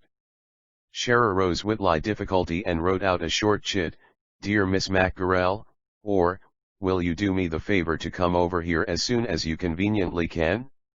I am very ill. I don't know really why I am sending for you, or if I have any right to do so, but my hand has moved on mechanically. I want your help. With many thanks in advance. Sincerely yours, Shera Dalil. I pain begets penance Shera in pain 21-9. She put the note in an envelope, pasted it carefully and addressed it. Just then her ayah came in. Marjorie, she said, I have a mission for you. Take this letter privately to Miss McGregor and let nobody know you have done it. The ayah then withdrew. Just then the family doctor came in with Meher Banu. He felt her pulse, felt her head and hands, and felt her all over. Shara obeyed mechanically, for by this time her senses had practically deserted her. "What is it, Meher Banu?" asked the doctor of the mother, beckoning her to a corner of that capacious room. "What is it? What is the reason of this sudden rise in temperature? I saw her passing by my rooms this morning. She seemed to be in perfect health then. She has been usually so strong. Has there been an excitement, a sudden overstraining of the nerves? Has she been violent, or has anyone been violent to her? Tell me everything if you want me to go to work properly." Meher Banu said that there had been a family scene that morning and then another, and that Shara had excited herself without much cause for it. She had informed them then that she felt feverish. Her excitement was so great that she had actually struck Iraq, who, like a wise young man that he was, bore it all calmly. The doctor thereupon returned to the patient, removed the thermometer that he had applied to her person, took it aside and looked at it. He looked very grave and without a word sat down at the table. "Here are pills, here are doses. Send for them immediately. I have instructed my man to dispense them at once. Here is a letter to Mrs. Mortimer, the nurse. Let your man take it to her at once. I have never seen Cheryl like this before. She seems to have practically collapsed. There must be something very heavy on her mind. Let her lie quiet, give her not the slightest cause for T220 Sublime thou in blind excitement. I pound you care for her life." Meher Banu looked pale and frightened. The doctor asked her to carry out his instruction as Sherbanu. He then said gently, "What do you feel? Won't you tell it me? Have I not doctored you from childhood upwards?" Shara wanted to speak but she could not. The elderly doctor put his hand over her mouth, as much as to say, "Don't try any further, I only wanted to see if you could speak." Just then a young lady in an English gown and a straw hat walked in. She looked at the patient, looked at the doctor and took in the situation at once. It was Magdalene. The doctor was very pleased to see her. "You see I am here, Sherbanu," said Magdalene gently. "I see now what you wanted me for. I will not turn away. You can tell me all that you want to when the fever is down."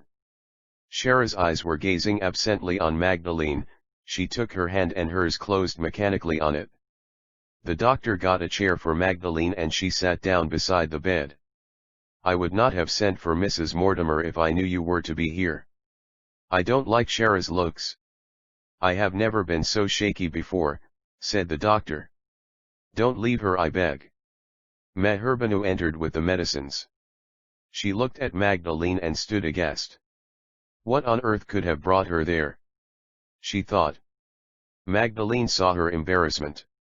"Meher Banu," she said, "I hope you are not displeased to see me here. Lather is not well and I went to Dr. De Silvas to consult him. I was told the doctor had just left for years and I followed him. I am very sorry to find Sherbanu so ill." She then stopped. She had told an untruth and prayed to God inwardly to pardon her. Meher Banu did not believe a word of it. But she pretended to do it. She is so sly, but I am a match for her, she thought. Pain begets penance. Shia in pain 221. The doctor administered the medicines with his own hand and told Meher Banu and Magdalene to gently undress Shara after he left and put her in an easy gown. He said he would return after a few hours and see how his patient was progressing. He then went out of the room. Meher Banu followed him. In reply to her anxious inquiries he told her that the case was not so bad then, but that the times were so bad things apparently trifling took no time to be serious. Meher Banu had therefore better be careful. She should keep Magdalene there. She would nurse Shara better than Mrs. Mortimer.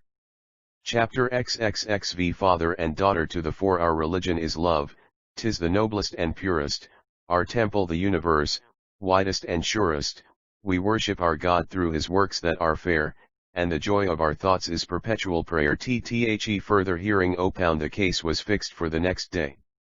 The next day dawned swiftly enough. To the anxious spectators, however, this little lapse of time seemed like a month.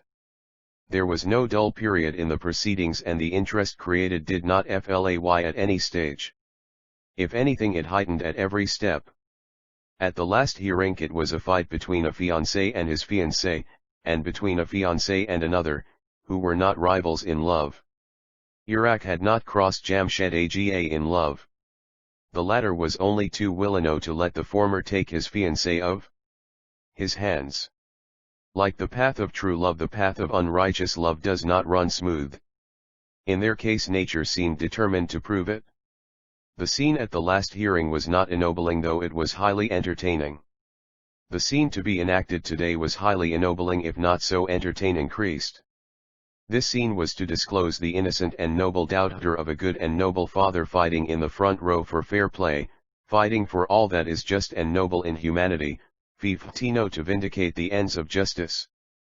Early that morning Roshan had offered up a prayer of earnest heart to Hormuz to endow her with enough strength to continue on the straight path of truth and duty, and had made the following ekrar or admission, which a devout Zoroastrian makes it a point to do very time he unbounds and wounds the sacred kushti on the father and daughter to the 4223 sudra around his waist.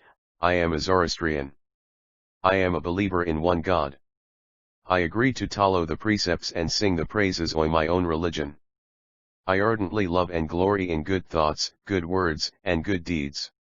1 am the true follower opound the benign Zoroastrian creed, which aims at the spread of peace and plenty, the laying down of deadly strifes and bloody weapons of war, and which is the creator of self-respect and self-reliance, and above all of purity and virtue.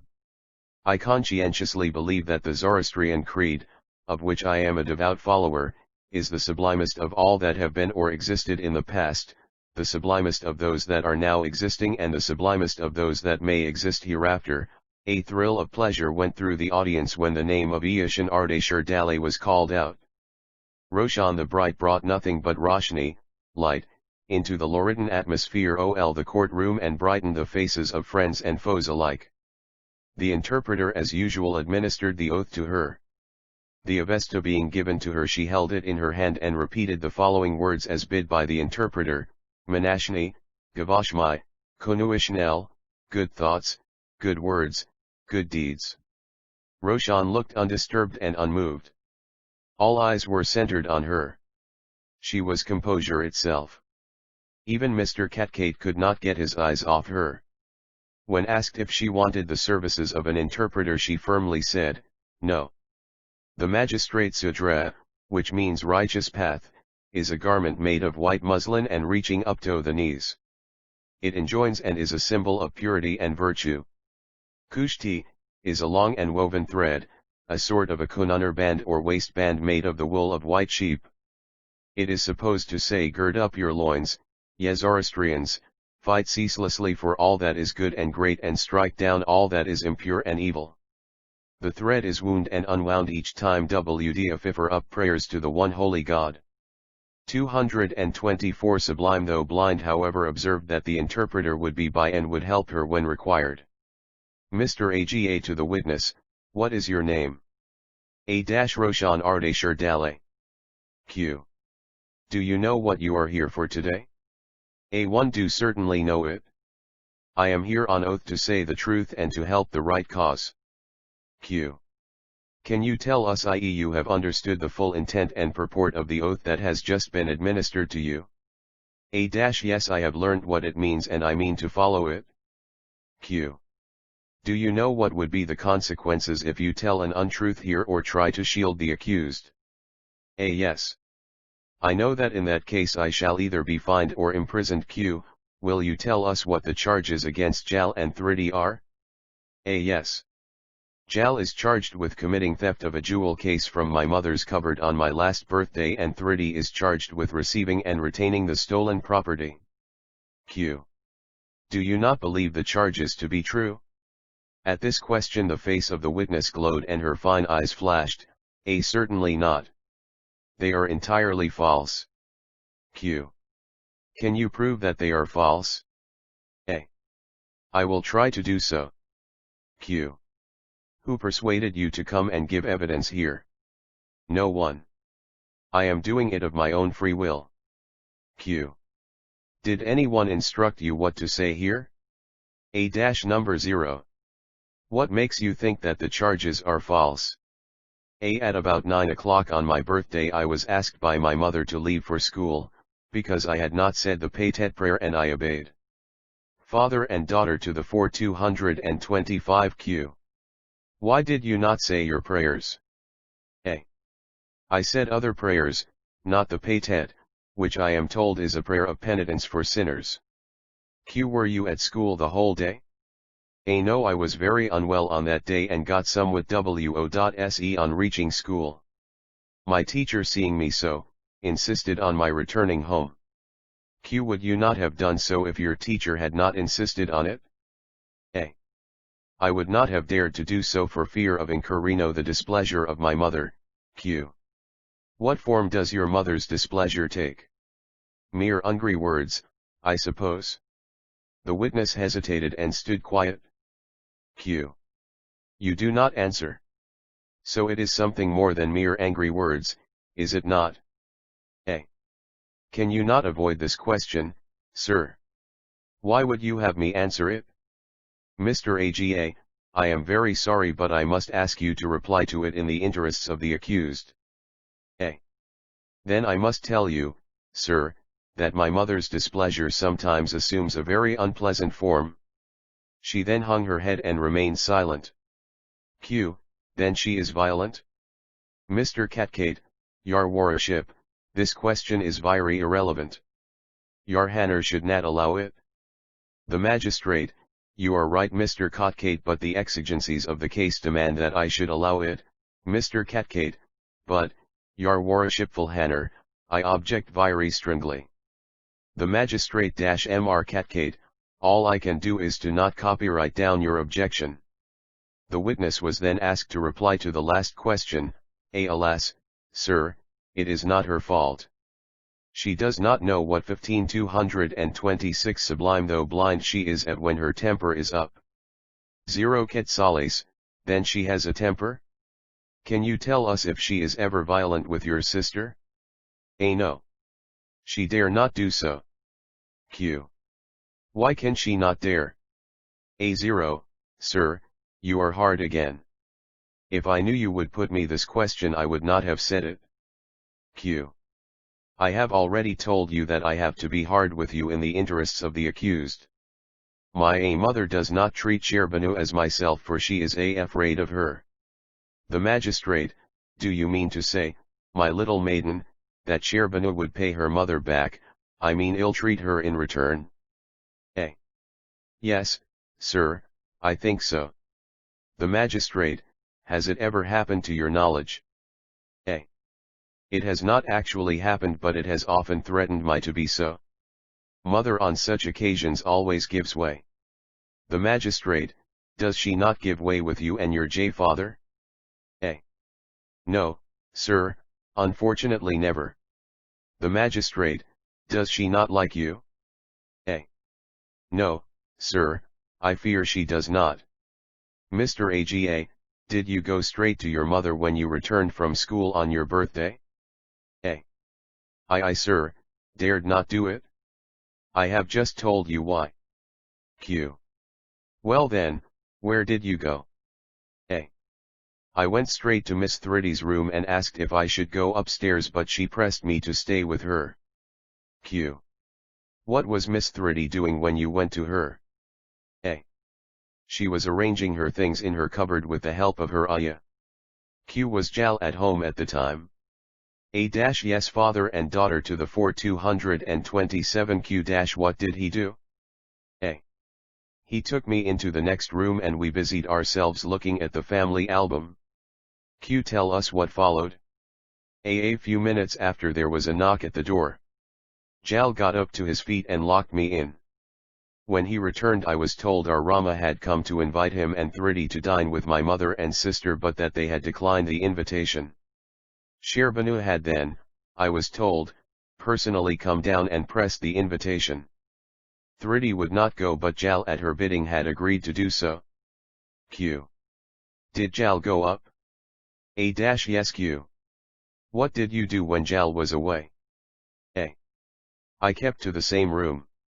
The door was just enough open to enable me to peep into the front room where 3D was sitting. A little while after, the girl Rosie came in and informed her mother that the pot in the kitchen was boiling over. At this the ayah ran to the kitchen. A minute or two more and I saw someone approaching the front door of 3D's room. I was seized with a sudden fright. What if I were found out? So I immediately closed the door of my room and looked through the keyhole. The female figure approached the cupboard near which 3D was sitting. In hardly a minute she walked out as quietly as she had come in. Q. How do you know the figure came in and went out quietly?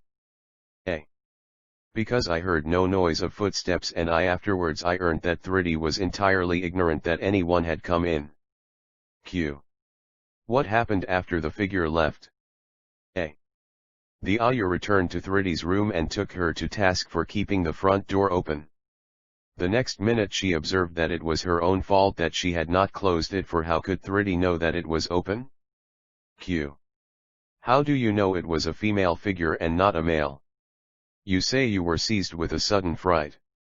228 Sublime though blind. Yes. But I had just time enough before I shut the door to see that it was a female figure. Q. What was she dressed like? A Mohammedan or a Ferengi woman? A. Quite like a Parsi lady. Q. Could you not look at her face through the keyhole? A. No, I could have done so if she were a child. I could only see the lower portion of her dress through the keyhole. Q. What was the color of her sari? A. It was pale blue. Q. Was it a plain sari? A. No. It was not a plain one. Silk hoodis with tillies too were worked on it in variegated colors. Q.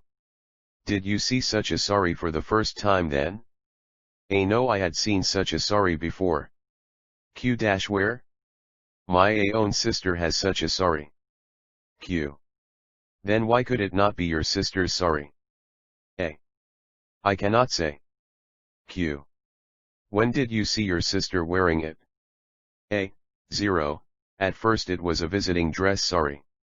I had heard my sister telling our mother that it was no longer fit to be used at visits or weddings and that she meant to wear it at home. Q. So your sister is wearing such a sari at home? A. Yes Q. And yet you cannot say that it was Shehrbanu that you saw entering 3D's room? A. Yes. I cannot say it because I had not the slightest idea it was she. Q. When did Jal return? A. In about 2 hours. Little buds or unblossomed flowers. Round tiny bits of shining metal sheets, silver or gold. Father and daughter to the 4229. Q. Did you ask Jal if he were pleased with his visit to your mother and sister? A. Yes Q. And what was his reply? A. He said he wished he had not gone. He also said, to use his own words, he wished he could vomit out what he had taken in. He felt sure, he said, that they had some object in inviting him. He was angry with 3D and the ayah for forcing him to go. He would not answer any more questions. The magistrate, do you think all that you have just told us is quite correct? That you have concealed or omitted nothing? Is your memory good? A. Yes, my memory is very good. I am known for it at school. They all envy me for it. I bless God for it as it has enabled me to omit nothing today. The magistrate, what rank do you generally keep in your class? Can you produce a certificate of good behavior and good memory from the head of your school?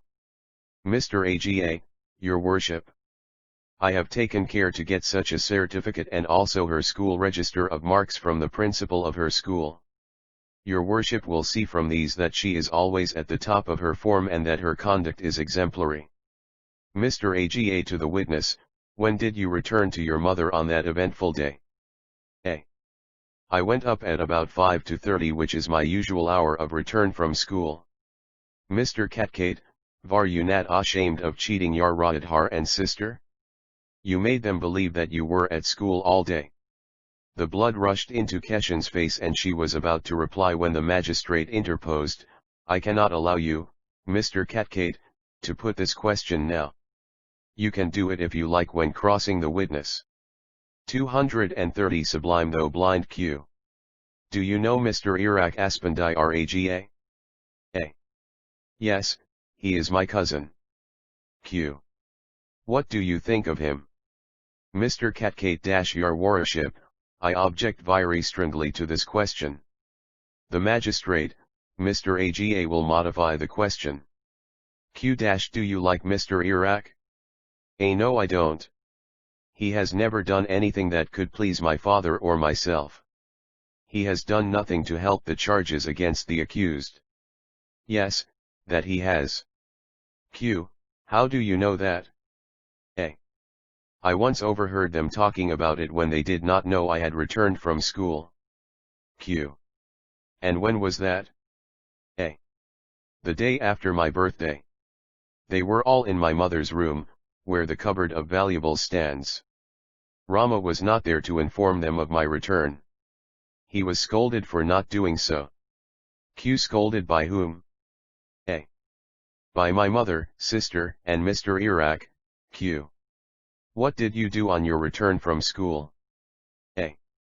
I was going to take the cold cup of tea which stood for me on the dining table unseen by them. Q. Did you not ask Rama to put it over the stove and warm it for you? A. No. For he would not have done it. Servants have orders not to do it for me. Q. What did you overhear? Were you near enough to overhear it? A. Yes. I was at the end of the table near my mother's private room. I overheard Mr. Iraq saying, Hurrah, they are now in our clutches. Sister replied, Yes, we will now make these proud ones go down on their knees. Q. Did your mother say nothing? Father and daughter to the 4231A. She said, we should not be sure until we get them punished. Q. How can you tell to whom they were referring? A. They were referring to Thridi and Jal and the charges laid against them. Mr. Iraq said soon after, Fuji, before I help you I must extract a promise from you both. What promise? My mother and sister asked. Mr. Iraq replied, I ask you, cousin Shara, to promise me that you will marry me and you Fuji that you will not hinder Shara from doing so. After we have won the case, I cannot marry that girl Thridi, nor would I like to call that boy Jal my brother-in-law, after they are convicted. A murmur of rage and hate pervaded the court. Mr. Aga, can you tell us what reply your mother and sister gave? Yes, my mother said she could not agree to this. My sister said she saw no objection to it. I did not wait to hear more for fear of being found out. Luckily I had not drunk the tea and I put the cup where it was before and went to the cookroom. I told Rama I had just returned from school and asked him to inform them about it. He did so. They then came out. Mr. Iraq then caught me by the neck and asked me what business I had to return from school so soon. I told him it was the usual hour and begged of him to release me as I was suffocating. Serve you right, my sister said. You little devil, roared my mother, you must have overheard Liss, that man must have put you up to do it. Had not my father come home just in the nick of time I shudder to think what would have happened. See, sir, there must be marks of that man's fingers on my throat yet, however faint. Tears here rose into her eyes and slid fast down her cheeks. Feeling of rage ran through the crowd, so much so that some of them even rose to their feet. The magistrate then asked the interpreter to conduct Miss Roshan up to him. He examined her neck and throat and could not help noticing faint traces of the outrage. 232 Sublime though blind the magistrate, Mr. Aga, did not her father take her to a doctor? Mr. Aga, that he did, sir. I have here a certificate of Dr. J. G. G. Bhoy, M.B., B.S. Mr. Katkate, your worship will have no objection to let me see the certificate? The magistrate, Certainly. Mr. Catcade, having seen it, the magistrate admitted it as evidence. The certificate said that on a particular day, which tallied with the date given by the witness Roshan, at about 6:15 of the evening, Mr. Ardeshir Adulji Dale and his daughter Roshan paid him a visit at his consulting rooms at Grant Road. Mr. Ardeshir asked him to examine his daughter's neck and throat, which was covered by her silk handkerchief, and to give his opinion. He did so and found fresh nail marks and finger impressions on them. He could say that a heavy hand, that of a male, must have clutched her by the throat and neck strongly within the last hour or so. Q. Well, Miss Roshan, will you tell us what followed? When Mr. Iraq saw my father approaching, he immediately released me. My father was wild with rage. He would have thrashed Mr. Iraq, but I rushed into his arms and prevented him from doing so. Mother and sister, being afraid of the consequences, dragged Mr. Iraq out of the room. Q. Well, what next? A. My father took me to Dr. Jijib Hoy. Q. Is that all you have to say? A. Only a few words more. I was sorry for having told a lie to my mother and sister that I had only that moment from school. But for the attack, returned Q. What attack? A. The attack made on me by that man. There was a bitterness in the girl's tone and a look on her face which were more than justified by circumstances. Father and daughter to the 4233 Q. You were going to say that but for the attack, A. Yes, I was going to say that but for the attack I would have made a clean breast of it before them. A solemn silence took possession of all in the room. The sympathy of all centered on Roshan. Mr. Aga, your worship, I have no more questions to put to this young lady. The invincible Mr. Catcade then arose. He looked at Miss Roshan furiously as if to say, it is my turn now, you can't escape me. He adjusted his dupatta properly over his head and gracefully arranged the oaperna over his shoulders. He then passed his right hand over his upper lip, just to give his mustaches an extra twirl or two. But to his great chagrin he found they were missing. His hand then traveled to his eyebrows, he would smooth them and soothe his ire-irritated brains. But they too were not there. To make up for this he screwed his nose with his fingers and out came a loud sneeze, which moved the court into a loud laugh. Miss Roshan put her folded handkerchief to her mouth and smothered an outburst. Even the magistrate was pleased with this little relaxation and said, Mr. Catcade, if you were standing in one of those Mahomedan adalats you would have had to pay for that sneeze with your nose. Vociferous laugh. Mr. Catcade laughed too and said, it was in the old days. Mr. Catcade then approached the window, threw out the chewed heap of pen and supri in his mouth, returned with his lips all red, cleared his throat with a loud snort by way of warning and then opened his fire. Q. Well, Miss Roshan, do you still attend the school? No Q __why not? A. My mother would not allow me to do it any longer. 234 Sublime though blind Q _vh why not? A. She thinks schools are not for girls in saris. Q. Is Thiat al? Yarmaad her had no other reasons. Did she not withdraw you from school for bad behavior? A.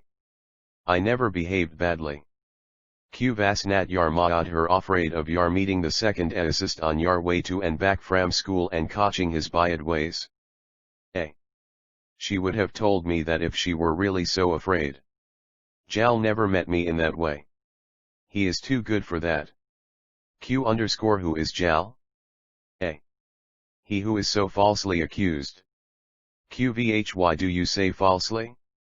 You are only an inexperienced girl. The magistrate, an inexperienced young lady, you want to say, Mr. Catcade? Mr. Catcade, if Thiat be better, yes, sir. IQ. You have said Thiat Yarmaad her does not like you. Have you ever tried to please her? A. Yes, always. Q. Then why does she not like you? A.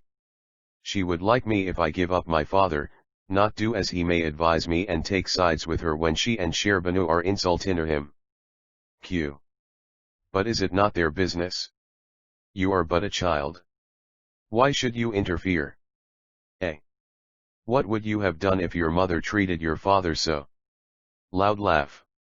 Mr. Vayatkate, thinking discretion the better part of valor, shifted to other matters. Q.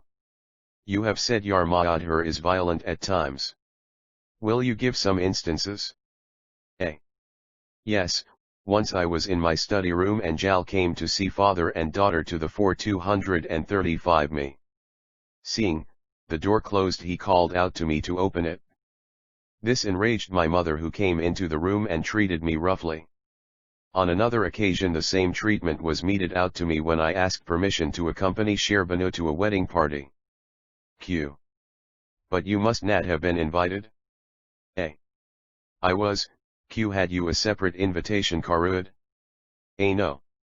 It was the old-fashioned invitation card to mother requesting her to attend with her family. The magistrate. You will excuse me, Mr. Katkate, but as your client treats her husband like a baby, she must have allowed him to accompany Shehrbanu to the wedding. Laugh. Mr. Katkate smiled by way of answer. Mr. Katkate. Rough treatment and violence are very vague terms. Please explain them more clearly. The magistrate, which can only mean, Mr. Katkate, that she should expose your client more emphatically. You must know violence and rough treatment mean, beating with hand or cane, abusing, etc., in one word, assaulting. Mr. Katkate bowed low. Q. If your father and Mayadhar live separate, will you not consider it your duty to live with your Mayadhar? Mr. Aga, your worship, this question is entirely irrelevant, besides the court already knows that Miss Roshan sides with her father. Q. When the ayah of the second accused was in the cook room on the third day of the current month, you say a female figure entered the room in which the second accused was. Why did you not come immediately out of your hiding and make see or who it was? Would it not have relieved your doubts? A. It did not occur to me to do so. Q. Do not other Parsi ladies wear sari similar to Thayat 236 Sublime though blind, worn by Thayat female figure? Have you not seen others doing it? A. I may have, but I do not remember where and when I have seen them. Q. Did you see Mr. Iraq overturning the titty glass on the day upon the titty party at Mr. Mehaluji's quite by accident? A. Yes. I saw it, but it was not an accident. It was done intentionally. Q. Did not the second assist make you all believe on the titty party day that she was mar hurt and mar ill than she really was? A. No. If anything, she showed as if she was less hurt and less ill.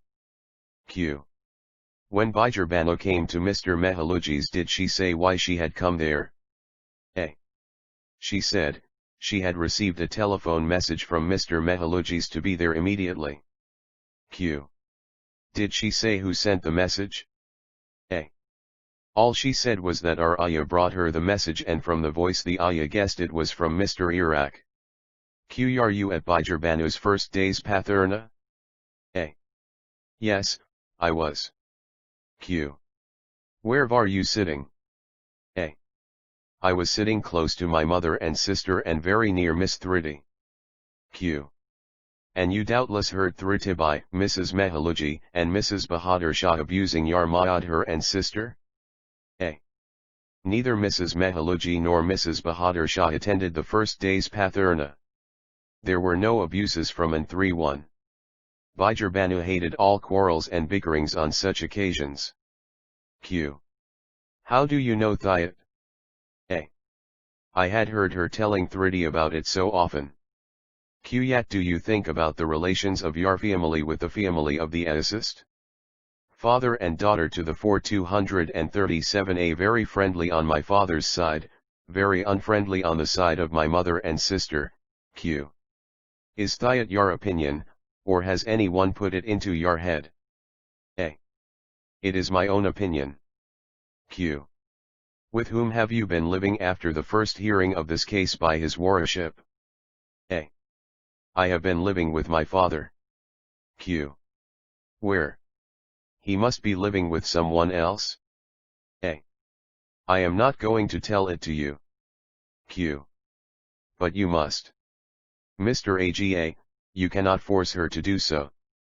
The magistrate, Mr. AGA is right. I cannot allow the question. Q.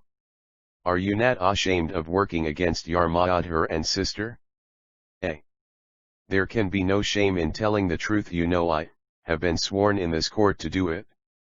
Low cheers from the crowd. Q. Where was the second assist sitting when the tree fell down at the tea party? Was she not sitting near Mr. Jamshed AGA? The magistrate, Mr. AGA, I can only allow this question if you have no objection to it. Mr. AGA, your worship, I have no objection to it.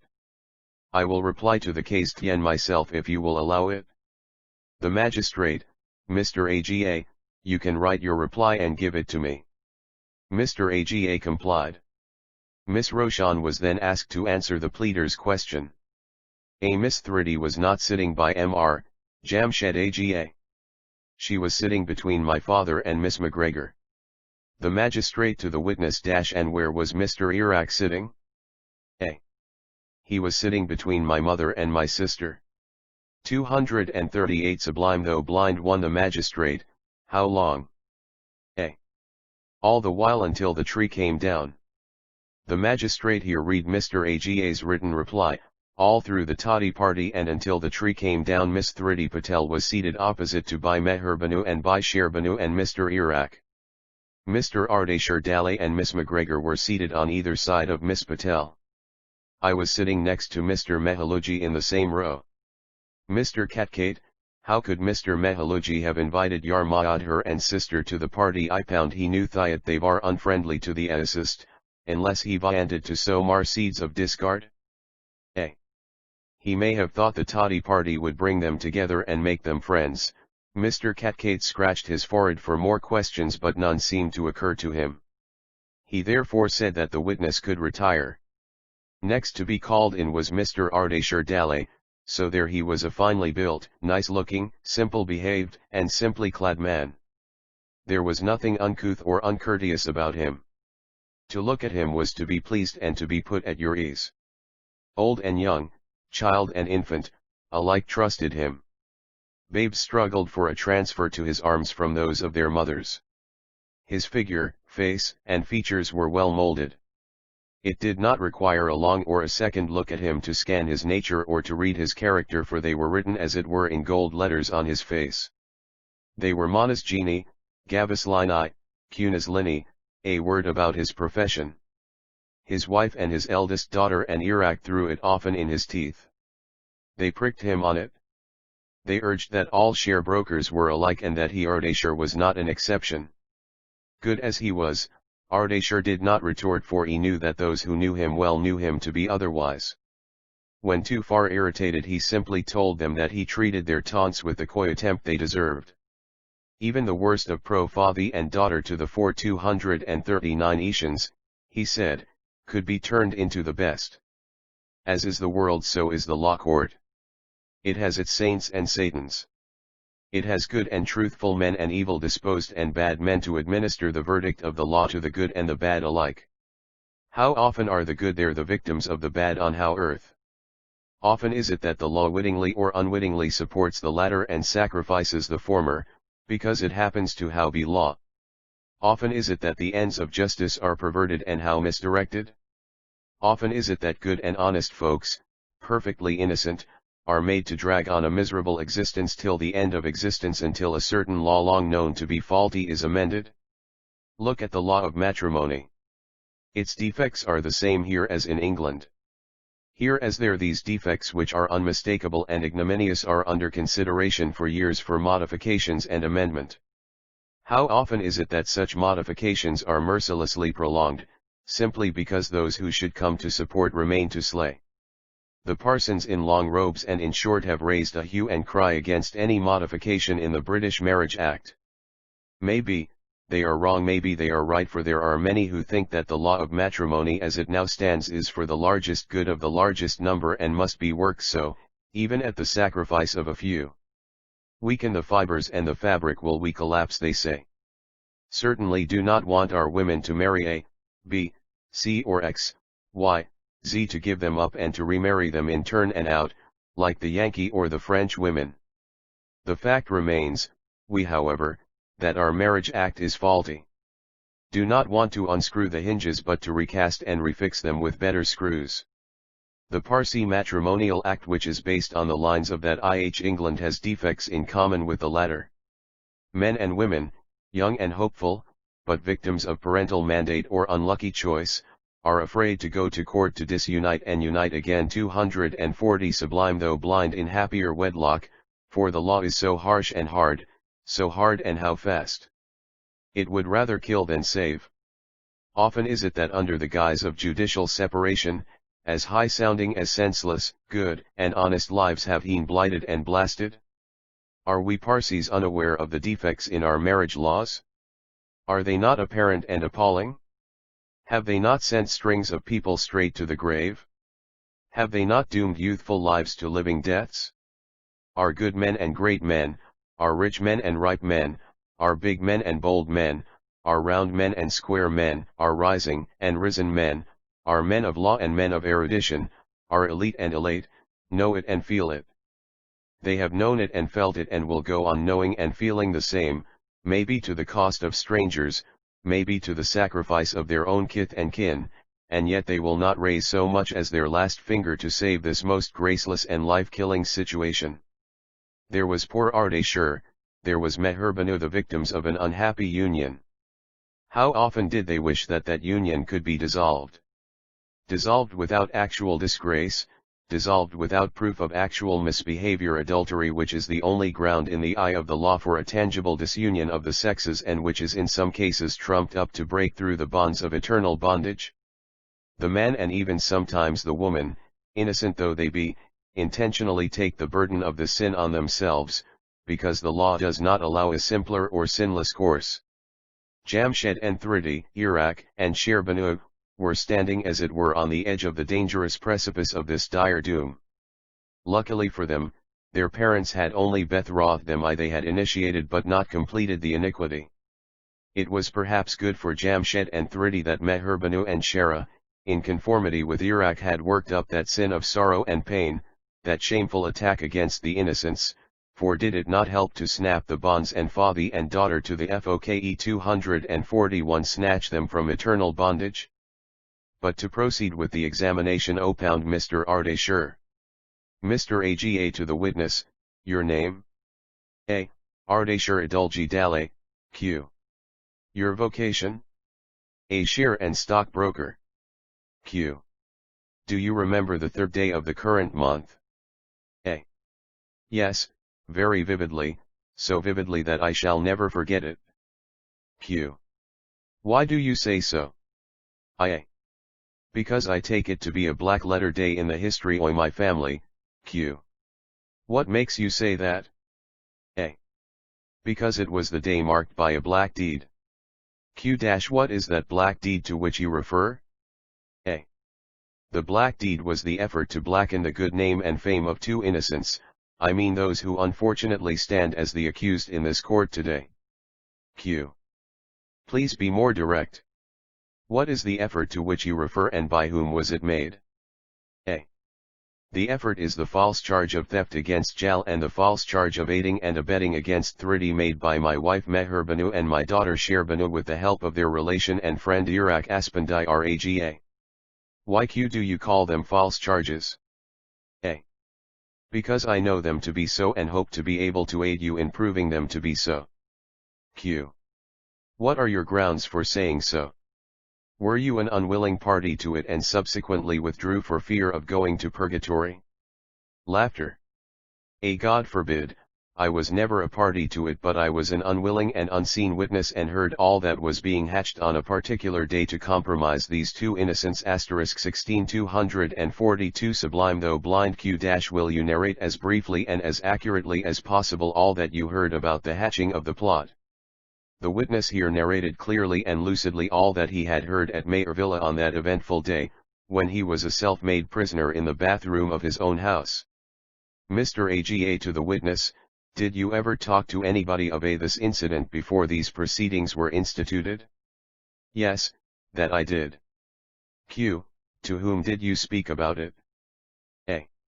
I spoke about it to Miss McGregor, Thridi, and Jal, when Mr. Custom Delaver was also present. Q. When was that? A. It was on the 5th of July last. Q. What made you tell them about it that day? A. It was a letter addressed to Miss McGregor by the second complainant. Q. What was that letter? A letter from my daughter Shehrbanu to Miss McGregor asking her if she would undertake to give tuition to my second daughter Roshan. I am told that this letter has already been entered as evidence in this case. The magistrate, I must ask the witness how that letter could have led him to reveal the occurrence which he has narrated to the court. A. Your worship, the letter made me to think that the complainants had two aims in writing it, namely, to win over Miss McGregor on their side and if she did not change sides to give her a bad name and dismiss her. Mr. AGA to the witness, what reason have you to suppose that the present charge is the outcome of the particular deliberation and discussion between your wife and daughter on that particular day? A. I take it to be the direct outcome of that deliberation and discussion because subsequent events go to confirm it. Father and daughter to the 4243 Q. What object could Mr. Iraq have in going against, the accused though he is their cousin and engaged to one of them? A. Though Iraq has been betrothed to Thridi he hates her and dislikes her. He would have broken the match off long ago were it not for what I have just narrated to you. Q. Is there anyone else whom Mr. Iraq likes better than Thridi? Has Thridi a rival? A. Yes. He prefers my daughter Shehrbanu to Thridi and would move heaven and earth to marry her. Q. Do you like and love Roshan more than Shehrbanu? Yes Q. Do you not like and love Shehrbanu? She is also your daughter? No, because she does not allow me to like and love her. Laughter. Q. Does your wife love you? No. She never loved me. Q_why so?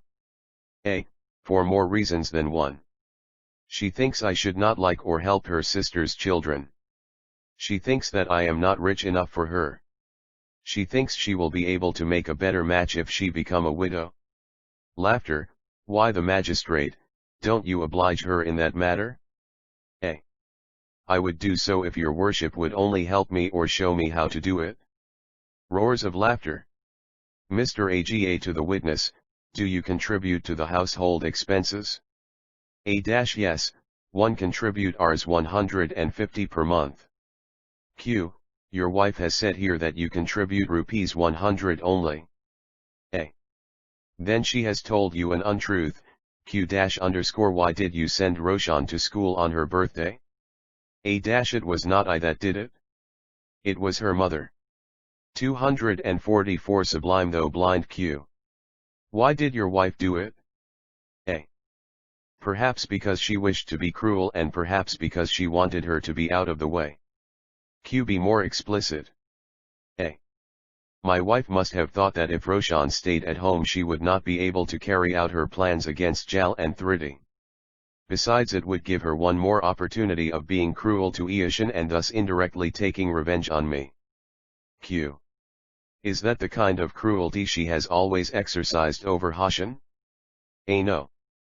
She and the second complainant used to cane and beat her. Q. Did the complainants beat her after they laid the accusation against Thridi and Jal? A. No. Since that man Iraq's beastly behavior towards her I and Roshan have not been near them. Q. What do you mean by not having been near them? We have been living apart. Q. What was that beastly behavior of Mr. Iraq to which you refer? A. On the 4th day of the current month when I returned home in the evening I found my daughter Roshan in Iraq's clutches. He was holding her by the neck and almost suffocating her. At sight of me he let her go. But for Roshan who held my hands and but for the fear of taking the law in my own hands I should have given him a sound drubbing. There were murmurs of pity you did not do it *, I took her to Dr. Jijibhoy and showed him the nail and finger marks on her neck. The doctor certified that they must be the result of an assault committed by a strong hand, likely that of a male. Mr. Aga to the magistrate, Your Worship, it is the same certificate that you have entered as evidence in Miss Roshan's examination. Father and daughter to the 4245. The witness completed the answer by saying, to prevent a repetition of such cowardly attacks, he and Roshan were now living apart. Mr. Katkate, but, Your Worship, the witness has enticed away Thiat little girl Roshan from her Maadher's control. The magistrate, Miss Roshan has as much right to be with her father as with her mother. It is open to the mother to bring a separate charge against the father for it. Don't you advise her to do it? Loud laugh. Mr. Aga here declared that Mr. Ardashir's examination was over. Mr. Katkate said he had only a few questions to put to the witness. Q. You have said, Mr. Ardashir, Thiat Mr. Iraq hates Thridi Bai and Thiat he would like to marry your daughter Sherbanu. You must be an expert in reading other people's minds. A. It requires no mental effort to know it. The very fact of Iraq appearing as a witness against the accused and for the complainants proves it. Q. But that if he is doing it in the cause of truth and justice, just on the same grounds on which you allege to have espoused the cause of the ethicist? A. But I have not hatched any plot nor harassed the complainants. They have harassed me. Q. Has not the second ethicist preferred someone else to Mr. Iraq? Would she not have married Thiat someone else long ago if she could have done it with her Maadher's consent? A. If I were a girl and unmarried I would certainly give up at any risk a bad fiancé in favor of a good one. Q. You are not a coward, witness, the very fact of your appearing against your wife and daughter shows Thiat you are not. A. I am not a coward, I know when to assert myself. Q. Well then, when you were in the bathroom and heard your wife and daughter hatching a plot as you say, was it not your duty to 246 Sublime though blind boldly confront them and to save them from the consequences? A. I did not then quite know the nature of the plot, nor precisely against whom it was being hatched. Q. When you heard that the ethicist were charged with, why did you not stop your wife and daughter from taking action against them? Could you not have thereby acted in the best interests of both the parties? A. If you knew my wife and daughter as I do, or if you were in their place, you would not have tried the game yourself. Laughter. Q. Thiat is not a reply. You must tell me why you did not do it. A. I did not do it because it would not have improved matters. Besides, the charge was laid at the police station and the matter was in the hands of the police. Try witness was here told that he was wanted no more and he withdrew. Mr. Aga was about to call the other witnesses on behalf of the accused, when the magistrate observed that so far as he was concerned the evidence already adduced was more than sufficient to enable him to come to a decision. He would of course hear further evidence if Mr. Aga insisted on it, but he thought it would be much like beating a dead dog and more like firing volleys into a carcass. Mr. Aga, I quite agree with your worship, but I think we should know what my learned friend there has to say about it. Mr. Katkate, your Honor, I have nothing to urge against the proposal. TB magistrate then asked Mr. Aga and Mr. Katkate if they proposed to address the court before he gave his decision. They having both replied in the affirmative, the magistrate said he would hear them the next day. Chapter XXXVI The Bahadur Shahs again. This hut of love, by summer's ripening breathy, may prove a beauteous flower when next we meet Shakespeare. Bahadur Mahal was indeed a brave little place. It had grown old with age and yet, defying its ravages, reared its head firmly over the rocky elevation on which it stood. Biman, the present owner, had handsome offers for it, but he flatly declined to sell it, for the property was dear to him as life. The family was an old one. It had gone through various freaks of fortune and vicissitudes, yet had survived and sustained its glory. Biman had the credit of saving the situation at a time when absolute ruin stared the family in the face. It was the time of the share mania, which ruined so many and raised but a few. The house was not very big, but its situation was charming. It was unpretentious and yet pretentious. It was commodious and comfortable and was the pride of its proprietors. Biman took care to preserve its old exterior without endangering its stability. With an oldish look and with the weight of years on its shoulders, the house was quite bright and young within. It was tastefully decorated and its adornments and conveniences were well selected and well arranged. Order seemed to be the password in everything. It was a Sunday, the Sunday preceding the day on which the magistrate was to give his decision in the much talked of and minutely discussed case of blood versus blood. The shades of evening were falling fast. The sun, the glorious regent of the skies, was preparing to hide its glpry beyond the western horizon and was 248 sublime though blind, giving place to the nightly shadows which were gently stealing across the ethereal firmament. Birds and beasts and flowers, in the words of the hymn, were preparing to be asleep. Wrapped in deep meditation, Biman Bahadur Shah stood on the rear veranda opound his house, which faced the sea, leaning his tall person against the balustrade and resting his glorious head on his right hand. He was as much a matter for study as the impending changes in nature which he was looking at so admiringly. "I wish," he murmured, "I could stroll out with Rodolphe and with my sheltering materials. It is an evening for strolling out across the hills and losing oneself in the environments of the hanging gardens. But, no. I shall wait for Shireen. She is already late. What could be the matter with the child? I would lose everything in the world than lose her. There, am not I doing injustice to her who has carried me through thick and thin so strenuously? Life would be hardly worth living for her and for me without Shireen. She is fast growing. Must get her married some day. And then, what then? Well, I suppose, she must then leave us. It would be quite in the order of things. I'll then have to console myself with my wife, this old edifice with its old and dear associations, and that four-footed Badolf which are all so very dear to me." Just then a delicate hand was laid on his shoulder. He started and looked back. "Bahadur, why do you start? Have I disturbed you?" His wife frequently called him by his family name of Bahadur in preference to Biman. She said it befitted him more, for was he not Beagiator, brave, every inch of him?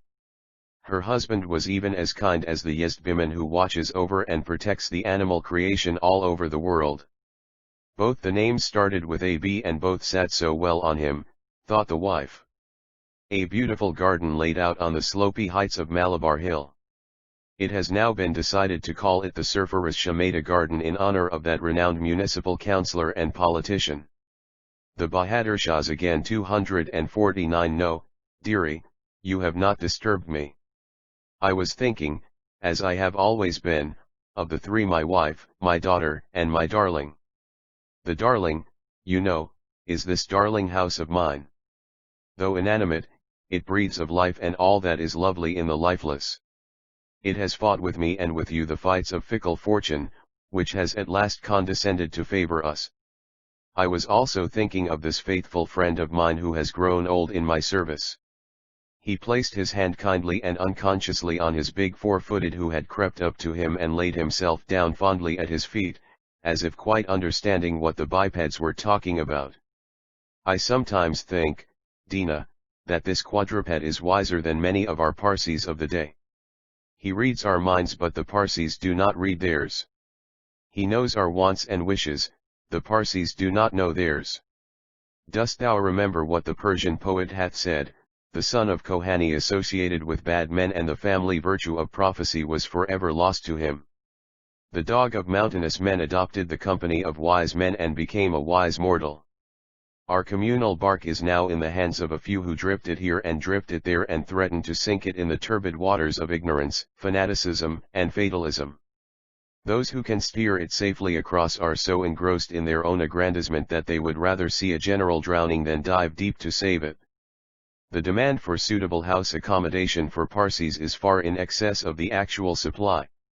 Remember, Dina, if the Parsis don't look sharp, God forbid, but the day is not far off when the middle and poor classes will be ejected by greedy landlords into the richest man in ancient Persian history. It is said that the family of Cohen had the gift of prophecy, which was lost after the death of Cohen in consequence of his son having taken to bad ways. 250. Sublime though blind streets like so many vagrants. But to the point, Dina. I was also thinking, what a glorious evening it is. His wife looked dubious at the last words. You call it a glorious evening, Bahadur. To my mind it is the reverse. God alone knows how it will all end tomorrow. I fear me the weather betokens evil. I have never liked such weather. And yet, you have not always been in the right. I take it as only the storm before the sunshine, the precursor of the sun that is to shine over the fortunes of Jal and Thridi tomorrow, of the glorious sunshine which it will reveal over them. At this moment the sky was overcast. The sun, after a vain but valiant struggle to peep through the fleeting clouds, disappeared in despair. The wind struck up a most weird music, and the yonder sea, enraptured by its supernatural melody, danced a most weird dance to its accompaniment. The wind screeched and the waves overlapped each other in a fantastic manner, the wind howled and the waves went up and down, high and low, till they broke forth their hoary heads in majestic sprays on the rugged shore. The rain came down helter-skelter and threatened to deluge the earth. The performance was most bewitching, and pleased the gods in the heavens, who encored it by incessant peals of thunder and flashes of lightning. Nature seemed to be bent upon a spree, but its conviviality was of a short duration. After a short time the wind stopped its music, the waves their dancing and the gods their encores. The rain alone continued to pour for a while longer, but it soon made its exit in desperation of loneliness. There remained not a vestige of nature's feast, except broken trees and muddy puddles. The sky cleared up, and the stars twinkled merrily, released from their recent bondage. Mrs. Bahadur Shah breathed a sigh of relief at the change in the weather. Her face cleared up and she looked at her husband demurely, as if conscious of her own defeat. Well, what sayest thou now, Dina? Do you still feel doubt? The Bahadur Shahs again. 251. Full of the result. See how it has cleared up. But where is the child? It is so late. What could have detained her? In ran at that moment, the child, who was in fact little short of a woman now. Two pair of hands were at once parted and stretched out to receive her. The child did not know into which pair to run first. Then, as I found led by nature, it was those of the female parent into which she first ran. The male parent, as if approving of the action, fell back a step or two, only to lock her in his embrace the next minute. Where hast thou been, child, so long? We're getting so nervous about you. I feel almost like a woman where you are concerned. Papaji, I was about to leave Thrides, when it commenced to rain. They would not trust me to it. There were Thridi, Jal, the Ayah, Miss McGregor, and Rusi, I mean Rustumji. The child almost lisped the word Rustumji, perhaps because she felt she was wrong in calling him Rusi, and perhaps because she thought her father would not approve of her doing so, for Rusi was no relative of theirs. Her mother had also told her that she did not like familiarity between growing persons. Oh! He was there also, said the father, half questioningly, half musingly. Yes, Papaji, Mr. Rustum was also there. He is such fun when he likes. He amused us immensely, that he did he? I wish he would do better for his own sake. Amusing others is not the only duty of a young man. It is not a necessity. Don't live for it. Papaji, don't you think him, I mean Mr. Rustum, to be a good man? That depends, my dear, on one's idea of goodness. The man whom a child of your age may think to be good is not infrequently considered the contrary of it by persons of age and experience. 252. Sublime though blind. 0, Papaji, your experience is so great. Rustum is not good. Do you think he is bad? Do you think what does it matter to you, child, if he be good or bad? What have you got to do with him? Interposed the mother. The girl's face clouded a bit. She seemed to be sorry for the difficulty her mother had raised. She looked appealingly at her father, who drew her to him, stroked her head lovingly and came to her rescue as usual. "You ask me, darling, what I think of Rustam? I think you are not wrong in doing it. Well then, let me tell you, I do not think he is what a young man ought to be. He has splendid chances if he would only avail himself of them. He is playing with life, frittering it away. Friend Mehaluji would have adopted him long ago as his son and heir but for his follies. But, Papaji, you don't think him to be absolutely bad? Is he so bad after all? Cannot Mehaluji, improve him? We have tried to do so, girl, but failed. The tender offices of a woman, say a mother alone could do it. But he had the misfortune to be an orphan very early in life. He must be now 25 though he looks as if he were older. Evidently the kind of life he leads does not suit him. Does he then lead a bad life? Papa. You have not told me if he is absolutely bad. There, child, you will not be little Scylla, if you were not occasionally silly. If you must know it, well, I will say those who were good at Custom's age and are now double his age must and will think Rustam to be bad. I must tell you, child, that I have no reason to suppose he is absolutely bad. There are circumstances both extenuating and relieving. Likely enough, the softening influence of a partner in life will save him someday. Mehaluji WMLD like him to marry and settle down in life. But he will not do it? The greater fool he. I have seen that softening influence working wonders. There, now, that's enough. Let us the Bahadur Shahs again 253, turn to other things. There was a pause upon 2 or 3 minutes, which passed in silence, and during which the father, mother, and daughter seemed to be lost in their own thoughts. The parents wondered why the child felt so deeply about Rustam. It was not the first time she had done so. The daughter's face, if anything, had become even more cloudy at her father's concluding words. Her sorrow seemed to have deepened. Her eyes moistened and she almost wished she had not abstracted his opinion of Rustam from her father. Well, child, how is Thridi? Is she not joyous? Is she not hopeful? How does Jal look at